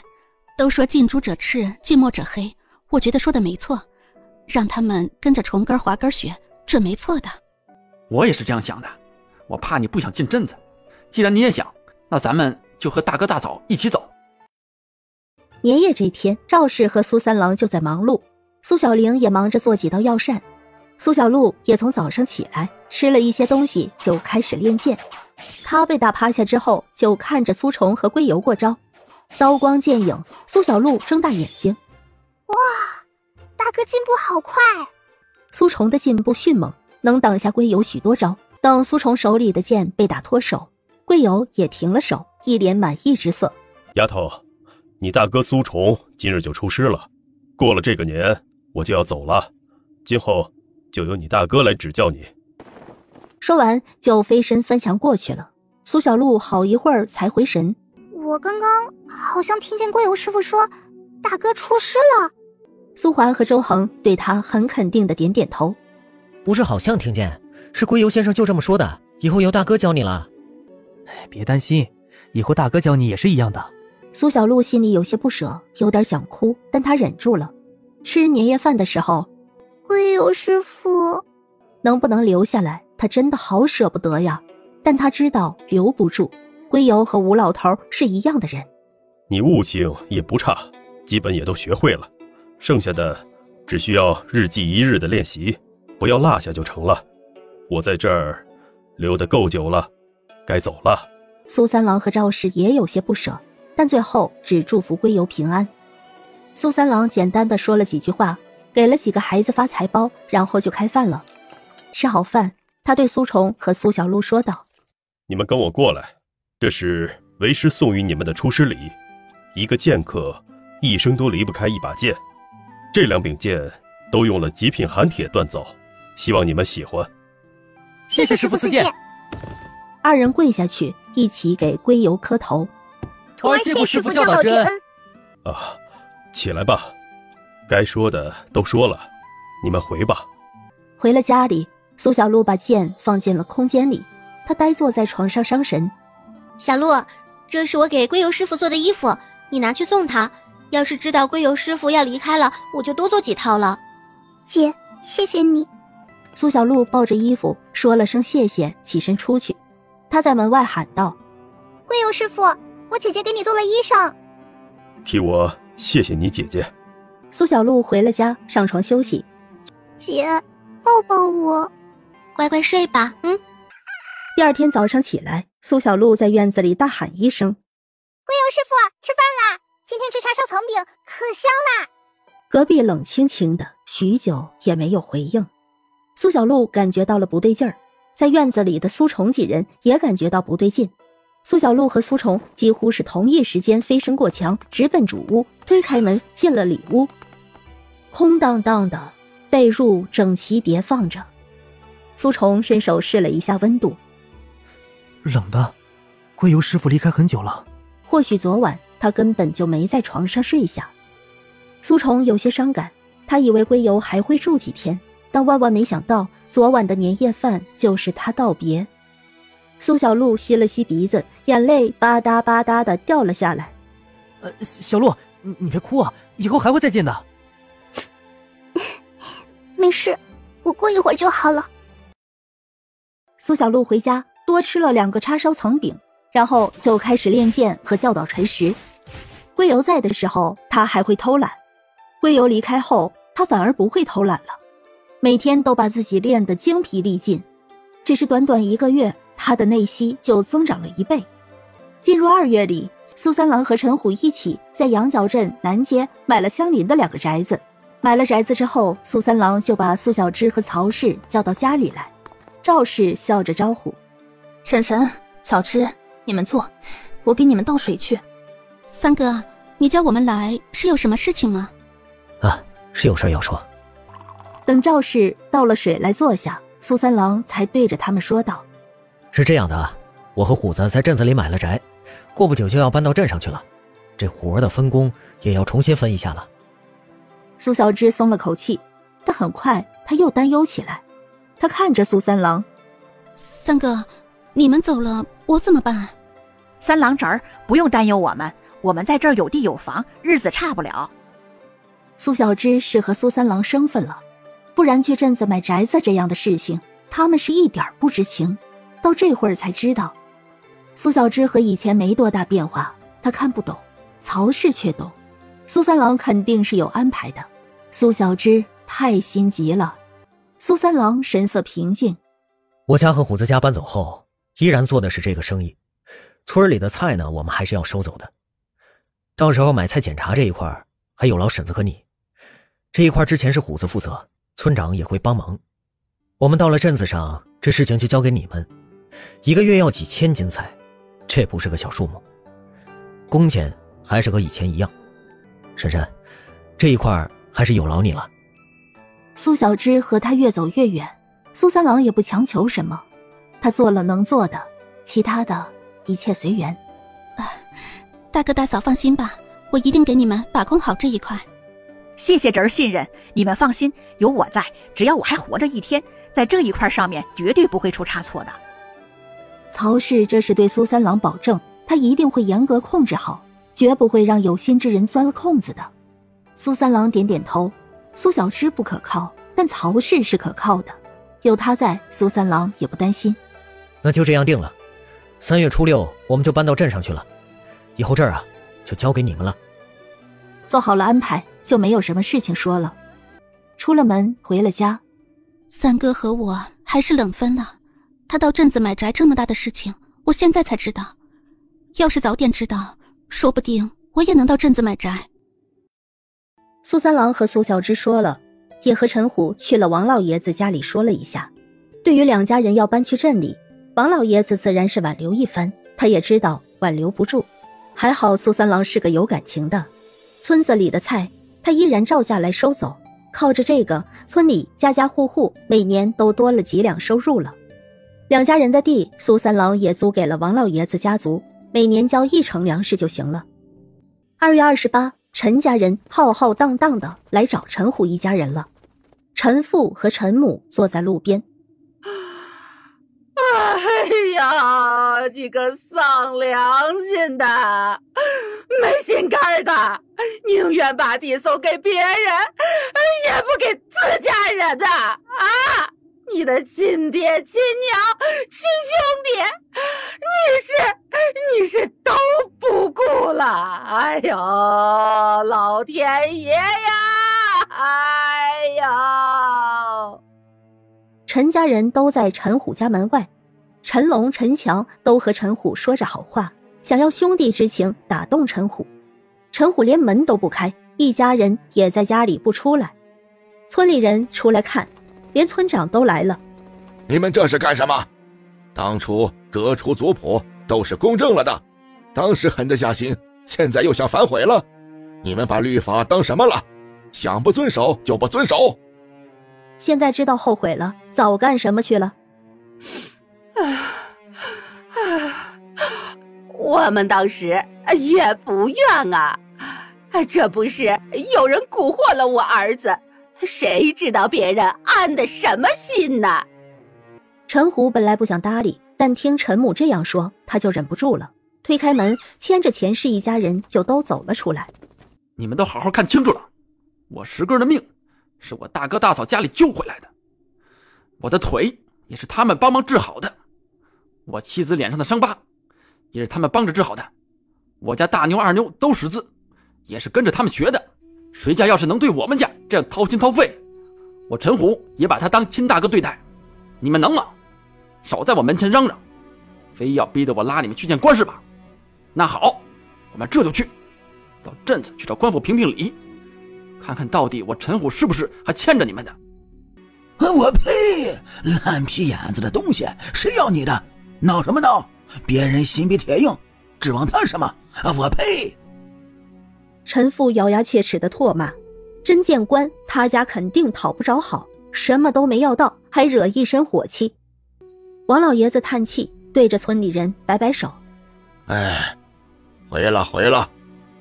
苏家人和陈家人都心有不甘，可当初事情都做绝了，现在后悔有什么用？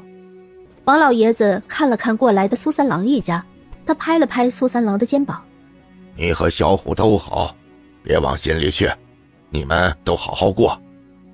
苏三郎神色平淡的点点头，他和赵氏走去陈虎和钱氏身边，赵氏拉过钱氏的手拍了拍，二人相互笑了笑。陈家人闹一场，对两家人没有任何影响。3月初6请了2辆牛车来帮忙搬家，两家人正式搬去了镇子里。知道今天他们搬家，村里人许多都送了一些东西来，有的是一篮子鸡蛋、一块腊肉或者一只鸡什么的。牛车上堆满了东西，他们则是走路进镇。到了镇子就开始搬东西、收拾东西了，每个人的脸上都露出了笑意。苏小璐和苏小玲各有各的房间。你们啊，都长大了，该各自睡各自的。特别是啊，四妹你，不能老黏着你三姐姐了。不用听娘的，想跟姐姐睡，我们就一起睡。娘去看看大妞家需不需要帮忙，你们两姐妹自己收拾着，收拾好了叫上你们哥哥也都过来。今晚啊，在大妞家吃饭。姐妹俩点点头，夫妻二人就去隔壁帮忙。苏小璐和苏小玲把床铺好，苏小璐躺在床上发出一声喟叹：好舒服呀，有阳光的味道，还有淡雅的香味儿。小璐，你休息一会儿，我过去看看大哥二哥他们收拾的怎么样了。苏小璐趴在床上，看着苏小玲转身出门去。她惊愕地发现，不知道什么时候开始，她的三姐姐身材已经开始出挑了。苏小璐不由得看了看自己平扁的胸，她思考着，她是不是要做点什么药材来吃吃。苏小玲来帮苏崇、苏华和周恒，发现他们也没有什么要帮忙的。书桌整理得干净，床铺得整齐，笔墨纸砚也都收得好好的。小玲啊，你和华弟弟、恒弟弟还有小璐过去看看虎子叔家有没有需要帮忙的，我把家里的木柴先收拾了。几人点头。苏小璐也出门，她拿了剑来对他们说道：姐，你们叫石根过来，我教他。陈石很快的就过来了，苏小璐让他在墙角倒立着，自己则是开始练剑。苏崇在院子一角劈柴，他看着苏小璐时不时说上一句。苏小璐现学现用，招式变换着，每一剑都带着凌厉的剑意。院外传来马蹄声，紧接着就是一道朗朗少年声音：姐，就是这儿了。孙宝善撩起马车帘子，露出了笑意，然后轻盈地从马车上跳下。孙宝倩随后而下。善弟，你慢点。孙宝善想着，他已经有1年多没见苏小璐了，便迫不及待地想要赶快敲门进屋去。阿弟，你抬头看看。孙宝善下意识抬头，只见苏小璐已经倚坐在墙头上，笑着看他们。宝倩姐，宝善哥，你们好呀。他起身轻盈飞身下来，到了孙宝善和孙宝倩面前。孙宝倩让车夫递来贺礼：小璐，恭喜你们住进新家，你们终于来镇子上住了，以后可要经常来找我玩哦。小璐，你功夫又进步了，我和我姐什么都没听见呢，你真厉害。孙宝善有些面热，摸了摸头。苏小璐皮肤白皙，眼睛水灵灵的，很好看。她一笑起来就更好看了，孙宝善都有些不敢看她。谢谢你们，跟我来吧，我爹娘和三姐姐在隔壁，二哥和周恒哥也在隔壁，我大哥在劈柴，我带你们参观一下我的新家。苏小璐开门，带孙宝善和孙宝倩进门。孙宝善和孙宝倩已经完全好了，不用再吃药，所以他已经许久没有去看过他们了。邀请两人进家里参观一圈，招待两人喝茶。苏小璐顺便给两人诊个平安脉，两人身体都好。孙宝善估计是不好意思，脸有些红。你们身体都很好，只要记得劳逸结合就好了。我有锻炼的，小璐，你可以教我几招功夫吗？行啊，那你们跟我出来，我教你们2招锻炼身体的简单招式吧。我来教吧，小璐，你带孙小姐找你姐他们玩。那好，我大哥的武功比我更好，他教的要比我好呢。好，你们去吧，我会好好学的。孙宝善有些失落，孙宝倩在心里叹了口气，自家弟弟一心痴念，只怕前路尽是波折呀。苏虫不想孙宝善和苏小璐多接触，苏小璐还什么都不懂，他却是看得分明。他可不会让孙宝善和苏小璐过多接触，但他教孙宝善也是认真用心的。苏虫让满头大汗的陈实也下来一起学，一起教了。苏小璐带着孙宝倩来了隔壁。孙小姐来了，小玲他们在后院呢，你们过去找他们吧。苏三郎和陈虎在整理大缸，赵氏和钱氏也帮忙擦洗。今后就在陈虎家里放菜了。快要2岁的陈星在院子里帮忙递东西，也忙得不亦乐乎。苏小璐和孙宝倩也去了后院，陈大妞、陈二妞和苏小玲还有苏华、周恒都在帮忙收拾屋子，这会儿也收拾得差不多了。见他们俩来了，苏华和周恒就对孙宝倩点点头，当作打招呼，然后他们就出去了。大妞、二妞，你们也好厉害，都和小玲一样。陈大妞和陈二妞都是淳朴善良的人，他们都会很多东西，让孙宝倩很羡慕。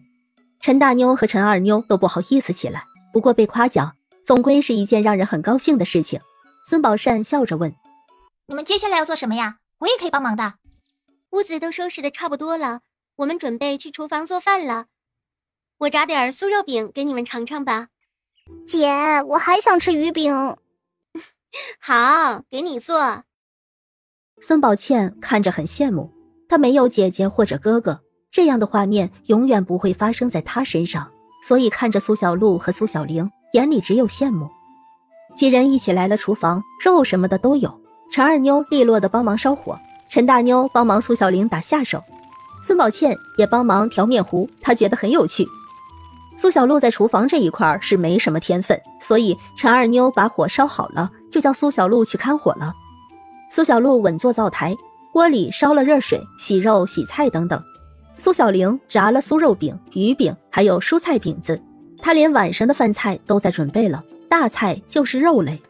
苏小璐端了酥肉饼出去给苏三郎他们吃，赵氏一边吃一边夸：小玲的厨艺啊愈发的好了。她确实是，哎，小璐咋就学不会呢？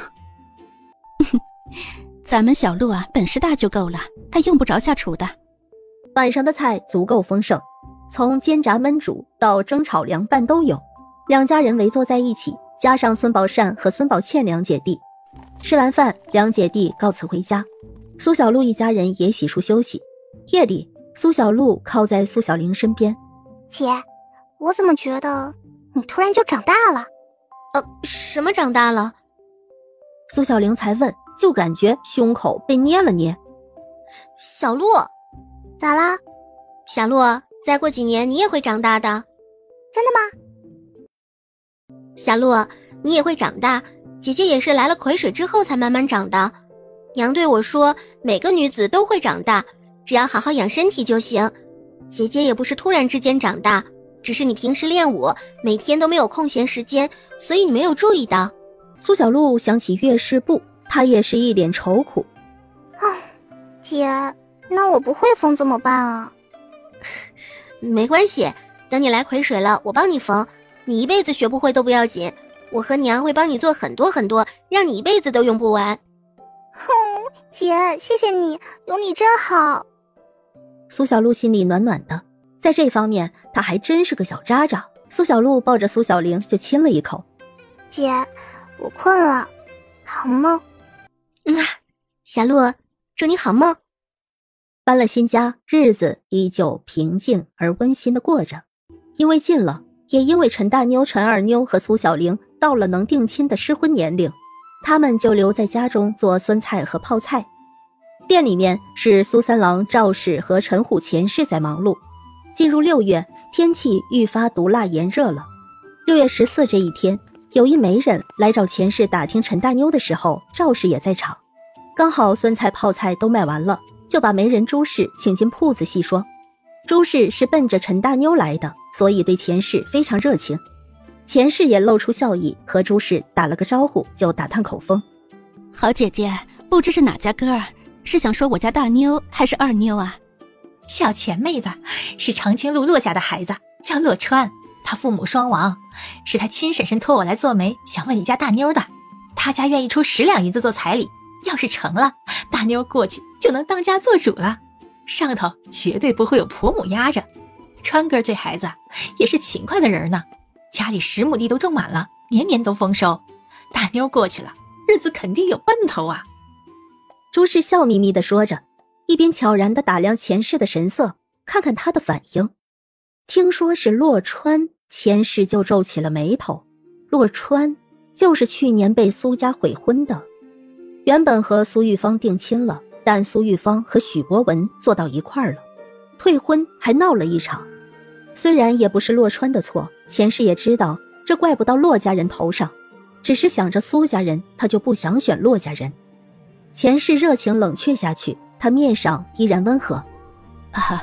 好姐姐，这个我一时不能给你信儿，我得回去和孩儿爹商量一下，过2天再给你信，行吧？钱氏现在就是庆幸陈虎和苏三郎有事儿去酒楼了，不在这儿。朱氏察言观色，也知道钱氏有些不乐意。成，这么大的事情肯定是要好好商量商量的。那我过2天再来问你答案啊。那你们先忙着，我就不打扰你们了。钱氏点点头，赵氏也微笑相送。等朱氏走后，大嫂，你说这咋办呢？那事儿过去小半年了，也没有媒人来问，我这心里还是挺着急的。现在有媒人来了，我高兴是高兴，但又是骆家，我这心里总有点不是滋味。骆川当初来退苏玉芳的亲，是苏玉芳传了假信，一开始骆家人不知道真相，他们也来退亲，这是不是说明骆家人只在意女子的身体是不是足够好？后来是知道了真相，但最初的事实不还是我说的那样吗？可我又担心，要是拒绝了，以后来问大妞的是不是越来越少啊？弟妹，你先别想这么多，回头和虎子兄弟说说，然后也问问大妞的意思。好，谢谢大嫂，晚上我回去就问问。收拾好了，关了店铺，两人一起回家。夜里，赵氏就对苏三郎说起了这件事。弟妹在意的也有道理啊，不过一切以大妞的意见为准吧。二爹，假如是你会答应吗？我不答应。洛川是苏玉芳不要的，许博文又是为了苏玉芳害苦了大妞。若是大妞和洛川在一起，难免就会一起比较，这在无形之中会有很多压力，会让人心里很不舒服。我也觉得是这样。不过大妞要是和洛川真的成了，我会和弟妹一起开导大妞的。这事不急。赵氏也点头，夫妻两人相拥而眠。而此时隔壁的陈虎和钱氏也在讨论这件事。陈虎在听钱氏说完，仔细想了想。二娘，洛川家中无爹娘，这的确是有一些好处，至少咱们大妞不用担心被婆母折磨。但你说的也在理，这人也不能保证自己身体一直好，这一点我想着也不舒服。不过这事情你明早抽空和大妞说说，看看她怎么想的。如果她不愿意，那咱们就聚了。咱们在镇上还不熟，等熟了，大妞二妞也会有人来问的。上回的事情就让大妞很受伤了，如果和洛川定下，那可能会一辈子受到影响。洛川是独子，那他肯定是想要多生孩子的，他在意女子身体健康，是不是因为这个？生一次孩子就会伤一次身体，如果咱们大妞没有生下儿子，洛川是不是会不高兴？这些都是要考虑进去的。其实想着这些，我是不太想同意的，但还是和大妞说一声，看看她的看法吧。钱氏点头，陈虎说的这些，他也在担忧着。孩儿弟，那我明早和大妞说一声，我也把这些都告诉大妞，看看她是怎么想的。好，时候不早了，我们也睡吧。第二天一早，钱氏就抽空和陈大妞说了。陈大妞安静地听着，她顿时有些心乱，不知道该怎么办。大妞，娘和那媒人说过了，考虑2天，你也不用急，慢慢想啊。说完，钱氏就出门了。陈大妞也在干活的时候，把事情说给了苏小玲和陈二妞。苏小璐在隔壁练剑，她倒不是偷听，这一次真的是个意外，听见了就收了剑，就地而坐练内功，顺便听听隔壁院子自家姐姐和陈大妞、陈二妞聊天。陈大妞到底是答应还是不答应呢？陈二妞等陈大妞说完才开口：大姐，还是拒了吧，不然其他人一辈子都会拿你和苏玉芳比较。只要洛川当的官没有许博文高，那在别人眼里，洛川再好都比不得许博文，都是低了许博文的。一针见血，陈二妞不想自己姐姐一辈子活在苏玉芳的阴影中。或许洛川也不错，她也是无辜的，但她和自家姐姐在一起，就是会被人一起比较。大妞，我的想法和二妞是一样的，而且叔叔婶婶的担忧也有道理。洛川有好处，可也不仅是好处，也有坏处的。其实我也是这样想的，我才不想和苏玉芳比较。晚上爹娘回来，我就和他们说，我这辈子也不想和苏玉芳扯上任何关系。苏小璐听着也放心了，陈大妞这样选也是好的。小钱妹子，你考虑的怎么样了？大姐，不好意思，我家大妞我准备多留一阵子了。这就是回绝的意思了。朱氏觉得有些可惜。真的不再考虑了吗？洛家那孩子真的是挺不错的，要知道没有个婆婆在头上，日子真是好过很多呢。那苏家那闺女的事情，洛川也是受委屈了，她也是倒霉，碰着这样的事情。而且当时给苏家的彩礼只有3两，现在想说你家大妞给的是10两，3倍之多呢。可能和我家大妞还差点缘分，那事儿她也的确是可怜，相信她以后一定会遇上更好的女子，一生幸福。那好吧，这没缘分的事情啊，也不能强求。我去回了他们。大妞是个好姑娘，以后要是有合适的人了，我再来跟你说。哎，那行，那就有劳你了。朱氏笑着摆摆手，表示不用，她就是做媒的，这家不成那家成，好姑娘好小子都不用发愁的。朱氏离开后，钱氏松了口气。赵氏拍了拍钱氏的肩膀：放宽心，大妞的好姻缘在后头正来着呢。大嫂说的对。两人相视一笑，没有再多说，只用心地把手上的活做好。朱氏离开了店铺，就去见了刘氏。好姐姐，可成啊？小刘妹子还差点缘分，那边的意思很坚决。我想应该是那件事的影响，害怕被人一直拿出来做比较吧。刘氏有些可惜。我也预料到了，只是觉得太可惜了。早在打听到陈大妞身份的时候，他就觉得大概成不了，但想着陈大妞做事沉着，是个不错的姑娘，刘氏还是决定托媒人问问口风。显然结果只是预料之中，没有超出预料之外。看来是没这个缘分了。刘氏无奈，说不失落也是假的。陈大妞家里不差，为此他才拿出了比给苏玉芳多3倍的彩礼，以示对陈大妞的看重。但这样都成不了，那真的是还差点缘分。既然如此，那就不强求，各生喜欢。这没有缘分，咱也不能强求。上天给咱川哥定的好闺女还在后头呢。可不是，所以这件事情还得有劳你多给看看了，给找个好姑娘，最好啊是勤快上进，能吃苦耐劳，踏踏实实过日子的。成，包我身上，放心吧，回头帮你留意着，一定会找个合心意的。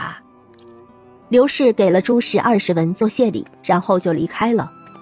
刘氏回到家，把结果告诉了洛川。洛川神色淡然：我听婶婶的，你做主就好。钱氏回到家里：娘，怎么样？安心，已经拒了。大妞松了口气，拒了就好。陈大妞现在已经长勺了，同时教着陈二妞，厨房就是两姐妹在忙碌。陈大妞放心了，也就回到了厨房准备晚饭。差不多这个时间，苏三郎一家人也在准备晚饭。在这个空隙，苏小璐则是和苏虫过招练剑。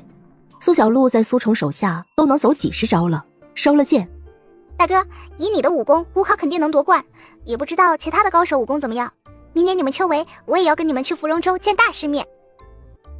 行，到时候带你一起去。苏虫垂眸看着手里的剑，有些沉思。武考或许是更适合他的路，不过他也要拿到更好的文科成就，才不枉费他苦读数载。谢谢大哥，我先去厨房看看有什么好吃的去了。小馋鹿，来。苏小璐接过，闻了一下就咽口水。好香啊！姐，你真的是太厉害了。吃着香辣凉爽的凉面，嚼着清脆的泡菜，苏小璐满足地眯起眼眸。这太好吃了！三姐姐的厨艺真的是太好了。看着苏小璐吃完，几个人都露出了笑意。正好时间也差不多了，赵氏说道：小玲，快去叫他们来吃饭了。苏小玲点头，出了厨房去叫苏虫、苏华和周恒。等大家都来了，快来尝尝这凉面，小璐说很好吃呢。好香，好好吃啊！哎，就是有点辣，但刚刚好。苏虫笑着说，吃了这面感觉胃口大动。苏华笑了笑，小玲的手艺世上再难有了，好吃。周恒也露出笑意，真的很好吃啊，很开胃。苏小玲每天做饭，把家里人饭量都掌控得很好。吃完饭，大家坐在院子里消食，抬头看着天空，满天的繁星闪烁着。苏小璐飞身上房，躺在屋檐上看着星星，耳边是爹娘温声说话的声音，还有哥哥姐姐浅浅的笑声，她的眼中盛满了笑意。10月，王老爷子的儿子用牛车送来了苏三郎和陈虎两家地里收成的粮食，说好了一成，只多不少。晚上的时候，苏小玲做了玉米窝窝头，配着卤肉和酸菜泡菜吃。正吃饭呢，就听到了敲门声。苏小璐起身出去开门，牛爷爷请进。来人是牛掌柜，还提着2壶酒。看来我来的巧了，正好赶上吃饭呢。是的呀，您快请。牛掌柜来也不知道是什么事，苏小璐把人请到正厅，苏小玲已经取了碗筷来，苏三郎也连忙招呼牛掌柜入座。苏兄弟，那我可不客气了。牛掌柜，快尝尝，这是今年新出的金玉棒子，刚磨的面做的窝窝头，香着呢。牛掌柜学着苏三郎一家人的吃法，他眼睛都亮了。苏兄弟，这好吃的很呐，这菜谱你可得早点出来，酒楼里就缺这些东西呢。苏三郎笑着点头，这些年关于菜谱合作就不少。牛掌柜也不多说话，爽快地吃了个饱。等吃完饭之后，赵氏带着苏小玲、苏小璐收拾碗筷去了。苏虫、苏华、周恒也退下去了，不打扰牛掌柜和苏三郎说话。牛掌柜可是有啥事儿啊？苏兄弟，这次我来呀，是想请你帮个忙的。帮什么忙啊？你说。啊，苏兄弟，这2个月来搬酸菜和泡菜的人，你可有印象啊？有点印象，是2个年轻的男子。实不相瞒啊，这俩小子是我家大孙儿牛喜宝和小孙儿牛喜安。牛喜宝年17，牛喜安呢年16，都是婚配的年纪。他们兄弟见了你家2个姑娘2面，上了心，所以我才来请你帮个忙。我家2个孙儿都是识字的，但不是读书的料子。我祖籍呢也是这羊角镇的。福满来啊，在芙蓉州也有个酒楼，我儿子牛大贵和儿媳妇管着那边呢。喜宝和喜安是听说我今年身体不好，过来看看的，说在这儿陪我过年。我安排他们这个差事，没想到见了大牛二牛2面，就喜欢他们姐妹俩了。喜宝喜欢的是谁啊？喜安喜欢的是谁啊？喜宝喜欢大妞，喜安呢喜欢二妞，刚好哥哥喜欢姐姐，这弟弟喜欢妹妹。这事儿啊，我会说给陈虎他们2口子，但成不成我不敢保证啊。婚姻之事，没有人能做保证。你愿意传个话，那就好了。这能不能成啊？那就交给月老手中的姻缘线。你放心啊，就算是不成，咱们之间的合作那也不会变。成了，我们也算是亲上加亲；不成呢，我们也和从前一样，大家合作愉快，各取所需。牛掌柜当然是希望能成，可世事没绝对。他和苏三郎合作了这么多年，了解颇深。苏三郎家里又出了3位秀才，这个合作他巴不得长长久久。牛掌柜是开明人，这件事我答应，我就做个传话筒，成与不成就看缘分了。苏兄弟，多谢了，那我便不打扰了，告辞了。苏三郎起身相送，送走了牛掌柜，赵氏也洗好碗筷过来了。二娘，牛掌柜这次来是想让我给他2个孙儿做媒的，他2个孙儿对大妞二妞上了心了。竟有这事儿？是啊，一开始听他说，我还吓了一跳呢。他还以为是要问他家三妹小玲的婚事呢。夫妻俩其实都等着苏崇、苏华明年秋闱出结果再看的。牛掌柜没这个意思，苏三郎也不失落，反而松了口气。那这是好事啊。牛掌柜家境不差，人也挺不错的。虽然生意人都有些算计，但咱们合作这么多年，他为人也的确不错。只是牛喜宝和牛喜安是在哪里做活，我怎么从来没有见过？你应该也见过。牛掌柜说呀，他这俩孙子是这2个月回镇子来的，就是这段时间一直帮忙运送酸菜和泡菜的那2个小子。赵氏回想了想，他还真见过。牛喜宝和牛喜安干活利索，说话也很有礼貌，给人留下的是好印象。我回想了一下，这2个孩子给我的印象都不错，他们家境也不差，大妞二妞若是嫁过去，日子就不至于辛苦了。回头我也和弟妹说说。行，先说一声，看看他们夫妻有什么想法没有。二弟，累了吧？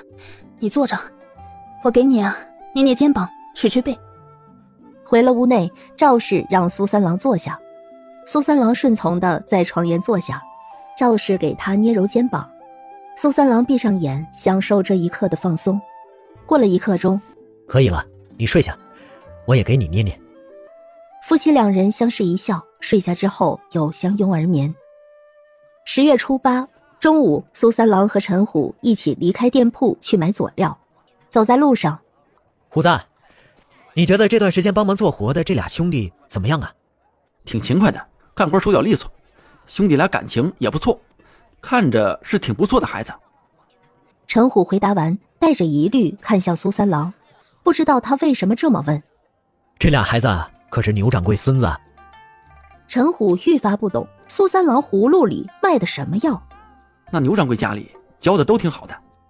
虎子，初3的时候，牛掌柜上我家来找我了，他说他这2个孙子对大妞二妞有心，想托我做个媒，你考虑考虑看看。陈虎愣住，他看着苏三郎动了动唇，半天不知道该说什么。大哥，你没开玩笑吧？牛掌柜的孙子真看上我家大妞二妞了？我没开玩笑，牛喜宝是老大，喜欢大妞；牛喜安是老2，喜欢二妞。牛掌柜家境是不错，孩子也不错，但就是对我们家大妞二妞来说，会不会太高攀了？虎子，你担忧的不无道理，你回去和弟妹商量商量，再做抉择吧，也不着急。陈虎点头，他也知道了这个事情。赵氏也趁着这个机会和钱氏说了：大嫂，不瞒你说，我心里清楚，要是错过这机会，大妞和二妞以后不可能嫁得这么好了。可我这心里还是放心不下，我们家和牛家这相差也太远了，万一他们以后嫌弃大妞二妞该怎么办？牛家不比其他人活，若真有那么一天，他们家的子孙说不定会纳妾呀。钱氏和赵氏吐露心中担忧，赵氏听了也皱起眉头，他倒是没想到这一点。弟妹，世事难料，这些谁都说不清楚。你和虎子兄弟回头多商量商量吧。牛掌柜家境不差，牛喜宝、牛喜安2个孩子人品看着也可，而你的担忧也有道理。这事儿我就没办法帮你了。你们夫妻回头商量着，不管是答应还是拒绝都行，不要有额外的困扰就好。大嫂，谢谢你和大哥，我回头和虎子说，我们会好好考虑的，到时候还要请大哥帮忙带回话去。好。赵氏体贴入微，让钱氏觉得很舒服。这么多年一如既往，两人都觉得相处的舒服。而苏三郎和陈虎回来，大家也都默契的没有提这件事。等卖完了酸菜和泡菜，一起回家，苏三郎和赵氏相视一笑，两人似心有灵犀一般。好事多磨，要是真有缘分，那一定会有好结果的。是。而另一边的陈虎和钱氏，两人也交流了一个眼神，然后默契的一起回了主屋。孩儿爹，大哥也对你说了吧？说了，我有些担忧，不知道怎么办才好。孩儿爹，我也担忧啊。牛家的家境那么好，我怕大妞二妞以后卑微啊，万一他们变心了，另纳贵妾，可怎么办？陈虎听着皱眉，他倒是没想到这个。听着钱氏这么说，应该不会纳妾吧？咱们大妞二妞又不是不能生。怎么不会啊？男人谁不爱美娇妾啊？牛家又不缺钱。在陈虎看来，除非是正妻生不了孩子，才有纳妾这一说。他担心的是牛家和他家相差太大了，陈大妞和陈二妞会卑微。不过听了钱氏这么说，陈虎又觉得很有道理。二娘，那些喜爱美娇妾的都是不懂为人夫之责，并非所有男人都这样。你看我和大哥就不是，大哥家里的家规还规定了华哥、重哥以后只能娶一个妻子呢。没有为人夫职责的男人才花天酒地，在他看来，花天酒地根本就不是真正的快乐。那些因为金钱换来的，只是逢场作戏的虚假，永远都是没有温度的。而妻子却不一样，温热的饭菜、干净的衣裳、懂事的孩子，才能暖得了心。哎呀，你说到哪儿去了？咱们是说大妞二妞的事啊。钱氏脸微红，有些不好意思。不过陈虎这些话，他回想起来都觉得心里暖暖的。二娘，那要不咱们问问大妞二妞的意思吧？以后的日子毕竟是他们去过的，正好他们也都见过牛家两兄弟了。好，那晚上吃了饭，就叫大妞二妞到屋里来问问。大妞二妞，这一晃啊，你们也都长大了，都是大姑娘了。一听钱氏这话，他们顿时就知道大概是什么事情了。娘，大妞二妞，娘跟你们说啊，这回啊是一户两兄弟的家来问你们姐妹的情况。人呢，你们也见过，就是最近来家里搬运酸菜和泡菜的那两个孩子。他们大的叫牛喜宝，相中的是大妞；小的叫牛喜安，相中的是二妞。你们和爹娘说说，你们对他们两兄弟印象是怎么样的？钱氏温和的询问，陈虎就在旁边安静的听着。牛喜宝挺勤快的，干活也实诚，他们兄弟俩感情应该也不错。大姐说的对，他们都挺不错的。他们是牛掌柜家的孙子。啊？牛掌柜的孙子？牛掌柜是和我们一起合作的掌柜吗？是的，就是这个牛掌柜。论家境，牛家是极好的，你们要是答应，以后日子也都好。爹娘担心的是牛家的家境太好了，你们姐妹会受气，怕以后他们变心了，会有其他女子来和你们争抢。钱氏露出了担忧之色，这是他最担忧的，也是因为这个，他不想和牛家这样的家境做亲家。二妞顿时就想起了苏玉芳抢许博文这件事，眉心都蹙起。大妞也皱了皱眉头。娘，其实无论嫁给谁，我和二妞都可能面对这样的事情，并不是没有钱就不会做这样的事情。我觉得与其指望未来的丈夫没有二心，倒不如让我们自己成为独一无二的。大姐说的真好，我觉得大姐说的对，如果以后我的丈夫变心，那我一定不会忍气吞声的，离了他，我相信我也能生活下去。二妞看着姐姐，眼神有些崇拜，她也说出了自己的见解。大妞经过上次的事情成长了许多，她的变化其实对二妞也是有影响的。来到镇上这半年，陈大妞空闲的时候会努力识字，妹妹也跟着学，还结交了林瑶瑶做朋友，思想已经有了许多改变，他们的心智也更加强大，只是他们自己还没发现。钱氏和陈虎都怔住了，一时间不知道该说什么。钱氏回过神，他知道两个女儿长大了，和他是不一样的。抛开这些担忧，爹娘其实很看好牛家两兄弟，你们呢？陈二妞有些羞涩。牛喜安挺好的，我听爹娘的。我也同意。你们同意啊？那你爹回头就让你们大爷去回话了。这次做媒的人是你们大爷，是牛掌柜呀，亲自到他们家请的，诚心是有的。听了大妞的话，钱氏也想开了，认真的看待这件事。陈二妞羞涩的点点头，她觉得能有这样的婚事很好，而且还是男方相中他们，想来是喜欢他们的，所以她没有意见。爹娘，我也同意，你们安排就好。陈大妞心里没有什么波澜，或许是上一次满心欢喜带给她的只有失望，这一次她的内心很平静。好，那你们先回房休息去吧，这件事啊就交给爹娘，你们什么也不用多想。我现在想起那许家，我都恨得咬牙切齿。大妞是被伤狠了。唉，这一次啊，咱们一定得好好谈了。这一次可是两个女儿一起，真要是有点什么事情，钱氏都不知道该怎么办。我回头让大哥帮忙传个话语，孩子们见面的事情先不着急，我得和牛掌柜见面细说一下。如果这一次能成，必须是万无一失才行，他们家是一点意外都承受不住了。好，你安排就好。大妞和二妞也是各有所思，两人屋子靠着，一同回去。大姐，你别担心，这一次不会再发生那样的事情了。二妞想着就高兴，牛家有酒楼，家境不差，就算以后有人拿她们姐妹和苏玉芳做比较，她们也是不输的。以后好好经营自己的小家，一定能把日子过得和和美美的。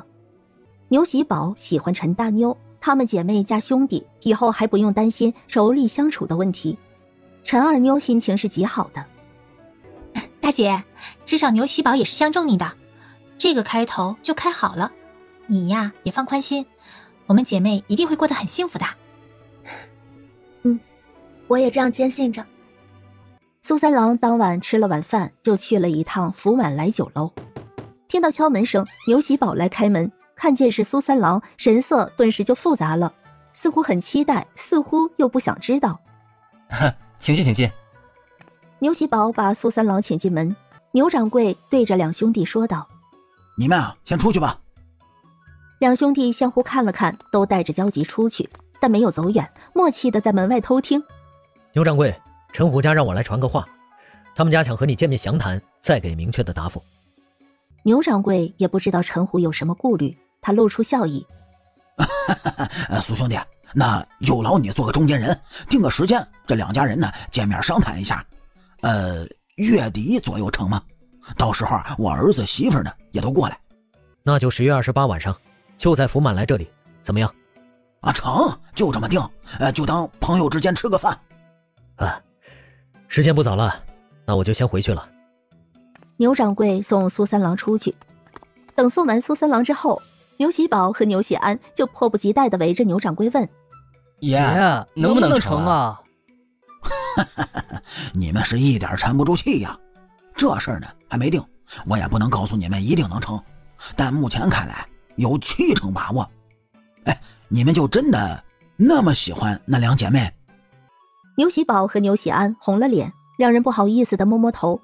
牛喜安笑着说：“哎呀，爷，你非要我说陈二妞哪里好，我也不知道怎么说，反正就是看着很顺眼，所以就喜欢嘛。”牛掌柜看着牛喜宝：“你也是这样？”陈大妞挺好的，进退有礼，我觉得她是个聪明的女子，然后就和弟弟一样，看着很顺眼，感觉很喜欢。两兄弟都红了脸。牛掌柜看着两个孙儿这么纯真的心，不由得大笑。哎呀，这世界上真心最可贵。你们放心吧，爷爷一定会尽力给你们争取。就算真的不成啊，也不会留下遗憾的。好了，去睡吧，明天还要干活呢。已经说过了，定了10月28，到时候我们一起做个中间人，让虎子和弟妹一起和牛家人见个面，到时候有什么都当面说。我猜啊，他们是要说那件事儿，希望牛家人是开明人。放心吧，牛掌柜一直都很开明，那事情本来就不是大妞的错呀。主动说起来啊，是因为坦诚的说出来，总比他们从别处打听知道的更好。是这个理儿。那就等月底看看吧。月底看，睡吧。苏三郎侧头吻了一下赵氏的额头。第二天，苏三郎就和陈虎说了，对于这个安排，陈虎和钱氏没有意见。大妞一直很平静，倒是二妞每天都走神。他们的异常，苏小璐都注意到了。最近有什么事情吗？苏小璐想了想，似乎没有啊。姐，你发现没有？最近大妞二妞有些不对劲，他们好似有什么心事呀。他们要说亲了，应该是为这事儿。要说亲？是哪家呀？苏小璐连忙追问，她最近疯狂练剑，要不是这2天每次叫二妞都要叫几次才有回应，她都不会注意到。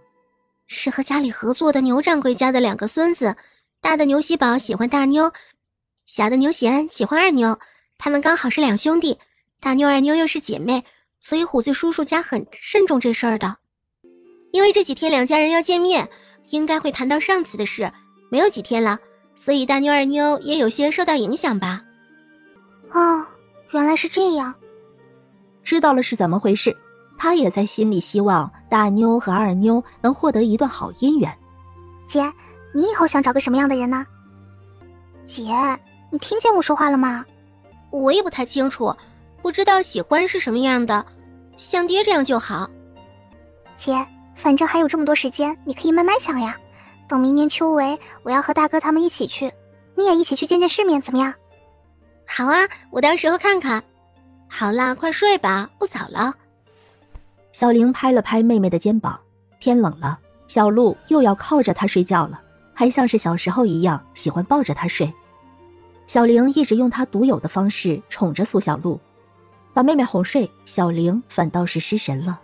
她其实很少想这个问题，或许是受到了大妞二妞的影响，加上晚上妹妹又问，所以她情不自禁地想，她以后要嫁给一个什么样的人？这个问题小玲想到睡着也没想到答案。10月28这天下午，苏三郎和赵氏交代了苏小玲，他们晚上不回家吃饭了。苏小玲乖巧地应下，没有多问。另一边，陈虎和钱氏也交代2个女儿，嘱咐好了，2夫妻才出门，和大哥大嫂一起去福满来酒楼。到了酒楼，牛掌柜亲自在等候，看见几人来，连忙迎身上前。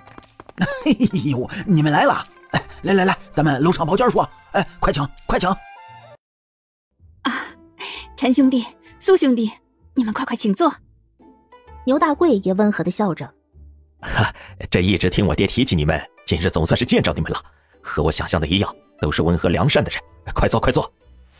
等到几人都坐下，牛掌柜就开口说道：小陈兄弟啊，你们有什么顾虑就直说吧。喜宝和喜安这俩孩子那是真心的喜欢大妞和二妞，你们也很真心和认真的对待这件事儿。这次见面呢，就是希望能够开诚布公的咱们谈一谈。我们夫妻就这2个孩子，说实话，姻缘是一辈子的事情，2个孩子能和喜欢的人成婚，才有可能幸福一辈子。你们和我们家也来往好几年了，也多少有些了解了。我们也都是爽快诚信的人，所以有什么想说的，咱们就说出来。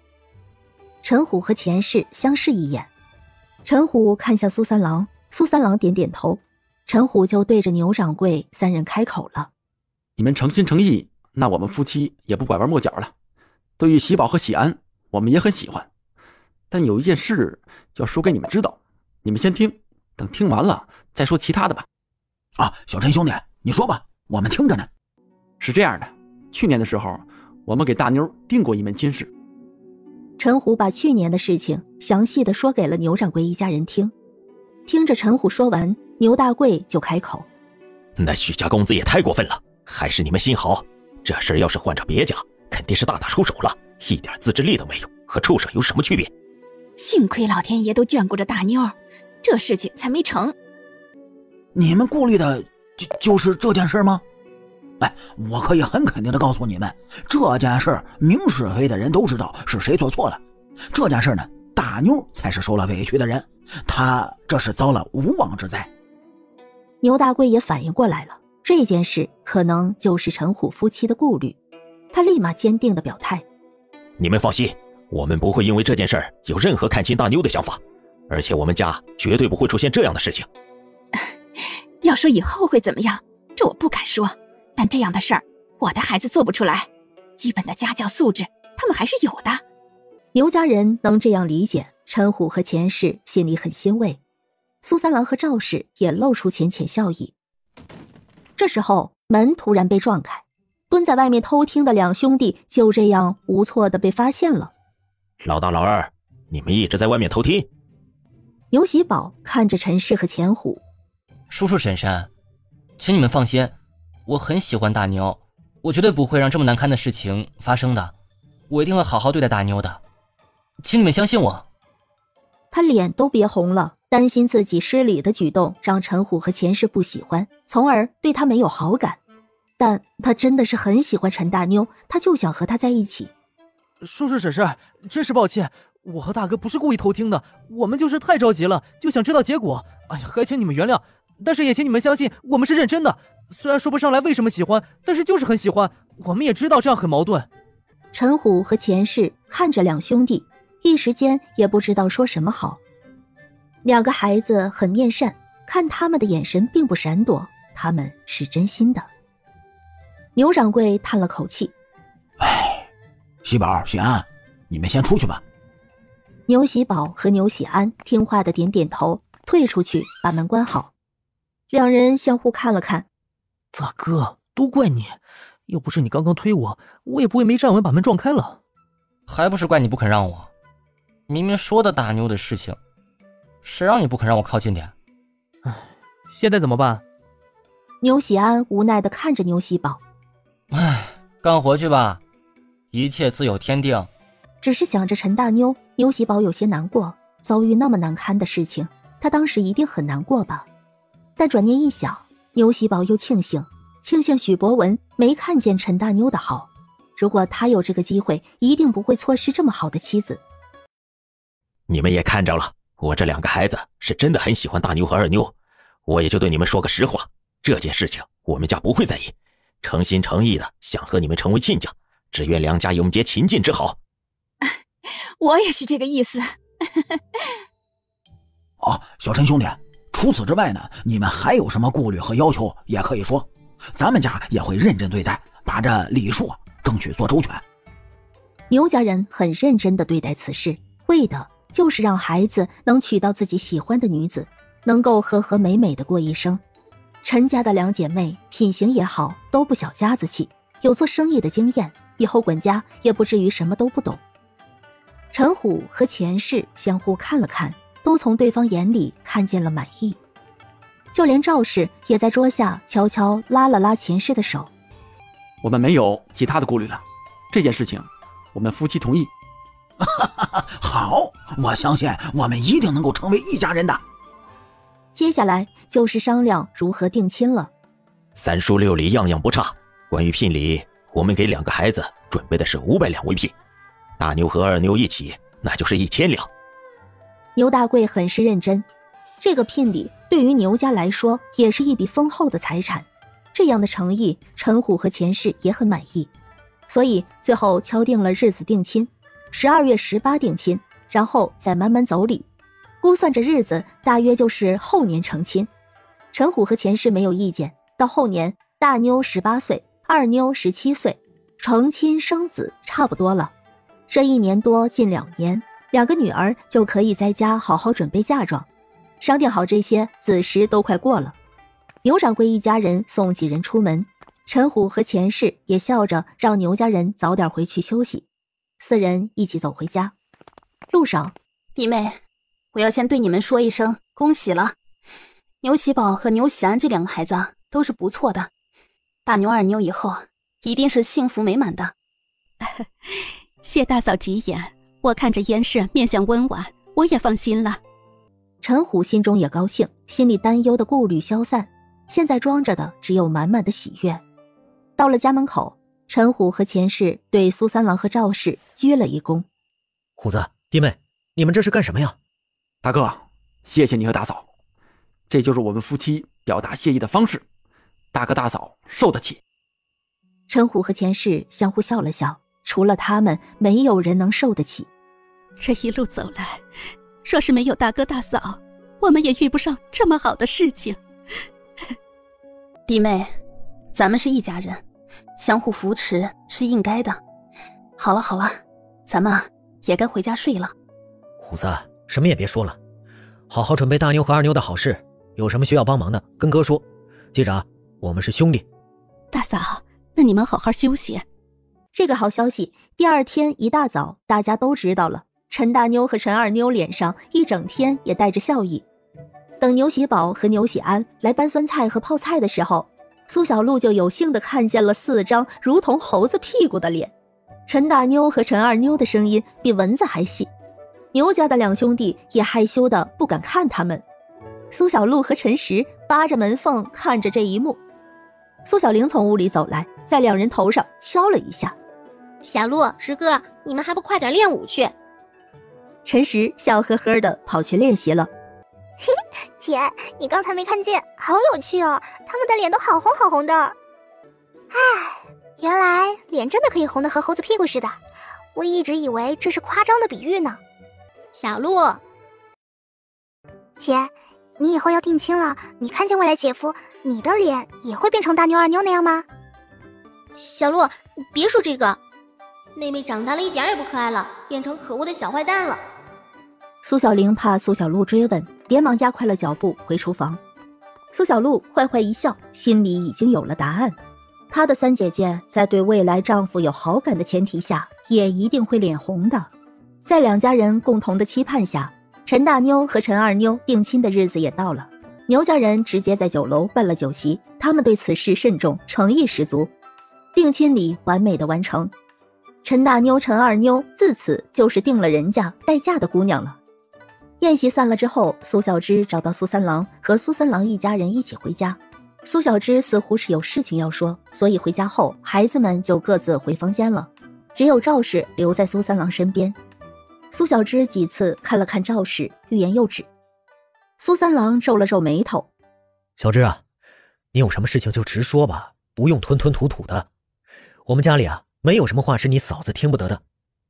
苏小芝这是不想让赵氏听，苏三郎也不想猜测是什么事情了。三哥，我不是这个意思，我只是觉得羞愧，能开这个口而已。赵氏还真没注意苏小芝的暗示，他一直在想大妞二妞的好事，突然听到苏三郎这么说，他才回过神。他一下子就知道苏三郎为什么生气。啊，小芝，你和你哥说着，我去泡点茶来给你们喝。三哥，你认识的人多，你能不能给双双介绍个亲事啊？双双也有17了，这2年我们也在给他看，一直没看中合适的。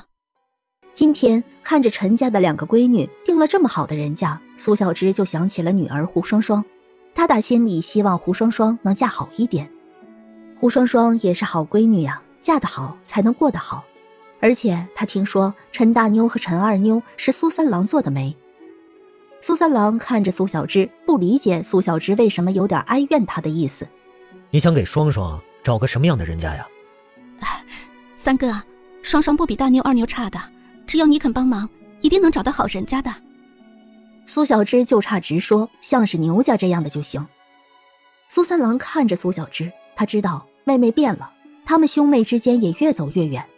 他从来没想过妹妹对他竟然会有幽怨，他就差直接的抱怨，把这样的好人家给陈家2姐妹，也不考虑亲侄女胡双双。小芝，这件事儿我帮不了你，双双的婚事你还是自己决定吧。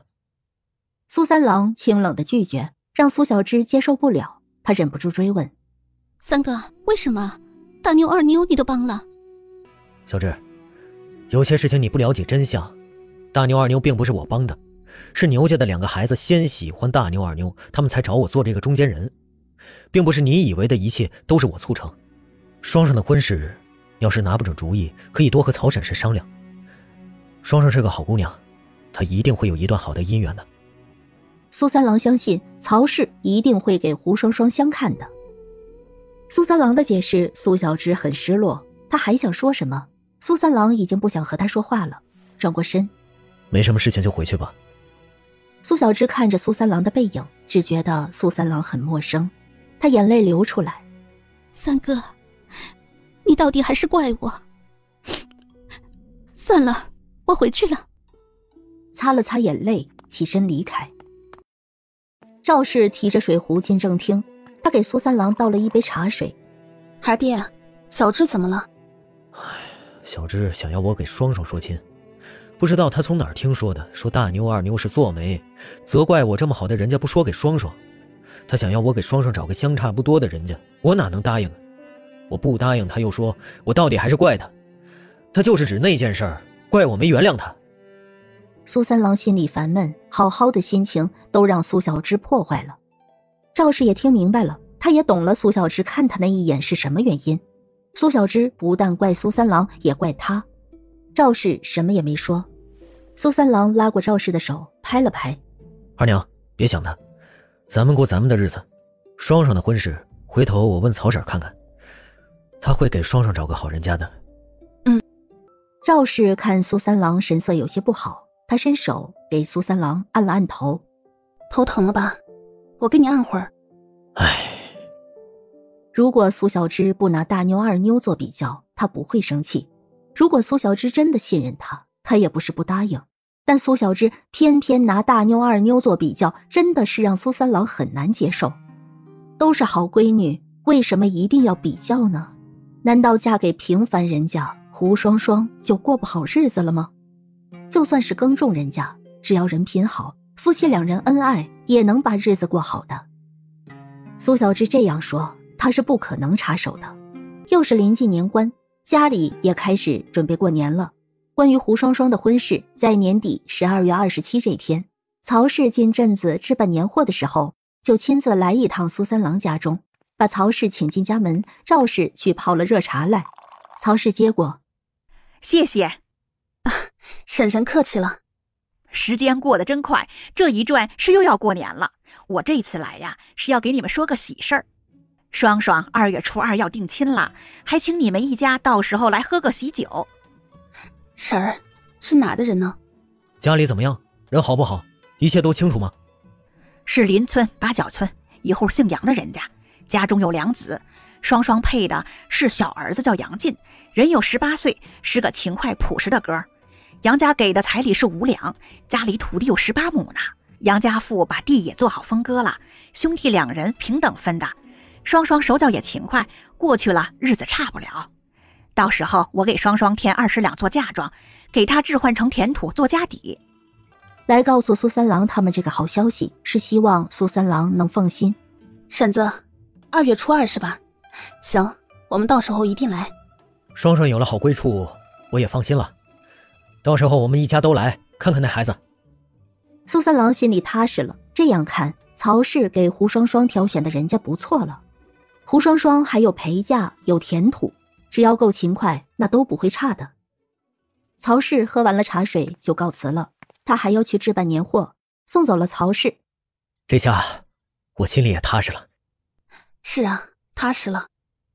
晚上的时候，赵氏和苏三郎就把这个消息说给了苏崇、苏华几人知晓。苏崇、苏华笑了笑，苏华说道：“那挺好的，到时候我们和夫子高驾一天。”苏崇点头，他也是这个意思。周恒浅浅笑了笑，只是在吃饭的时候暗自看了苏小玲好几眼。苏小玲也16岁了，好在目前苏三郎和赵氏还没有为他说亲的意思。在几千个日夜如家人般的相处，他的心已经被苏小玲占满。他想要娶她为妻，或许身份坦白后他的机会不大，但他也要试一试。他比苏小玲小2岁，苏三郎和赵氏或许会在意这个，不过他坚定精诚所至，金石为开。将心思藏好，周恒神色如常的吃饭。1年又过去了，今年的年夜也如约而至。苏华、周恒也帮忙做饭去了。苏小璐和苏虫在院子里畅快地练剑。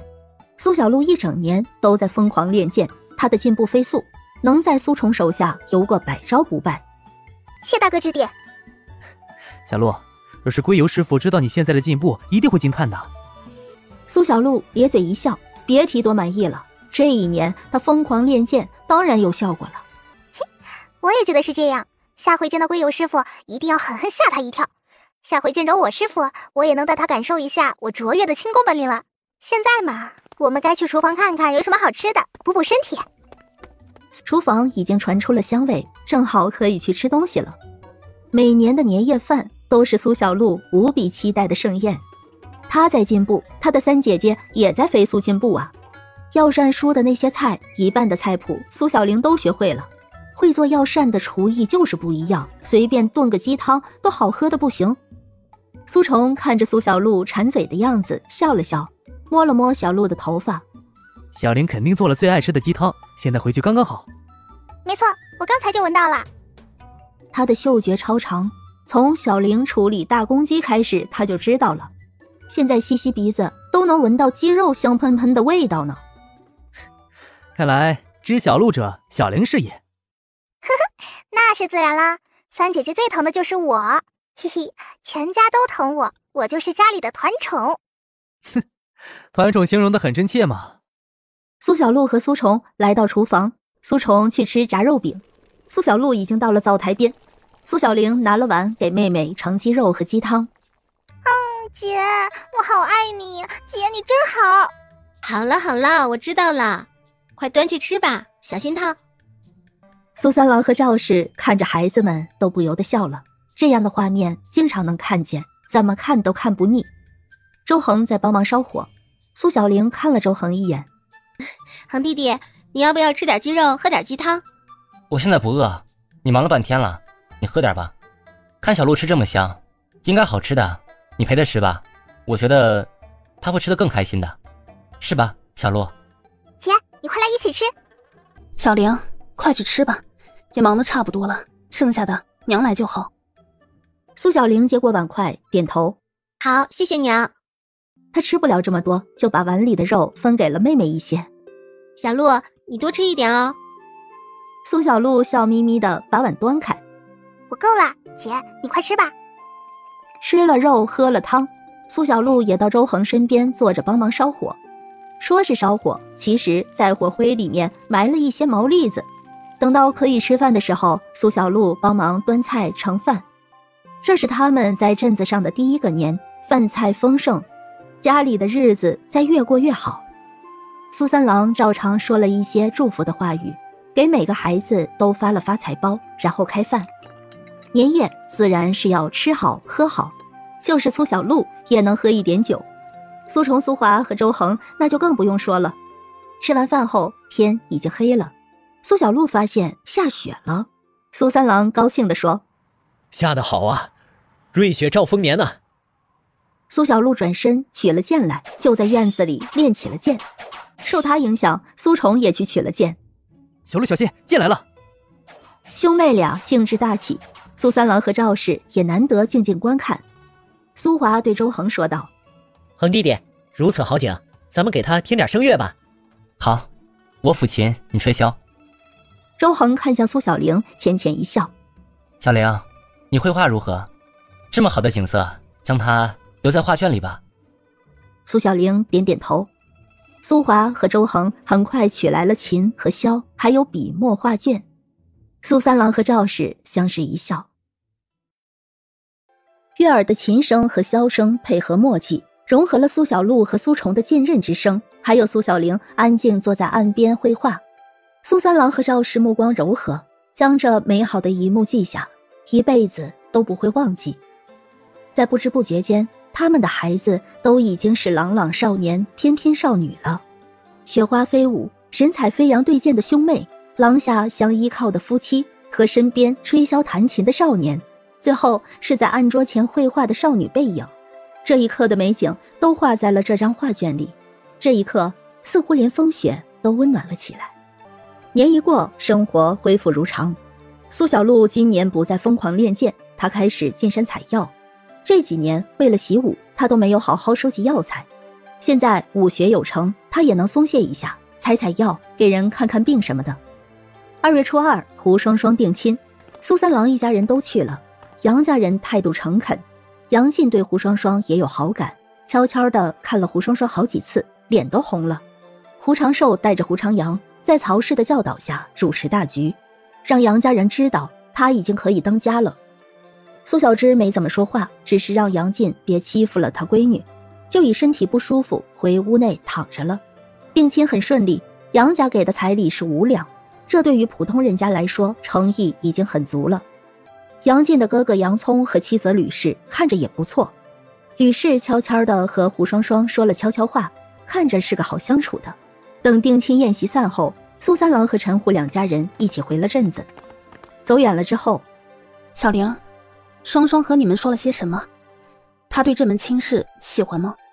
杨进的大嫂吕氏对双双说让她安心，杨家人都很好相处，公公婆婆也很好，家里每年的收成算了账后会分1成给他们做私用，然后宫中的钱就存下来，以后分家会平分给他们。赵氏和钱氏听了相视一笑，都露出笑意。双双有福了。走在后面的苏三郎也听见了，他心情也大好，如此看来也是开了一个好头，以后的日子就靠他们自己夫妻俩齐心协力拼搏了。到了3月里，许多花都开了，树木都长出新芽嫩枝。苏小璐带着苏小玲一起出城去采药，带上苏小玲，苏小璐就幸福多了。在山中过夜的时候，也能吃到好吃的烤肉了。他也顺便教苏小玲野外生存的知识。山里的花，苏小璐采下一簇一簇的送给苏小玲。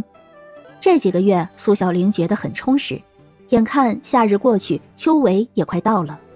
进入7月，林平生就给苏崇、苏华和周恒放假了，让他们放松一下心境，然后启程去往芙蓉洲参加秋闱。既然是放松心境，苏小璐就带着他们一起进山采药了。这个季节，山野里也有许多野果子熟了。苏小璐爬上树梢，用石头打落了马蜂窝。二哥，周恒哥，你们快跑啊！马蜂来了！听到苏小璐的喊声，就看见了成群的马蜂，几人脸色一变，手拉手就开始快速的飞奔起来。苏小璐笑眯眯地看着，这一刻他们都忘记了早在进山的时候，他们就擦了驱虫药，任何虫类都讨厌的气味。小璐故意的。苏小璐从林中飞身出来。大哥二哥，你们感觉怎么样啊？有没有很放松？他刚走到他们面前就被捏了脸蛋。小璐，下次不准恶作剧了。苏小玲很是无奈，跑了这么远，好似什么都抛之脑后了。耳边的风声，身边是亲人，心情非常的奇怪。周恒拉着他，他都觉得怪怪的，但是一停下来，周恒就放开了手。苏小璐笑眯眯的点头，好。他带着他们找到一处小溪，大家又在小溪抓小鱼、捉螃蟹，然后架起火堆。苏小璐和苏崇去抓了2只野兔和1只野鸡来，处理干净一起烤。苏小玲挤了一些野果子汁上去，在适中的火候下渐渐熟了。这样出行几次，苏崇、苏华和周恒的心情也都放松了。7月初9，几人准备启程了。苏小玲最终还是决定留下来，她决定留下来陪着爹娘。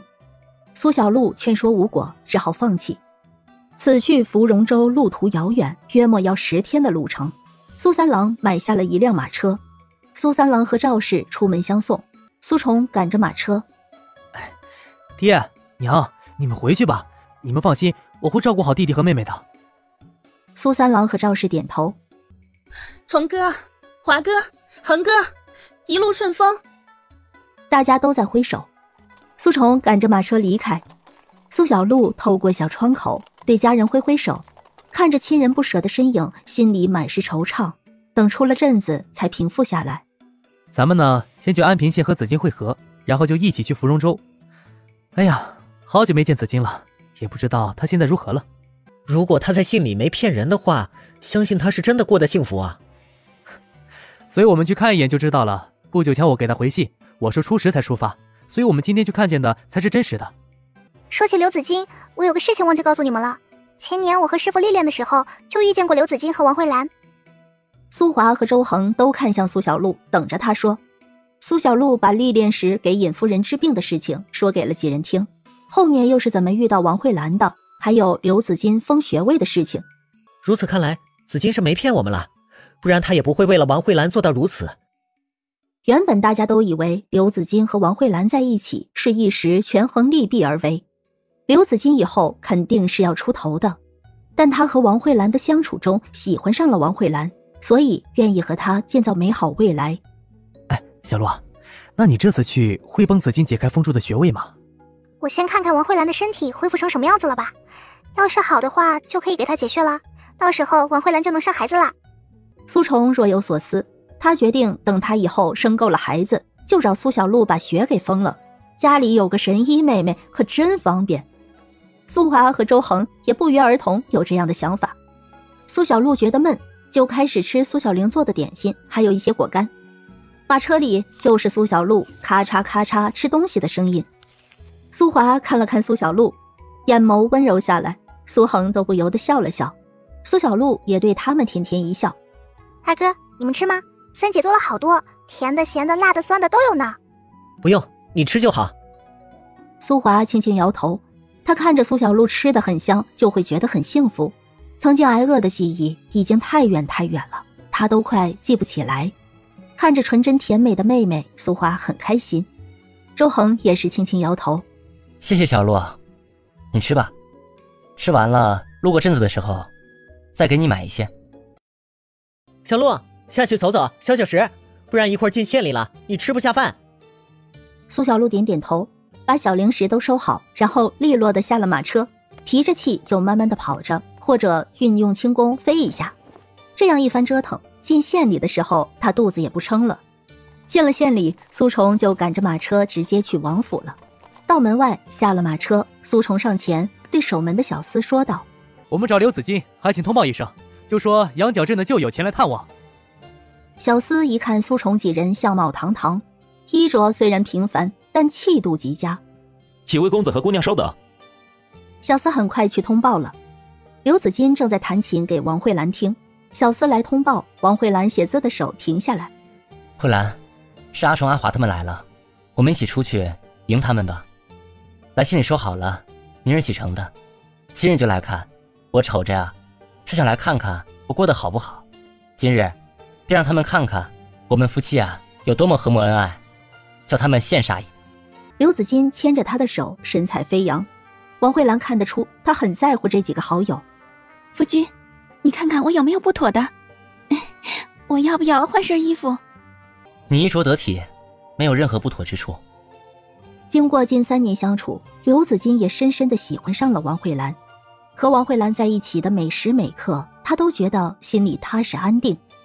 王慧兰温柔善良，她有一颗玲珑心，得到这样的妻子是他刘子金的幸运。刘子金牵着王慧兰的手一起出门迎接。远远看着几个背影，刘子金笑着喊：阿崇、阿华、阿恒、小洛。苏崇几人看着王慧兰，真的是震惊极了。王慧兰瘦了太多了，看上去也眉清目秀的，和刘子金出奇的登对。给你们介绍一下，这是我夫人王氏。苏崇、苏华和周恒拱拱手。柳夫人，此番我们兄弟前来打扰了。不用客气，夫君也常和我说起你们，这世上本就知己难寻，你们快请进吧。小璐，我们又见面了。哼，是呀，看样子你恢复的不错，一会儿我给你把脉看看，看你究竟恢复的如何。王慧兰点点头，她很期待，已经迫不及待想知道结果了。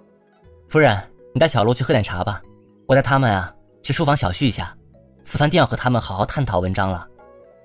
常有书信往来，刘子金就知道苏华和周恒的进步非凡，这一路上都要好好探讨文章的。你们去吧，不用管我了。刘子金对苏小璐拱拱手。小璐，多谢了。苏小璐摆摆手，转头问王慧兰：你停药了吗？已经停了4个月了。他说我不用再瘦了，大夫也说我的身体现在很健康，我就没有吃了。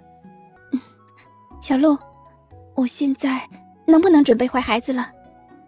想着孩子，王慧兰脸色微红。这阵子刘母也在暗示她和刘子金该要孩子了。王慧兰也想，但她把避子药停了，这2个月也没有怀上。等会儿我给你诊脉看看，我观你现在的气色是不错的，应该是没有问题了。王慧兰面色红润，气血足。苏小璐这样看，她的身体非常健康，怀孕肯定能怀个健康的孩子。到了院内，王慧兰就让丫鬟去准备一些点心和茶水。苏小璐给王慧兰诊脉，王慧兰的手腕纤细了1半多。把脉之后，你的身体非常好，没有任何问题了。如果你想做母亲，随时都可以啦。不过怀孕之后也要注意身体，不要吃太多的东西，正常饮食，最好也是少食多餐。其他孕期的禁忌，你到时候让其他大夫跟你说说就行了。王慧兰的身体是没有问题了，不出意外的话，她也可以给刘子金解开穴位了。听着自己身体没问题，王慧兰眉眼有些疑问。我其实已经停了避子药3个月了，但一直没有消息。我的身体会很难有孕吗？你吃避子药？刘子金的穴位都封了，这王慧兰完全没有必要吃什么避子药啊，避子药还是伤身体的药呢。苏小璐伸手抓住王慧兰的手。避子药伤身，你这身体没有残存毒性，不像是吃了避子药的。而且你也不用吃避子药啊，刘子金上次找我封了他的穴位，只要不解开穴位，你怀不了孩子的。奇怪，怎么会没有毒性呢？刘子金真是的，竟然不相信我的医术。苏小璐拔不出王慧兰体内有毒性，很是郁闷。你吃那什么避子药，能给我看看吗？可以，我去拿。王慧兰很快去屋里取了一个小罐子出来，倒出一粒黑色的药丸递给苏小璐。苏小璐拿来，鼻下一闻，她对着有些发呆的王慧兰说道：这不是避子药，这是云参制成的，一般用来养气。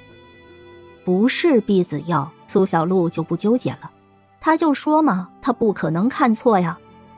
等苏小璐再注意王慧兰的时候，发现王慧兰竟然哭了。你怎么了？是哪里不舒服了吗？苏小璐不解地问，怎么好端端的突然就哭了？王慧兰泪眼模糊地看着苏小璐不解的眼神。小璐，对不起，吓着你了。她也不想哭，她只是想着刘子金为她做了这么大的事情，她却不知道。她心里这一时有许多情绪，感动、喜悦，各种各样的。她的避子药是养身体的，这是刘子金对她沉默的爱。小璐，他是什么时候找你封住穴位的？解开后就能好了吗？苏小璐看着王慧兰这样子，她后知后觉地反应过来了，明白王慧兰刚才的情绪是什么原因了。她也没想到这事情王慧兰竟然不知道呀。但看着王慧兰感动成这样子，苏小璐从心里觉得刘子金很高明，这该死的深沉的爱呀。就是那次在尹夫人家里的时候，也不是什么难事，就几针的事情，我再给他扎几针解开就好了。解开之后就没有任何问题了。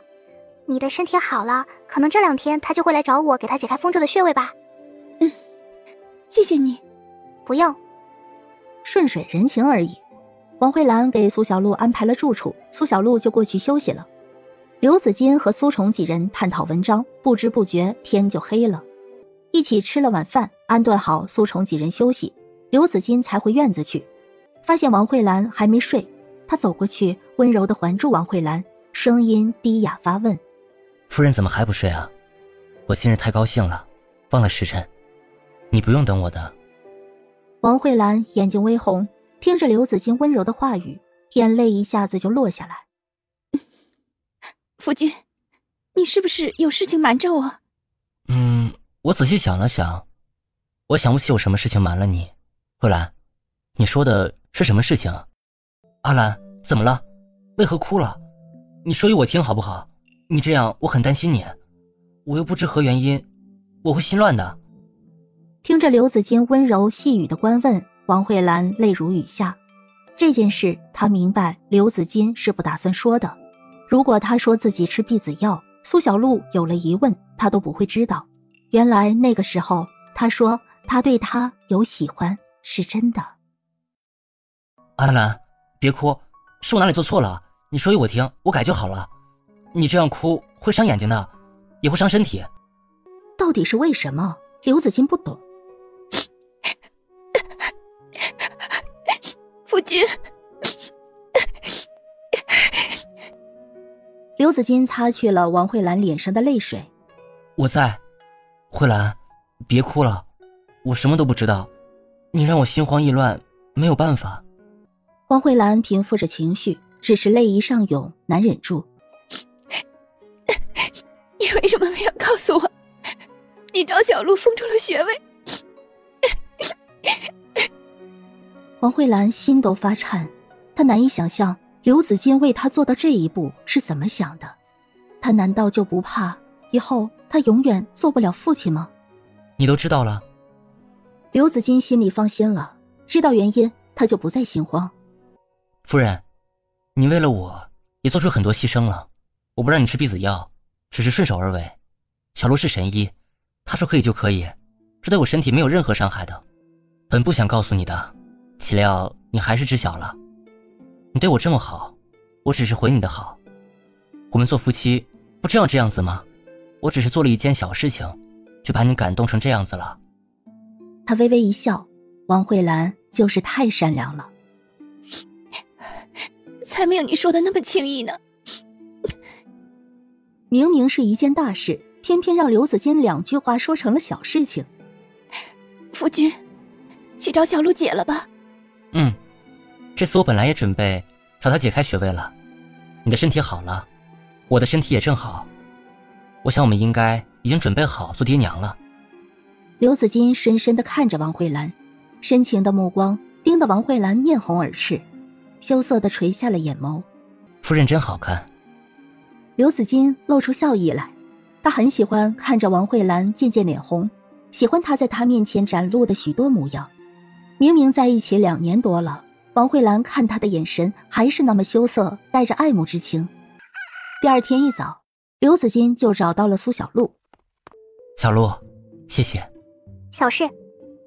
他的身体不错，强健的脉搏说明他说的不错，观气色也是面色红润，走路带风，看来过得幸福，真没骗人。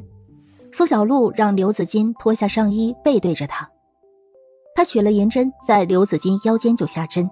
小璐，解开穴位之后多久能恢复啊？1刻钟内。苏小璐很快把银针扎好。可以了，你坐着，腰间有暖乎乎的感觉了就说一声。小璐，你以后也会收徒弟吗？废话，你觉得我可能不收徒弟吗？哼，以后我和慧兰的女儿能否到你身边当几年杂役？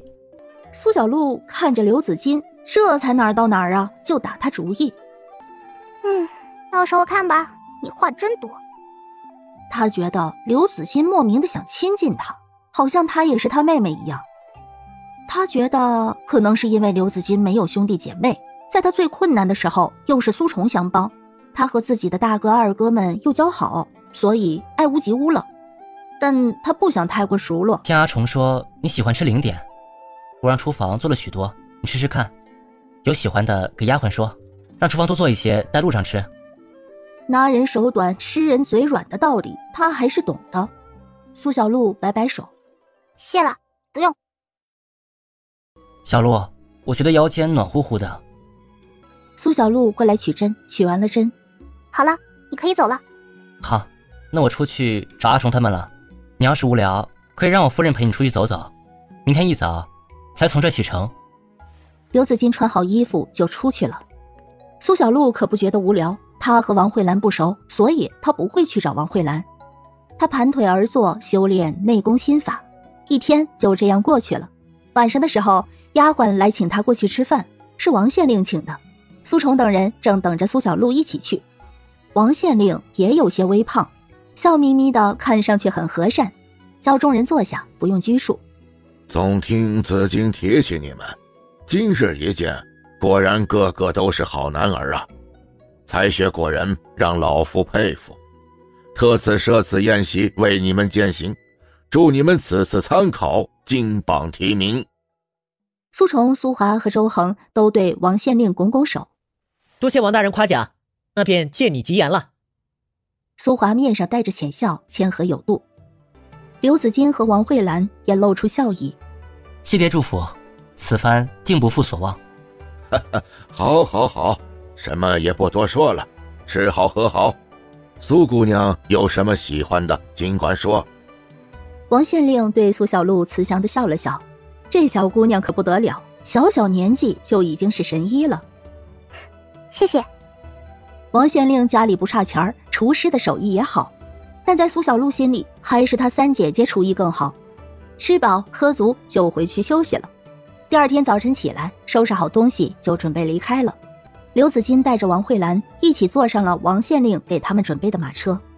王慧兰很舍不得王县令，王县令丝毫没有不舍得，连连摆手：快去吧，有什么话回家来了再说也不迟。王慧兰眼圈发红，她从来没有离开过家这么远，这一去怎么都是月余。王县令催促车夫赶快走，他故作冷淡，其实老泪已经快忍不住了。爹，你放心吧，我会好好照顾慧兰的。王慧兰不舍得放下帘子，她静静地靠着刘子金，心情很低落。昨夜父亲找她谈话，让她和刘子金一起去，她还不解。傻姑娘，刘子金这一去是要出头的，你在他身边陪着是好事，有你在，他便是要昏头也会清醒几分呢。刘子金的学识这次参考绝对没有问题。王慧兰要是不去，等排名下来，谁会知道有什么妖魔鬼怪往刘子金身上扑，手段过多，要是刘子金招架不住怎么办？还不如让自己的闺女陪着呢。王慧兰也不傻，回头一想就明白了老爹的苦心。等出了城，回头路上见了美景，我给你研墨，你送家书回来让爹看如何？好。放心吧，到时候阿冲阿华他们会比我更受欢迎的，他们可是未曾婚配。王慧兰顿时脸一红，就没有什么事情能瞒过刘子金。刘子金这么聪明，他什么都懂。苏小璐他们在另一辆马车里，苏小璐吃饱了就下马车走一走，停下来休息吃东西的时候，苏崇几人还要对一对诗什么的。路过山林，苏小璐就去打猎，路过湖泊，苏小璐就下水抓鱼，她倒是挺高兴的。她没想到王慧兰的厨艺竟然还不错，肥美的湖水鱼取了内脏，抹一层盐就直接烤，把外面的鳞片烤焦，吃的时候剥去，鲜嫩的鱼肉就露出来了，盐味刚刚好，一条鱼近2斤，苏小璐能吃1条。王慧兰还会做叫花鸡呢。赶路这10天，苏小璐也和王慧兰熟悉了，也难怪刘子金会喜欢她，这么一个温柔善良的女子，谁不喜欢呢？7月21正午，马车进入芙蓉洲，几人找了一家客栈住下，第一时间就是要了热水梳洗一番，美美的泡了个热水澡。苏小璐换上了干净的衣服出门，和哥哥们一起吃饭。吃饭的时候，几人就商量这10来天里要去做什么。苏小璐吃了一块红烧肉，很是满足。大哥二哥，我要去青莲寺一趟，然后四处采药看看，可能会几天不回来，你们不用担心我。他继承了名古这么多年，都还没正式露面过呢。这次出来了，他也准备去看看，看看都有什么求医的人，有没有一些有点难度的病症，治病挣点钱。哥哥们顿时就有些担忧。你们别担心，我没什么事情，我陪着小璐去吧，顺便给你们祈福一下。苏小璐正想说不要，王慧兰就笑着温柔地对她说：我会照顾好小璐的，小璐也和我熟了，小璐是吧？看着王慧兰期待的样子，苏小璐有些不忍心拒绝，她点点头。吃了饭，几人就一起到街上逛一逛。许是临近乡市，芙蓉洲非常热闹，书生非常多。苏小璐买了许多小东西，她走着走着就和苏崇几人走散了。发现走散了，苏小璐也不慌，她又不是找不到路。看见路边有卖簪子的，做工非常不错，苏小璐顺手就买了几根簪子，到时候回家送给娘和姐姐。当她观察到暗处有人盯着她看的时候，她皱了皱眉头，直接抬头朝着街边茶楼的3楼看去，一下就和窗边向下打量的人四目相对了。只是一眼，那人便关了窗子，隔绝了苏小璐的视线。我才不想看好吧。只是一眼，苏小璐也没有多在意。要说记住的，大概就是那个少年长得很好看。苏小璐嘀咕一嘴，就拿上东西走了。等他的身影消失在人群里后，那一扇窗户又打开了。沉冷的少年坐在轮椅上，静静地看着街上人来人往。他目光沉如夜幕一般，让人探究不清，亦不知他心中作何想。苏小璐逛了一圈回来，路过茶楼底下的时候，下意识抬头看了一眼，他没看见人，只看见一扇正好关上的窗。好敏感啊，他看别人可以，别人多看他一眼他就不行，真是的。恰好这时候苏小璐看见了苏崇几人，他高兴地跑过去。大哥二哥。哎，小璐，你上哪去了？突然间就不见，吓我一跳。大哥，我可不是什么都不会的小姑娘。哎，知道了知道了，天都快黑了，咱们也该回去了啊。你们买了什么？恒弟弟买了一套笔，我和大哥也买了一套笔。我也买了一套笔，你慧兰嫂买了些小物件。王慧兰拿出一个蝴蝶夹子给苏小璐。小璐给，这个送给你。谢谢，很好看。苏小璐接过来，一行人一起回去。苏小璐想起了那个奇怪的人，她回头看了一眼，发现窗子是打开的，但没看见人。小璐，你看什么呢？没什么。几人越走越远，但苏小璐一直感觉有一道视线盯着他们，直至看不见了之后，透过窗户往外看的少年才收回视线。他眼眸低垂。金四，去查一查他。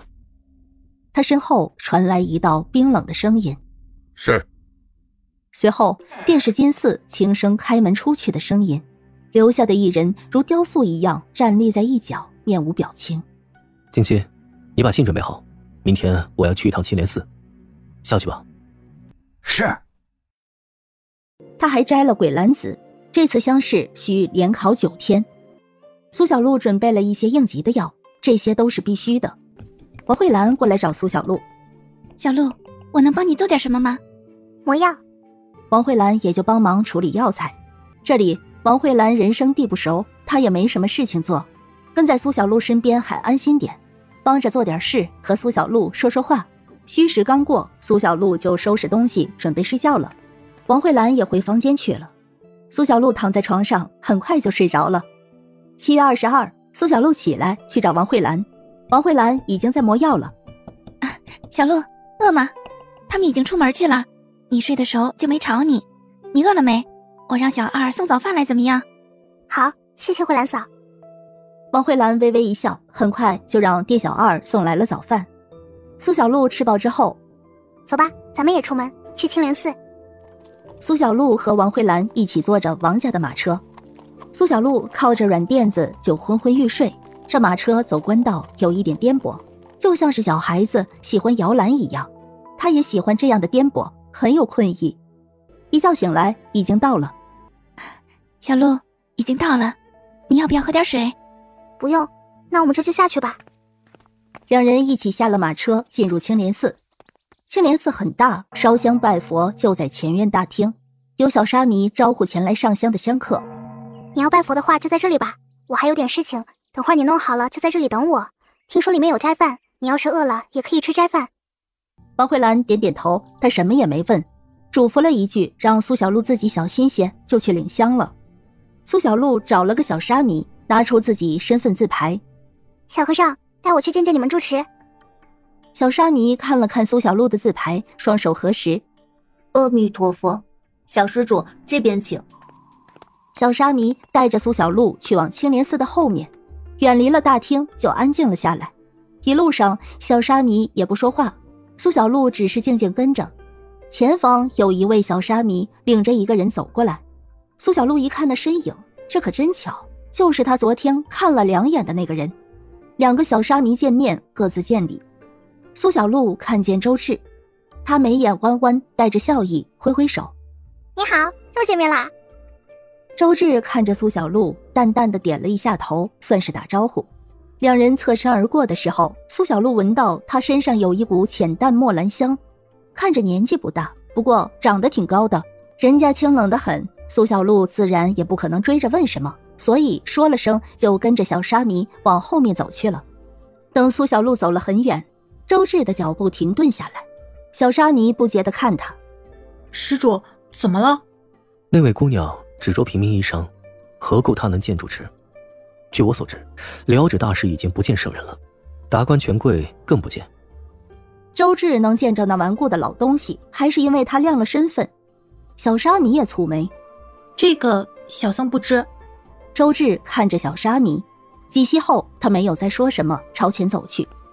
苏小璐跟着小沙弥一路来到了住持的房间，小沙弥敲了敲门，还不等他开口，屋内就传出一道浑厚的声音：都下去，今日谁也别来打扰住持了，这段时间住持谁也不会见。小沙弥看了看苏小璐，掌门，是持有名字牌的人要见住持。你先下去吧。小沙弥献礼之后退下。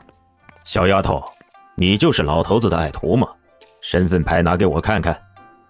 苏小璐拿了身份牌给本恩看，谁知道本恩竟然一掌打来。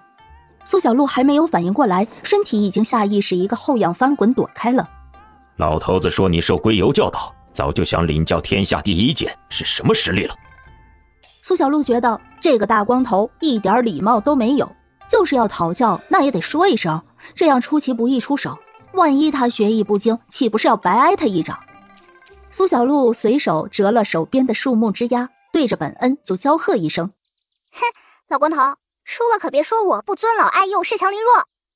哼，不知天高地厚的丫头，我倒要看看你有什么大本事。本恩掌风凌厉，带着气劲，苏小璐知道他是个高手，立马就打起了精神。他拿着一根枝条轻盈地避开本恩的掌风，也不惧怕他，直接就迎上去和他劲打。苏小璐可不傻，他的枝条抽在本恩身上，一道一道都是奔着穴位去的。你这个丫头好没礼貌，看我今日不好好教训你。哈哈，你这死光头，明明是你无礼在先，却怪我没有礼貌，还想教训我。你不是想看看天下第一剑是什么水准吗？那我今日就让你见识见识。第一剑，打你这无用的老光头，叫你做事不长脑子。本恩想要打苏小璐，却是一下都没打到。老光头，你现在认输我就收手了，你要是不认，那我只能打到你认输为止。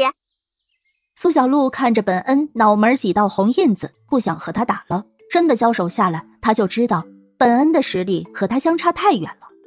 和比自己弱的对手过招，又不是真的要弄死对方，苏小璐没有兴趣单方面施虐。他也不知道里面的住持想什么，外面的动静听不见吗？也不出来看看，自己弟子被打成这样，真的不在意吗？本恩听着苏小璐这话，只觉得是在羞辱他，怎么可能认输？本恩不认输，苏小璐就只好继续揍他。想要他让这个老和尚，那是不可能的。不过是2刻钟时间，本恩身上就没有一处好地方了，衣服破破烂烂，头顶更是肿起了许多条痕迹。他更是气疯了，已经失去理智。臭丫头，我要杀了你！苏小璐很烦，他又没有主动招惹这个老和尚，是他主动出手的。这时候门开了，一个小沙弥扶着一个眉毛胡子都白了的老和尚走出来。本恩还不住手！听到住持的声音，本恩很不甘地停了下来。他像是一头暴怒的公牛，满身的怒气无处发泄，鼻子里都喷着粗气。下去必过3天。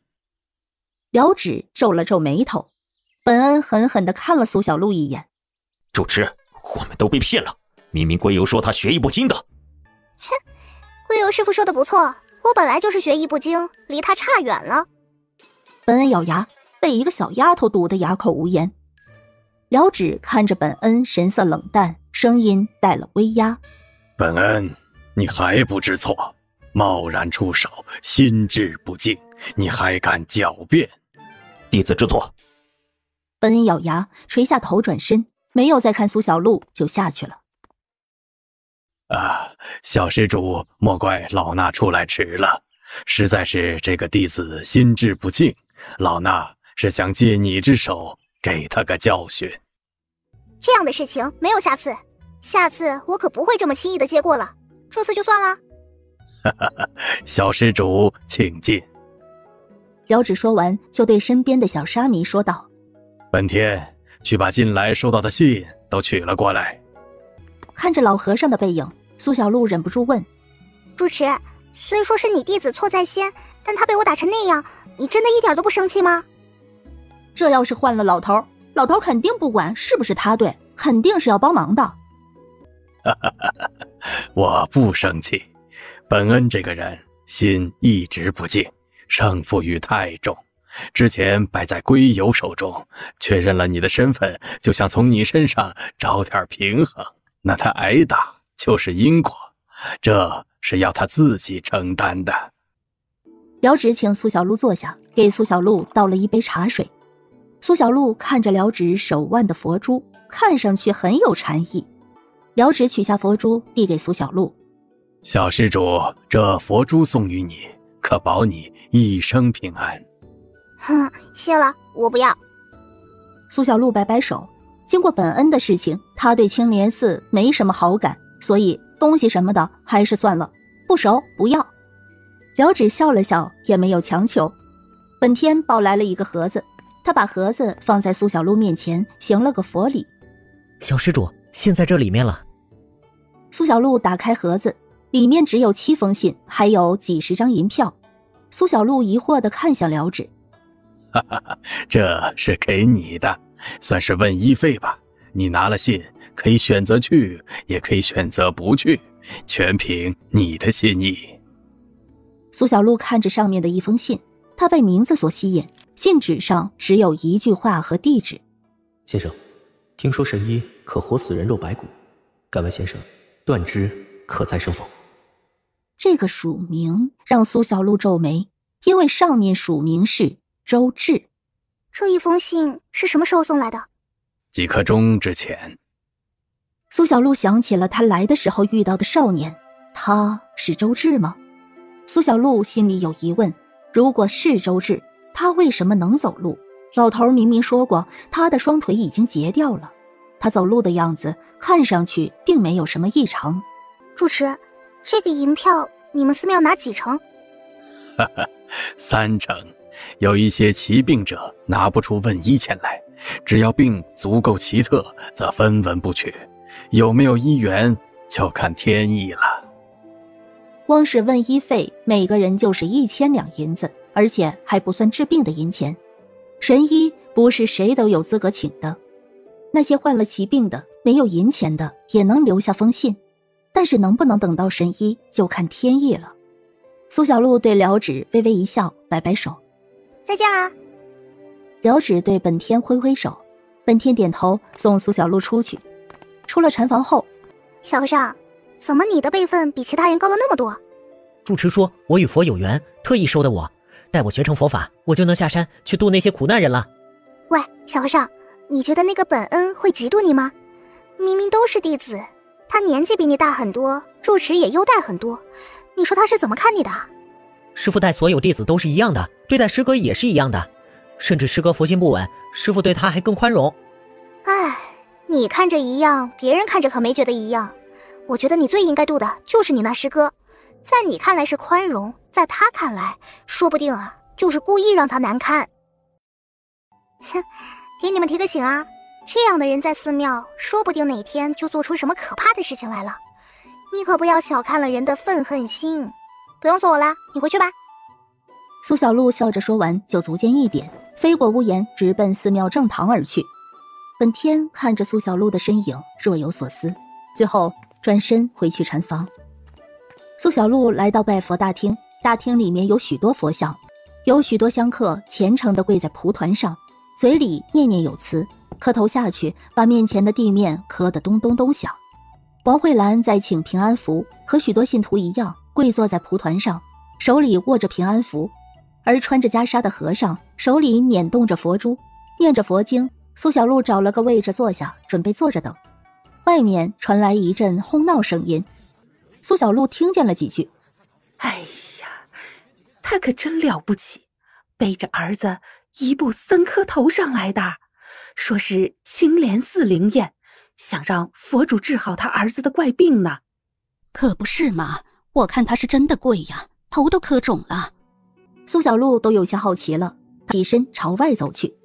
走出大堂，就看见一个妇人背着一个孩子，走一步磕3个头，一步一步地朝着大堂这边走来。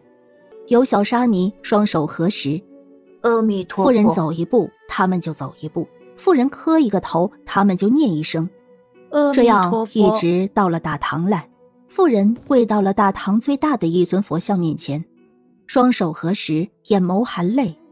哎呀，伟大的佛祖啊，信女恳求您救救小儿，求求您显露神威，信女愿意用自己的命换我儿子的命啊！女人磕头的声音让人唏嘘，纷纷生了同情心理。她背上的孩子也是泪流满面，睁大眼睛望着近在咫尺的佛祖金身。小沙弥上前，阿弥陀佛，施主，请起来吧，你请坐下，说一说你儿子得了什么病，家住何方？我姓楚，家芙蓉州10里开外的一处杏子村，父姓萧。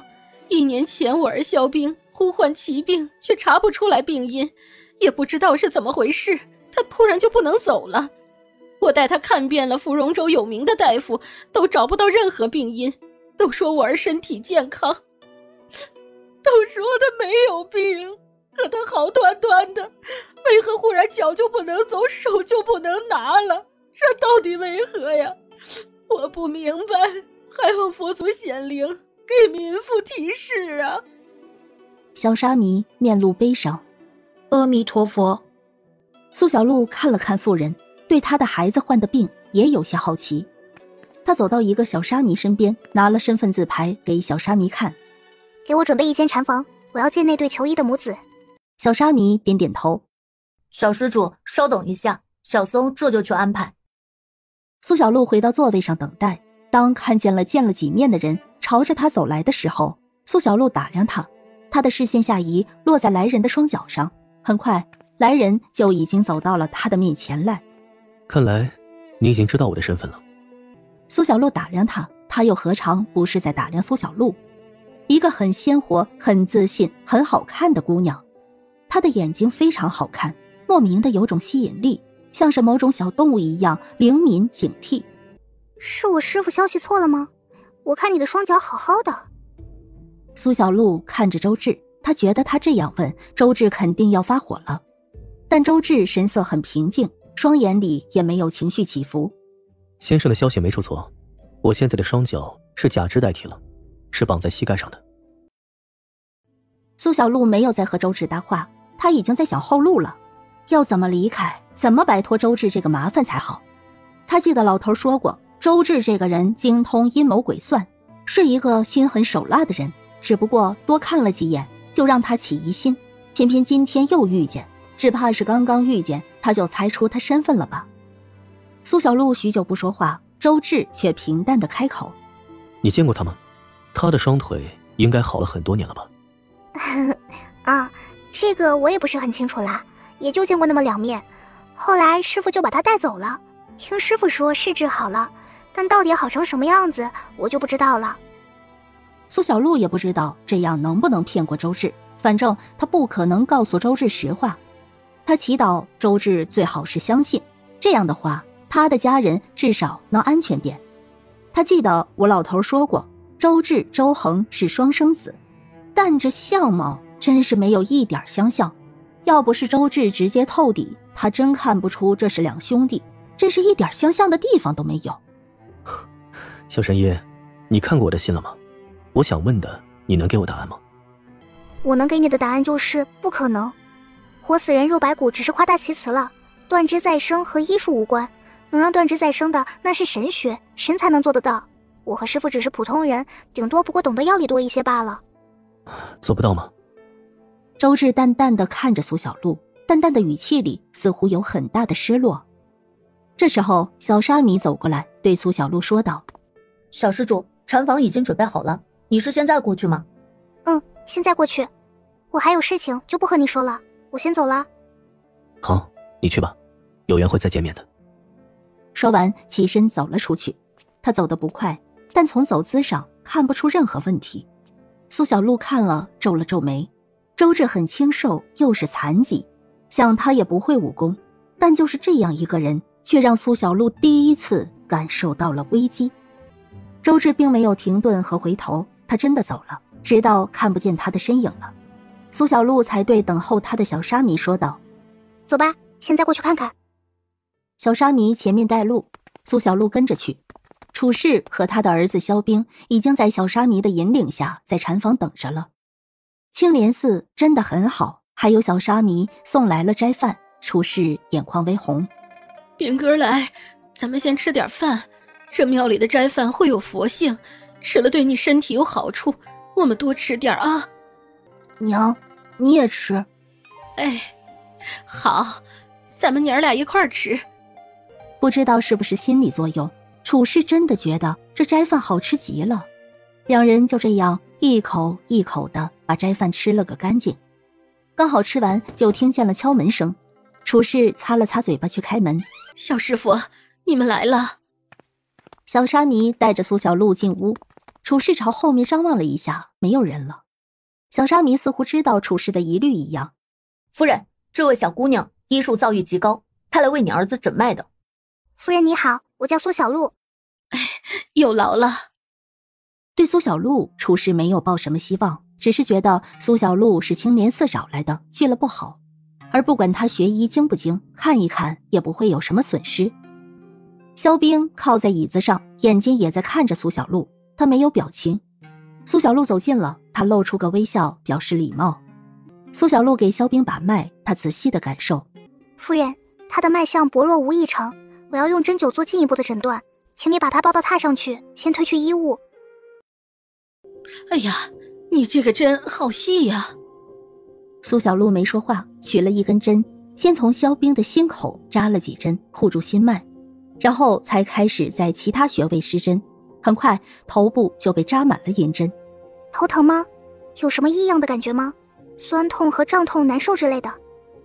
楚氏也一脸急切，他看着苏小璐扎针快而稳，心里也隐约有了期待。萧冰看着苏小璐，没有，什么感觉也没有。大夫，那现在怎么办呢？苏小璐又拿了2根针封住了头部，他知道楚氏心里焦急。头部没有问题，那就继续往下排查。除了封住穴位的银针，其他的银针苏小璐都取了下来，熟练的处理，然后再使用。接下来就是颈部，这样的排查就像是把萧冰的身体分成了几个部分，一个部分一个部分的检查，看看到底是哪里出了问题。这个过程是很细致费时的。楚氏看着苏小璐额头都有细密的汗珠，他拿了帕子小心翼翼地擦拭。苏小璐对他笑了笑。他已经排查完了萧冰头部、胸部和双手，接下来就是腹部和双腿了。苏小璐一针一针的下去，腹部这一块，萧冰的肚子拱动了一下。疼，好疼，娘，我疼。这是什么呀？楚氏只觉得头皮一麻，脸色都白了。萧冰的身体里有东西，因为他的肚皮下好似有什么一下活了过来，在扭动。正是因为这个动静，萧冰才感受到了痛楚。苏小璐在萧冰快要忍不了疼的时候，快速地按着萧冰，在他头上就下了一针。萧冰昏睡过去。楚氏这下才后知后觉地反应过来，眼前这个小姑娘医术绝对不一般。他想着为萧冰看大夫的时候，大夫们说过，这样奇奇怪怪的病，恐怕只有神医才能寻到其根。楚氏当即就跪下去，对着苏小璐磕头。神医呀，求求你救救我儿子吧，我求求你了，你让我做什么我都愿意，要什么我都愿给你啊。夫人不必这样，我会尽力而为。你也看到了，你儿子的肚子里有虫，我得把它取出来。你可以自己看，这条虫很长，它蚕食你儿子的身体许久了。我不能保证你儿子一定能活，但是如果你愿意一试，那我也会尽力而为。如果你不愿意冒险，那我就此收手。把话都说了，楚氏能接受就治，不愿接受就算了。楚氏看着昏睡安静的萧冰，再看着他皮下拱动的异物，楚氏整个人都在发颤。小沙弥同情地念了一声：阿弥陀佛。神医，我想好了，就把虫取出来吧。他吃我儿子血肉，无论如何都要取出来。取虫。苏小璐看着萧冰还在拱动的腹部，二话不说就取了小刀来。这还是龟友给他打的小刀，很小巧，异常锋利，能轻易插穿骨头。怕肖冰会醒过来，苏小璐又在肖冰头上扎了2针。他拿着小刀在肖冰肚皮上开了一个小口，然后就伸手抓虫子。刚触到虫子，只有一瞬间的坚硬，像是一条铁线，这个触感只是瞬间就没了。苏小璐丝毫不怀疑，开始往外拉。拉出来带着血，能看见有一条很长的虫子一点一点的被扯离。小沙弥连忙端了水盆来，苏小璐把虫子丢了进去。小和尚，你先看着这个虫子，不要用手碰，我先给他处理伤口。苏小璐给肖冰止血包扎好，他就继续给肖冰排查。等到确定他身体里面没虫子了，苏小璐才松了口气。可以了，他现在很虚弱，休养一段时间就好了。谢谢，谢谢。处士感激不已，把虫子取出来，肖冰的命也保住了。苏小璐也给肖冰取了银针。你们这几天就在青莲寺里休养吧，我会经常来看看他的。现在的结果就是最好的结果，处士高兴，他也高兴。处士点点头。苏小璐去看了水盆，里面的虫子竟然还没死，在水里洗去了血迹，在水里不安地缓慢游动。小和尚，你去给我找个小罐子来，我把这个虫装起来。小沙弥点点头，很快的小罐子就拿到了苏小璐面前。苏小璐用小夹子把虫子夹了，丢进罐子里，给罐子里装了一点水，然后盖好收起来。做完这些，一会儿我让人抓药给你，一副药喝2天，熬给他喝就行了。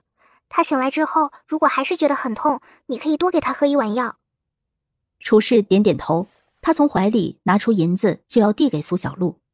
神医，谢谢你救了我儿子，这10两是我最后的银子了，我都给你。夫人，我们有缘，所以我主动救人不收钱，这银钱你留着吧。说完转身收拾好东西离开。小沙弥对处士说：施主，你稍等。说完跟随着苏小璐离开。苏小璐开了方子给他。苏小璐来找王慧兰，有小沙弥对她说：苏姑娘，你找的人在禅房休息。小沙弥带着苏小璐过去。王慧兰听见声音起来开门，看见是苏小璐，她松了口气，随后发现苏小璐两颊的头发汗湿了，她的脸色也有些疲惫。小璐，出什么事情了？没事，我给人看病了，就是之前在大堂里遇到的一对母子，你那时候在求福。啊，那怎么样了？解决了，他身体里有一条虫子引起的。说起这个虫子，我得写信问问我师父。听到苏小璐说解决了，王慧兰就放心了。苏小璐写了药方子，也写了信让青莲寺转寄走。做好了之后，他才和王慧兰一起回去。等他们回到芙蓉洲客栈里的时候，已经是下午申时了。哥哥们还没有回来，苏小璐累了，所以回房就睡了。王慧兰不觉得累，所以就帮忙磨药。没多久，店小二来敲门。王慧兰开门：怎么了？客官，外面有位公子找你们呢。是谁？这我也不知道，他说他叫周志，或许你下去看看就知道了。小璐呢？小璐今天乏累，刚睡着。你找他的话，那得等一等了。没事，那我等一等就行了。王慧兰看周志这样，对周志增添了不少好感。周志安安静静地坐着等，王慧兰也是静静地磨药。申时刚过，苏小璐醒来，睡了一觉，精神气也都恢复了，就是肚子有点空空的，所以她准备下楼去找点吃的。苏小璐才下楼就愣住了，周志怎么来了？似乎是察觉到苏小璐在看他，周志抬头一望，对苏小璐露出一抹浅笑。苏小璐也笑了笑，而这时候他看见苏崇、苏华等人回来了。苏小璐身体比大脑还快，足尖一点就飞身而下，扑到苏崇、苏华身边。大哥、二哥、三哥，你们回来啦！你们给我买好东西了没？苏崇还没反应过来，苏华和周恒已经察觉到不对劲了。刘子金走向王慧兰：夫人，你们回来了，我给你们求了平安符。这位是？周志坐在那里，很快就吸引了苏崇几人的目光。周志的眼神落在苏崇、苏华和周恒身上，他浅浅一笑：你们好，我叫周志。偶然遇见神医，特地来求医的。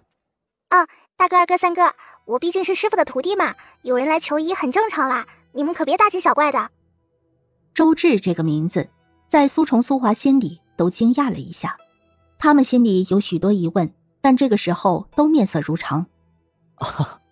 是来求医的呀？那你问小鹿就行，我们刚才不懂这个。苏崇笑了笑，摸摸头。苏小鹿从来不叫周恒三哥，他现在这样叫，一定是有原因的。苏华神色也平静，他浅浅笑了笑，附和：原来是找小鹿求医的，不知你是哪里不舒服啊？我的双腿不舒服，总是疼，想看看有没有什么方法能够缓解一下。苏姑娘，你能给我看看吗？银子不在话下。苏小鹿看着周志，两人目光相对，苏小鹿只觉得很危险，他十分警惕，一点也不敢松懈。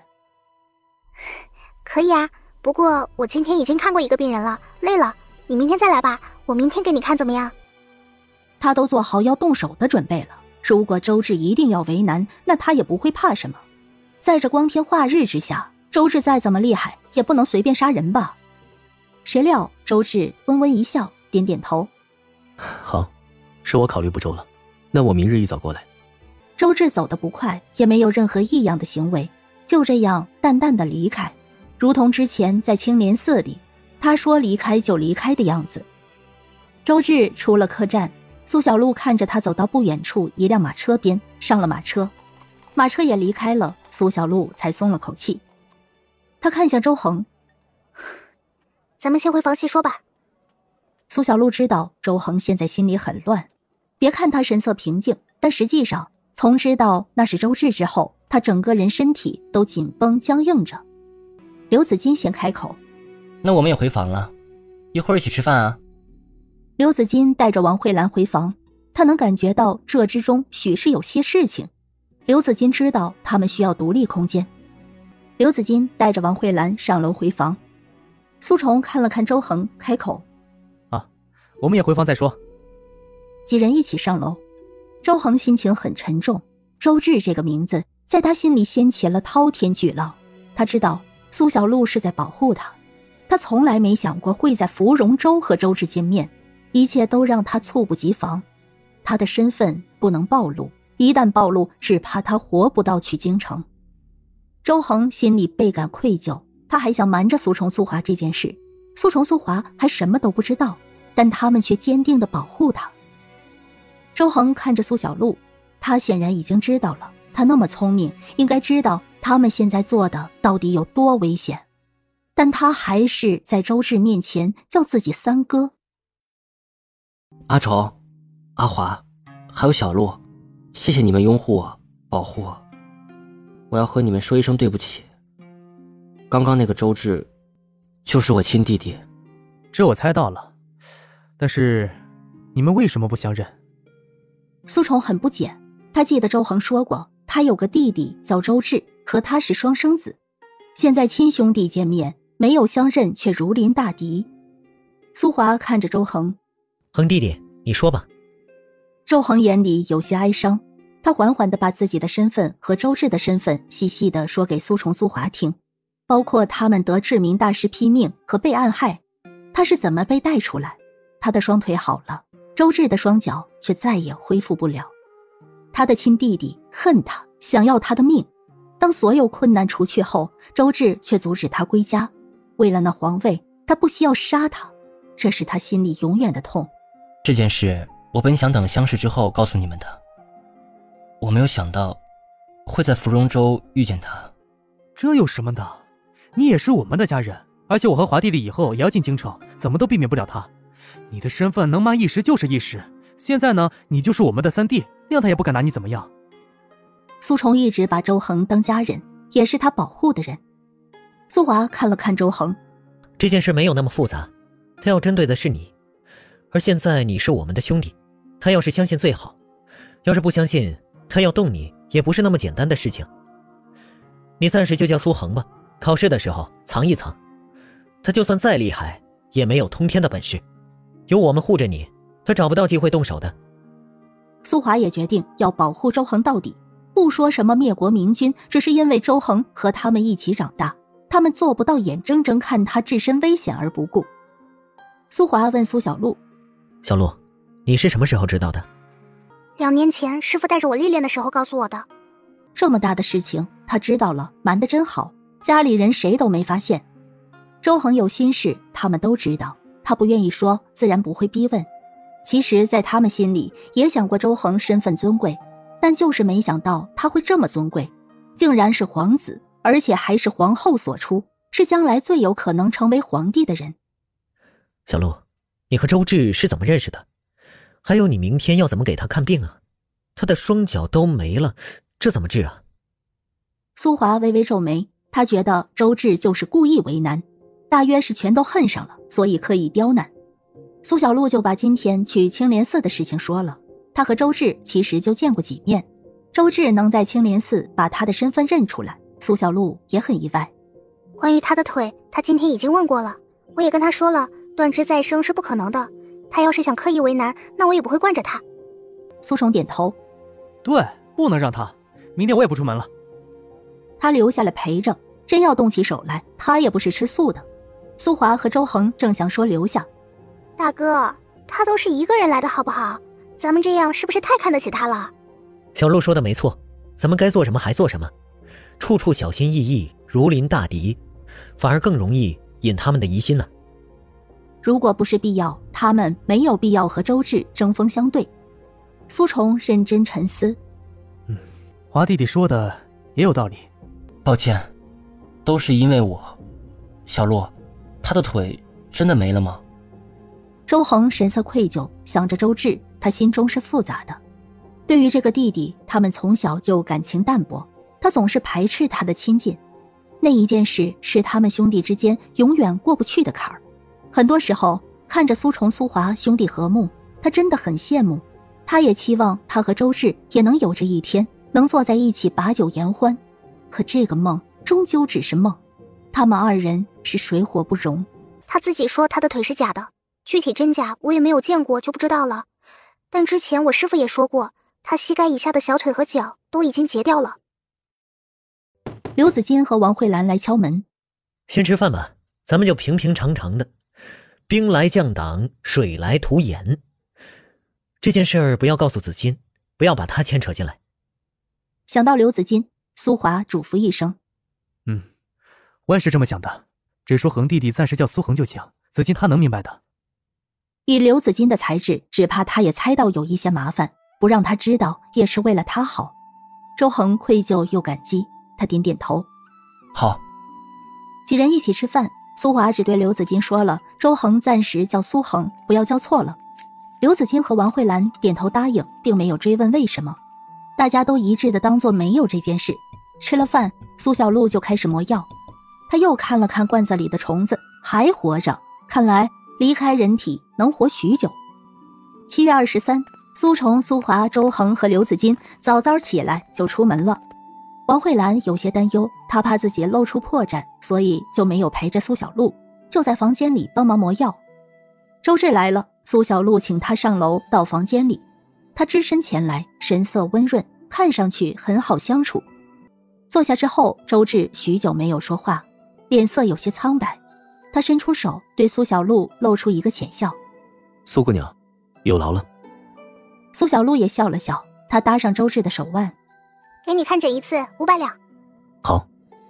他温和地看着苏小璐，眼里是点点笑意。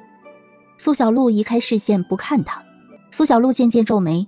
周志的身体的确很不健康，他的身体里有许多的毒素，许多经络都是不通的。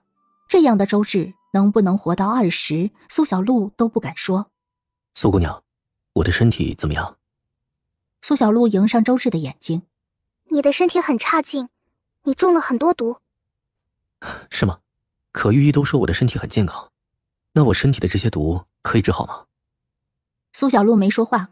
周志这身体就是一个盛毒的器具，能治好吗？恐怕是治不好。就是治好了，他的身体早就被毒素掏空了，什么用都没有。周志注定是个短命之人。我先看看你的腿吧，你昨天不是说腿疼吗？今天不疼了。说着，他撩开了衣服，翻下靴子，露出了闪烁寒光的冰冷骨架。他让苏小璐知道他的双腿是真的没了，然后他就放下了衣袍。说说我中毒的事情吧。你一身都是毒，中的毒素太多了，你的身体似乎已经到达了一个平衡点，贸然破坏了也不好，我只能给你配一些养气的药先吃着。解毒太过复杂，不知道要多少年，他不可能一直在周芷身边，周芷能不能活到解毒完都难说呢。这让苏小璐觉得很棘手，而周芷神色平静，看不出他是高兴还是不高兴。苏小璐说了，他也没有生气，很平静地接受了，浅浅一笑，点头。好，那有劳了。周芷从怀里拿出银票递给苏小璐，这是诊金。那你等一下，我写个药方给你，你拿着回头抓药煎着吃就行。苏姑娘，你给我说说周恒的事情吧，他那时候是什么样？苏小璐皱起眉头，你到底是什么意思？你恨他恨得入骨，要他命，我可不管，这不关我的事情。我可告诉你，我没有功夫陪你在这里弯弯道道的，你要是想找我麻烦，那咱们就打开天窗说亮话吧。他捏了捏拳头，眯起眼，警告周芷，你的拳头弱不禁风，我的拳头可不是，就你这样的，我一拳就能打死一个。周芷愣了愣，苏姑娘，其实我并不恨他，我只是想知道他现在是不是还活着。母后很想念他，你对我有误会，我不知道怎么解释，因为我说我不想要他的性命，你也不相信我，那我便不问了。周芷起身拱拱手，谢谢你为我诊治，我这便走了。如果你知道他在什么地方的话，帮我带句话吧，就说我不会伤害他，希望他早日回京。至于他信不信，随他吧。苏姑娘，我们有缘再会。周芷说完就没有再停留一息，他朝着外面走去。苏小璐看着他清瘦的背影，他手里有毒针，只要他一针就能永远解决他。周芷回去了，撑不了1年就会魂归地府，而且还查不到他身上。但直到周芷身影消失在他眼前，苏小璐手里的毒针也没有动用。周芷离开了，苏小璐缓缓地跟了上去。周芷出了客栈，就有马车等候着他，他上了马车离开。马车里，周芷双目紧闭，面无表情。厨子，有个女子跟踪。不管她，让她跟。出来有些日子了，回去收拾一下就回京。苏岭那边动乱也平息了，此处事了，该回京了。他此番来为的是平乱，老天却是给了他一个巨大的惊喜，他不需要再做什么了。周恒，京中见。周芷伸手摸了摸怀中的药方子，他微微皱眉，眼眸深了深，有些自嘲地勾了勾唇角。这世上所有的好运似乎都朝着周恒倾斜了，可那又怎么样？给他的那些东西，他拿得稳吗？苏小璐跟着马车，看着马车停在一处府门。周芷并没有下来，只有一个侍卫进了府门，很快的就有好几个侍卫一起出来，带上了一些包裹，又要走。苏小璐悄悄跟上去，她倒要看看他们要去哪儿。苏小璐没想到的是，马车竟然是出城了，这是要离开了？苏小璐有些纳闷儿，她跟着出了城，马车上了官道，越走越远，周芷竟然离开了。苏小璐一头雾水。她进城没多久，就遇见了找她的苏华。见过苏小璐，苏华松了口气。小璐，你去哪里了？王小姐说你一天都没在客栈啊。苏小璐把事情给苏华说了一遍，说完她郁闷地问，二哥，你说他在想什么呀？他说他没有想要周恒的命，这可能吗？他明明依然怀疑我知道周恒的下落，但却又一下子离开了，这又是什么意思啊？他想不通，周芷这样的做法在他看来实在是太乱了。小璐，二哥也猜测不了，他离去的太果断，似乎一切只是我们想多了。他来这里应该是有什么事情要办，恰巧遇见你，然后怀疑了一下。他拿不准你的脾气，还有可能是不想和你交恶。唉，不管他是什么目的，接下来咱们都小心行事吧。这个人真是太烦了，太莫名其妙。他们这一行因为遇见了周芷，就都变得不高兴了。咱们去东街和紫金会合，他也出来找你了，先回客栈再说。两人去东街和刘紫金会合，刘紫金见苏小璐平安无事，也就放心了，三人一起回客栈。一回到客栈，周恒和苏崇都齐齐起身。没事吧？没事，周志离成了。苏虫愣住，他以为自己听错了。周恒微微皱眉。苏小璐就把白天给周志诊治的事情说了一遍，反正他是不懂周志为什么走了。或许二哥猜得不错，他是有事情来这里，然后恰巧遇上了，恰好事情也办好了，又恰好不想和他交恶，所以干脆走了。得知周志走了，几人也高兴不起来，因为都觉得一头雾水。沉静了一会儿，苏虫开口道：不管怎么样，他走了都是好事。接下来这段时间咱们也要小心点，等考试完了就回家就行。周志和周恒迟早是要对上的，只是现在周恒势单力薄，不宜对上。等到了京城里，周恒联系上了皇后，恢复了身份，那时候就不用担心了。刘子金不知道到底发生了什么事情，他没多问，但让苏虫苏华都这么紧张，事情一定不小。那个周志离开了不是坏事，他们小心些，好好考试就行了。苏华点头，这段时间谨慎些，不用太烦扰，该怎么样还是怎么样。恒弟弟，考试的时候你依然藏拙一点，有什么事情明年会试再做打算。好。周志走了，他的心里依然不好受。刘子金却安排了饭菜，几人吃完就各自洗漱休息了。一直到8月初1，什么事情也没有，周志是真的离开了。苏小璐这几天往返青莲寺，在青莲寺休养好几天的萧冰已经可以回家了，他已经恢复了行走能力。离开的时候，楚氏带着他朝着苏小璐跪下来：神医，谢谢你救了我儿子一命啊！冰哥，快给神医磕头。萧冰也听话，对着苏小璐就磕头。回去好好休养2个月，耗损的精气神就能养回来了。以后吃东西什么的，一定要记得病从口入，吃东西要吃煮熟的。楚氏连连点头，萧冰也乖巧的点头。谢谢神医姐姐，我会谨记于心的。好啦，那你们回家吧。苏小璐笑着挥挥手，楚氏高兴的点头。他牵着萧冰离开，想着想着又红了眼眶，又转过身对着苏小璐鞠了一躬，然后才带着萧冰离开。小沙弥也露出笑意，送走了楚氏和萧冰。苏小璐才对身边的本天说道：小和尚，你不是说我让你们打听的事情有消息了吗？什么消息啊？说来听听。是苏林那边总兵吴明才通敌叛国了，二皇子是来平乱的，平了乱他自然要回京复命。本天把事情仔细地说给苏小璐听，苏小璐听了心里放心不少，至少说明周志真的只是凑巧。至于周志说什么期待周恒回去，不会要他性命，不恨他之类的话，苏小璐压根儿不会相信。不过现在他的哥哥他们都能好好考试了。从青莲寺回去后，苏小璐就把打听到的消息告诉了哥哥们，大家也安心了不少。8月初8，苏虫、苏华、周恒和刘子金拿好东西，一起去往考场。整个芙蓉州有上万人参考，而最终榜上有名的也不过前100人，这个压力可想而知。苏小璐和王慧兰送他们进去。小璐，别担心了，我们去了。周恒有心事，他对苏小璐点了点头，没说话。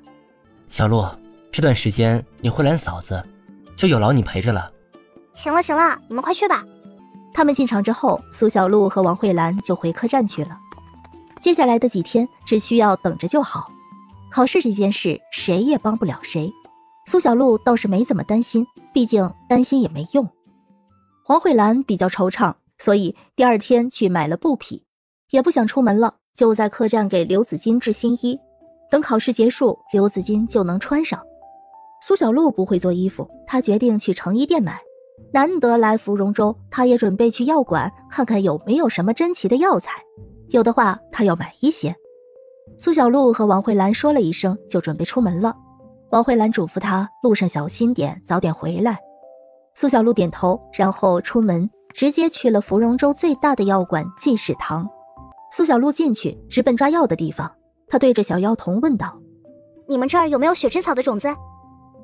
药童看了看苏小璐，姑娘，有是有，但雪之草很名贵，价值不菲。你实在是苏小璐衣着太过平凡，怎么看也不像是能拿出几百两来买好药的人呢。苏小璐从怀中拿出银票，药童看他真的有钱，热情一笑：“啊，如此的话，还请姑娘移步到后厅来。”这样名贵的药物，药童还得和坐诊大夫说一声，然后才拿着药物来见苏小璐。哈，姑娘，我们现有血脂草2株啊，都是100年血脂草，一株1000两银子。血脂草种子嘛，按粒卖的，1粒10两银子。你看你要多少呢？2株血脂草我都要，种子的话给我10粒吧。苏小璐收入怀中，实际上是放入了空间里。这么贵的种子，稍有不注意就弄丢了，找都找不到，还是放在空间里最安全。姑娘慢走。药童非常的恭敬，送苏小璐出去。这么小的姑娘，随手就能拿出几千两，放眼整个芙蓉州，这么阔绰的千金可不少见呢。苏小璐从后厅出来，恰好看见一个大夫从外面回来，提着药箱回药堂。苏小璐下意识地伸手掩住口鼻。洪大夫回来了。小药童恭敬地打招呼，上前去帮回来的大夫提医药箱。洪正点点头，然后朝着坐诊的空位走去。有百姓很快地排过去。苏小璐走出记事堂，鼻尖依然还有那淡淡的怪味儿。她挥了挥面前的空气，然后去了成衣铺，给苏崇、苏华还有周恒买了一套衣衫，才回了客栈。回了客栈，苏小璐回房躺在床上休息，意识进了空间。她的空间灵气葱郁，2块土地种满了一半，青葱翠绿的药材，连叶片都含了灵气。其中有人参、灵芝、雪莲、何首乌等，还有很少见的鬼兰子。他这么多年也就得到了1株鬼兰子。他把血脂草的种子一粒一粒地种下，又取了灵泉水来浇灌。做好这一切，苏小璐才出了空间。小璐，好几天没有出门了，要不要出门走走？也行，是有好几天没出门了。苏小璐收拾了一下，和王慧兰一起出门。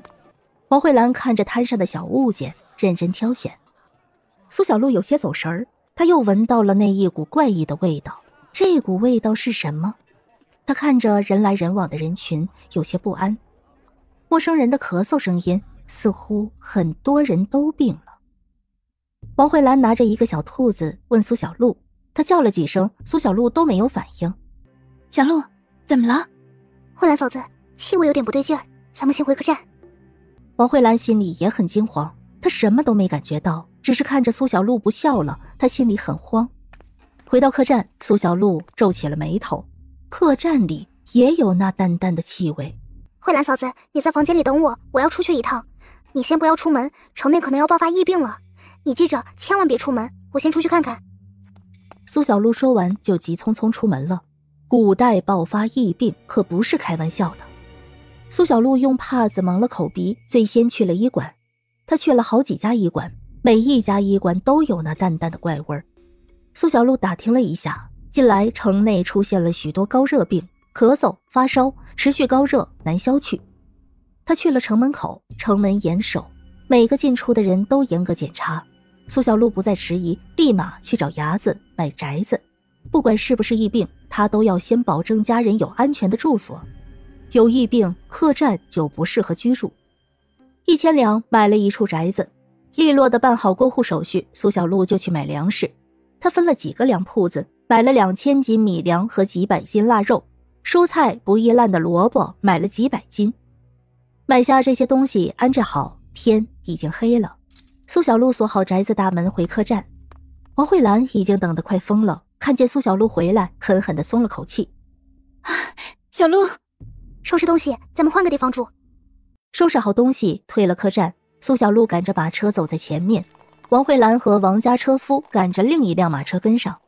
到了新的宅子，这段时间你先别出门了，所有的事自己做，衣物要用滚水烫过，每日的碗筷也要用滚水烫才行。近来城里多了许多患高热病的病人，城内看守严禁了许多，我也是小心为上。等过2天他们的考试结束了，咱们也尽早离开。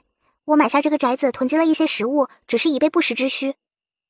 苏小璐和王慧兰解释她今天做的这一切。王慧兰点点头。好的，小璐，你别担心，其实每个城里每年也会有一些病感染很多人的，但经过治愈就没事了。王慧兰不知道苏小璐为什么那么紧张，她只好用她见过的来安抚苏小璐，希望苏小璐不要这么紧张。自从认识苏小璐以来，苏小璐都是快乐幸福的，就连那个周志都没让苏小璐这么紧张过。她就像是受惊了，她的不安王慧兰都感受到了。小璐别怕，会没事的。慧兰嫂子，我没事了，我自己安静一下就好了。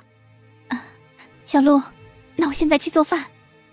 苏小璐坐在正厅椅子上，她眼眸低垂，脑海里许多记忆在翻涌。一个疑似瘟病的气味让苏小璐想起了上辈子全世界经历的疫病。她居住在那座城市，亲身感受身边有许多人都因疫病离世，封城封门足不出户的那些记忆，朋友感染离世的痛苦一下子从他尘封的记忆涌出来，所以他今天才如同惊弓之鸟。苏小璐睡下后，心没来由的疼了一下，她心里感觉很不安，好似要出什么事情一样。想着苏虫和苏华，苏小璐没有了睡意。城内有疫病，考场怎么样了？她没有再迟疑，起身悄然地出了门，足尖一点，飞身上了屋檐，运足内劲，飞速地朝着一个方向掠过去。而此时的考场正处于水深火热之中。监考的齐明很无奈地对着洪正说道：洪大夫，你也看见了，没有人肯放弃这半场考试，在场的每一个学子都是经历险阻才坐到这个位子上的，现在别说是疫病，就是天崩地裂，他们恐怕也不会走。洪正眉头紧锁：齐大人，这不是开玩笑的，此次疫病非同小可。洪大夫，疫病是这几天才有的，咱们这些考生早就入场了，他们这几天和外界接触的机会都没有，所以染病不太可能，他们就是身体虚弱导致的风寒而已。每次秋闱之后啊，总要病倒一大片，这一次也是这样而已。有考生出声附和：齐大人说的没错啊，我们只是忙于看书，身体虚弱，一连多天考试，身体受了风寒而已。是啊，一点点风寒算什么？等考试完了吃药就好了呗，没有什么大惊小怪的。对呀，再说了，要真有疫病，也不差这一晚了。生死有命，富贵在天，一切都是老天注定的。反正我只是感染了风寒，除非你们现在打死我，不然我不可能离开考场去区里治病的。一群考生你一句我一句，附和的声音越来越多。齐明看向洪正：洪大夫，你也看见了，现在让他们结束考试是不可能的。你们如此坚持，我也没有办法，我只是把我该说的都说了，做选择的还是你们自己。既然如此，等明天一考完，有迹象的立马去隔离治病吧。洪正背着药箱，带着几个药童离开。他走后，齐明也发话：好了，时候也不早了，你们都早点休息吧，争取养好精神，应对明日上午最后一场考试。考生连连答应下来，大家回到各自的小憩处休息。苏虫关心地问：你们身体还好吧？撑得住吧？苏华、周恒还有刘子金都点点头。这次考试的确很疲累，但他们的身子底子都还好，能熬住。何况还有苏小璐给他们准备的药膳饼子呢。咱们也小心些，连官府都这么重视的疫病，不容小觑。咱们也尽量别和其他人接触，顾好咱们自己就行了。刘子金开口说道，他很是担心外面，他们在考场里都有这样的动静，外面还不知道怎么样了。子金说的对，咱们别接触其他人，顾好咱们自己就行。几人都面色严肃，苏华暗暗退远了点，他嗓子有点发痒，让他总是想咳嗽。我身体有点不太对，你们离我远点。阿华，怎么了？周恒连忙关心地问。没什么，可能是感染风寒了，不要离我太近，避免过了风寒给你们。华弟弟，过来，我传些内劲给你。我是练武之人，再说了，那只是你的猜测。苏虫朝苏华走一步，苏华连忙避开。大哥，不用，我这药膳饼子还没有吃完，这点风寒我熬得住，但如果不是风寒，你接触我就有危险。无论怎么样，你现在都别靠近我。大哥，正因为咱们血脉相连着，我才不让你这么做。咱们不是小孩子，我既然说了不要，我便希望大哥尊重我。阿华，我这儿还有小鹿准备的防风寒药，还有1粒，你先吃了。谢了。周恒也拿出来自己的药给苏华。阿华，我这儿还有1粒，你也一起吃了吧。苏华点头，把2粒预防风寒的药丸吞服了。好了，时间也不早了，咱们先休息，养好精神，明天就结束了。苏虫隐隐有些不安，回到小憩的地方，蜷缩在小小的方寸之地里，苏虫久久难有睡意。他们不知道的是，苏小璐来过了，因为天色黑人太多，他并没有找到苏虫他们。在考场里，苏小璐也闻到了那一股气味，这让他心里不安更加强烈。他并没有回去，而是跟踪了洪正。他记得洪正，前几天他买雪之草的时候就遇见过洪正从外面出诊回来，那也是他第一次闻见那奇怪的味道。苏小璐皱眉，趁着无人，他进入了安置病患的房间。整个屋子里安置了20多个病人，都在浅浅的哀呼。苏小璐发现他们脸上长了许多疱疹，有的已经破烂流脓了。他悄悄地出了济世堂，刚好看见一辆运送尸体的牛车离开，跟了上去。牛车出了城，在出城的时候，2个小厮和守城门的官兵交谈了几句话，苏小璐听得真切。这么一会儿就死了8个，等到天亮还不知道又会死多少个。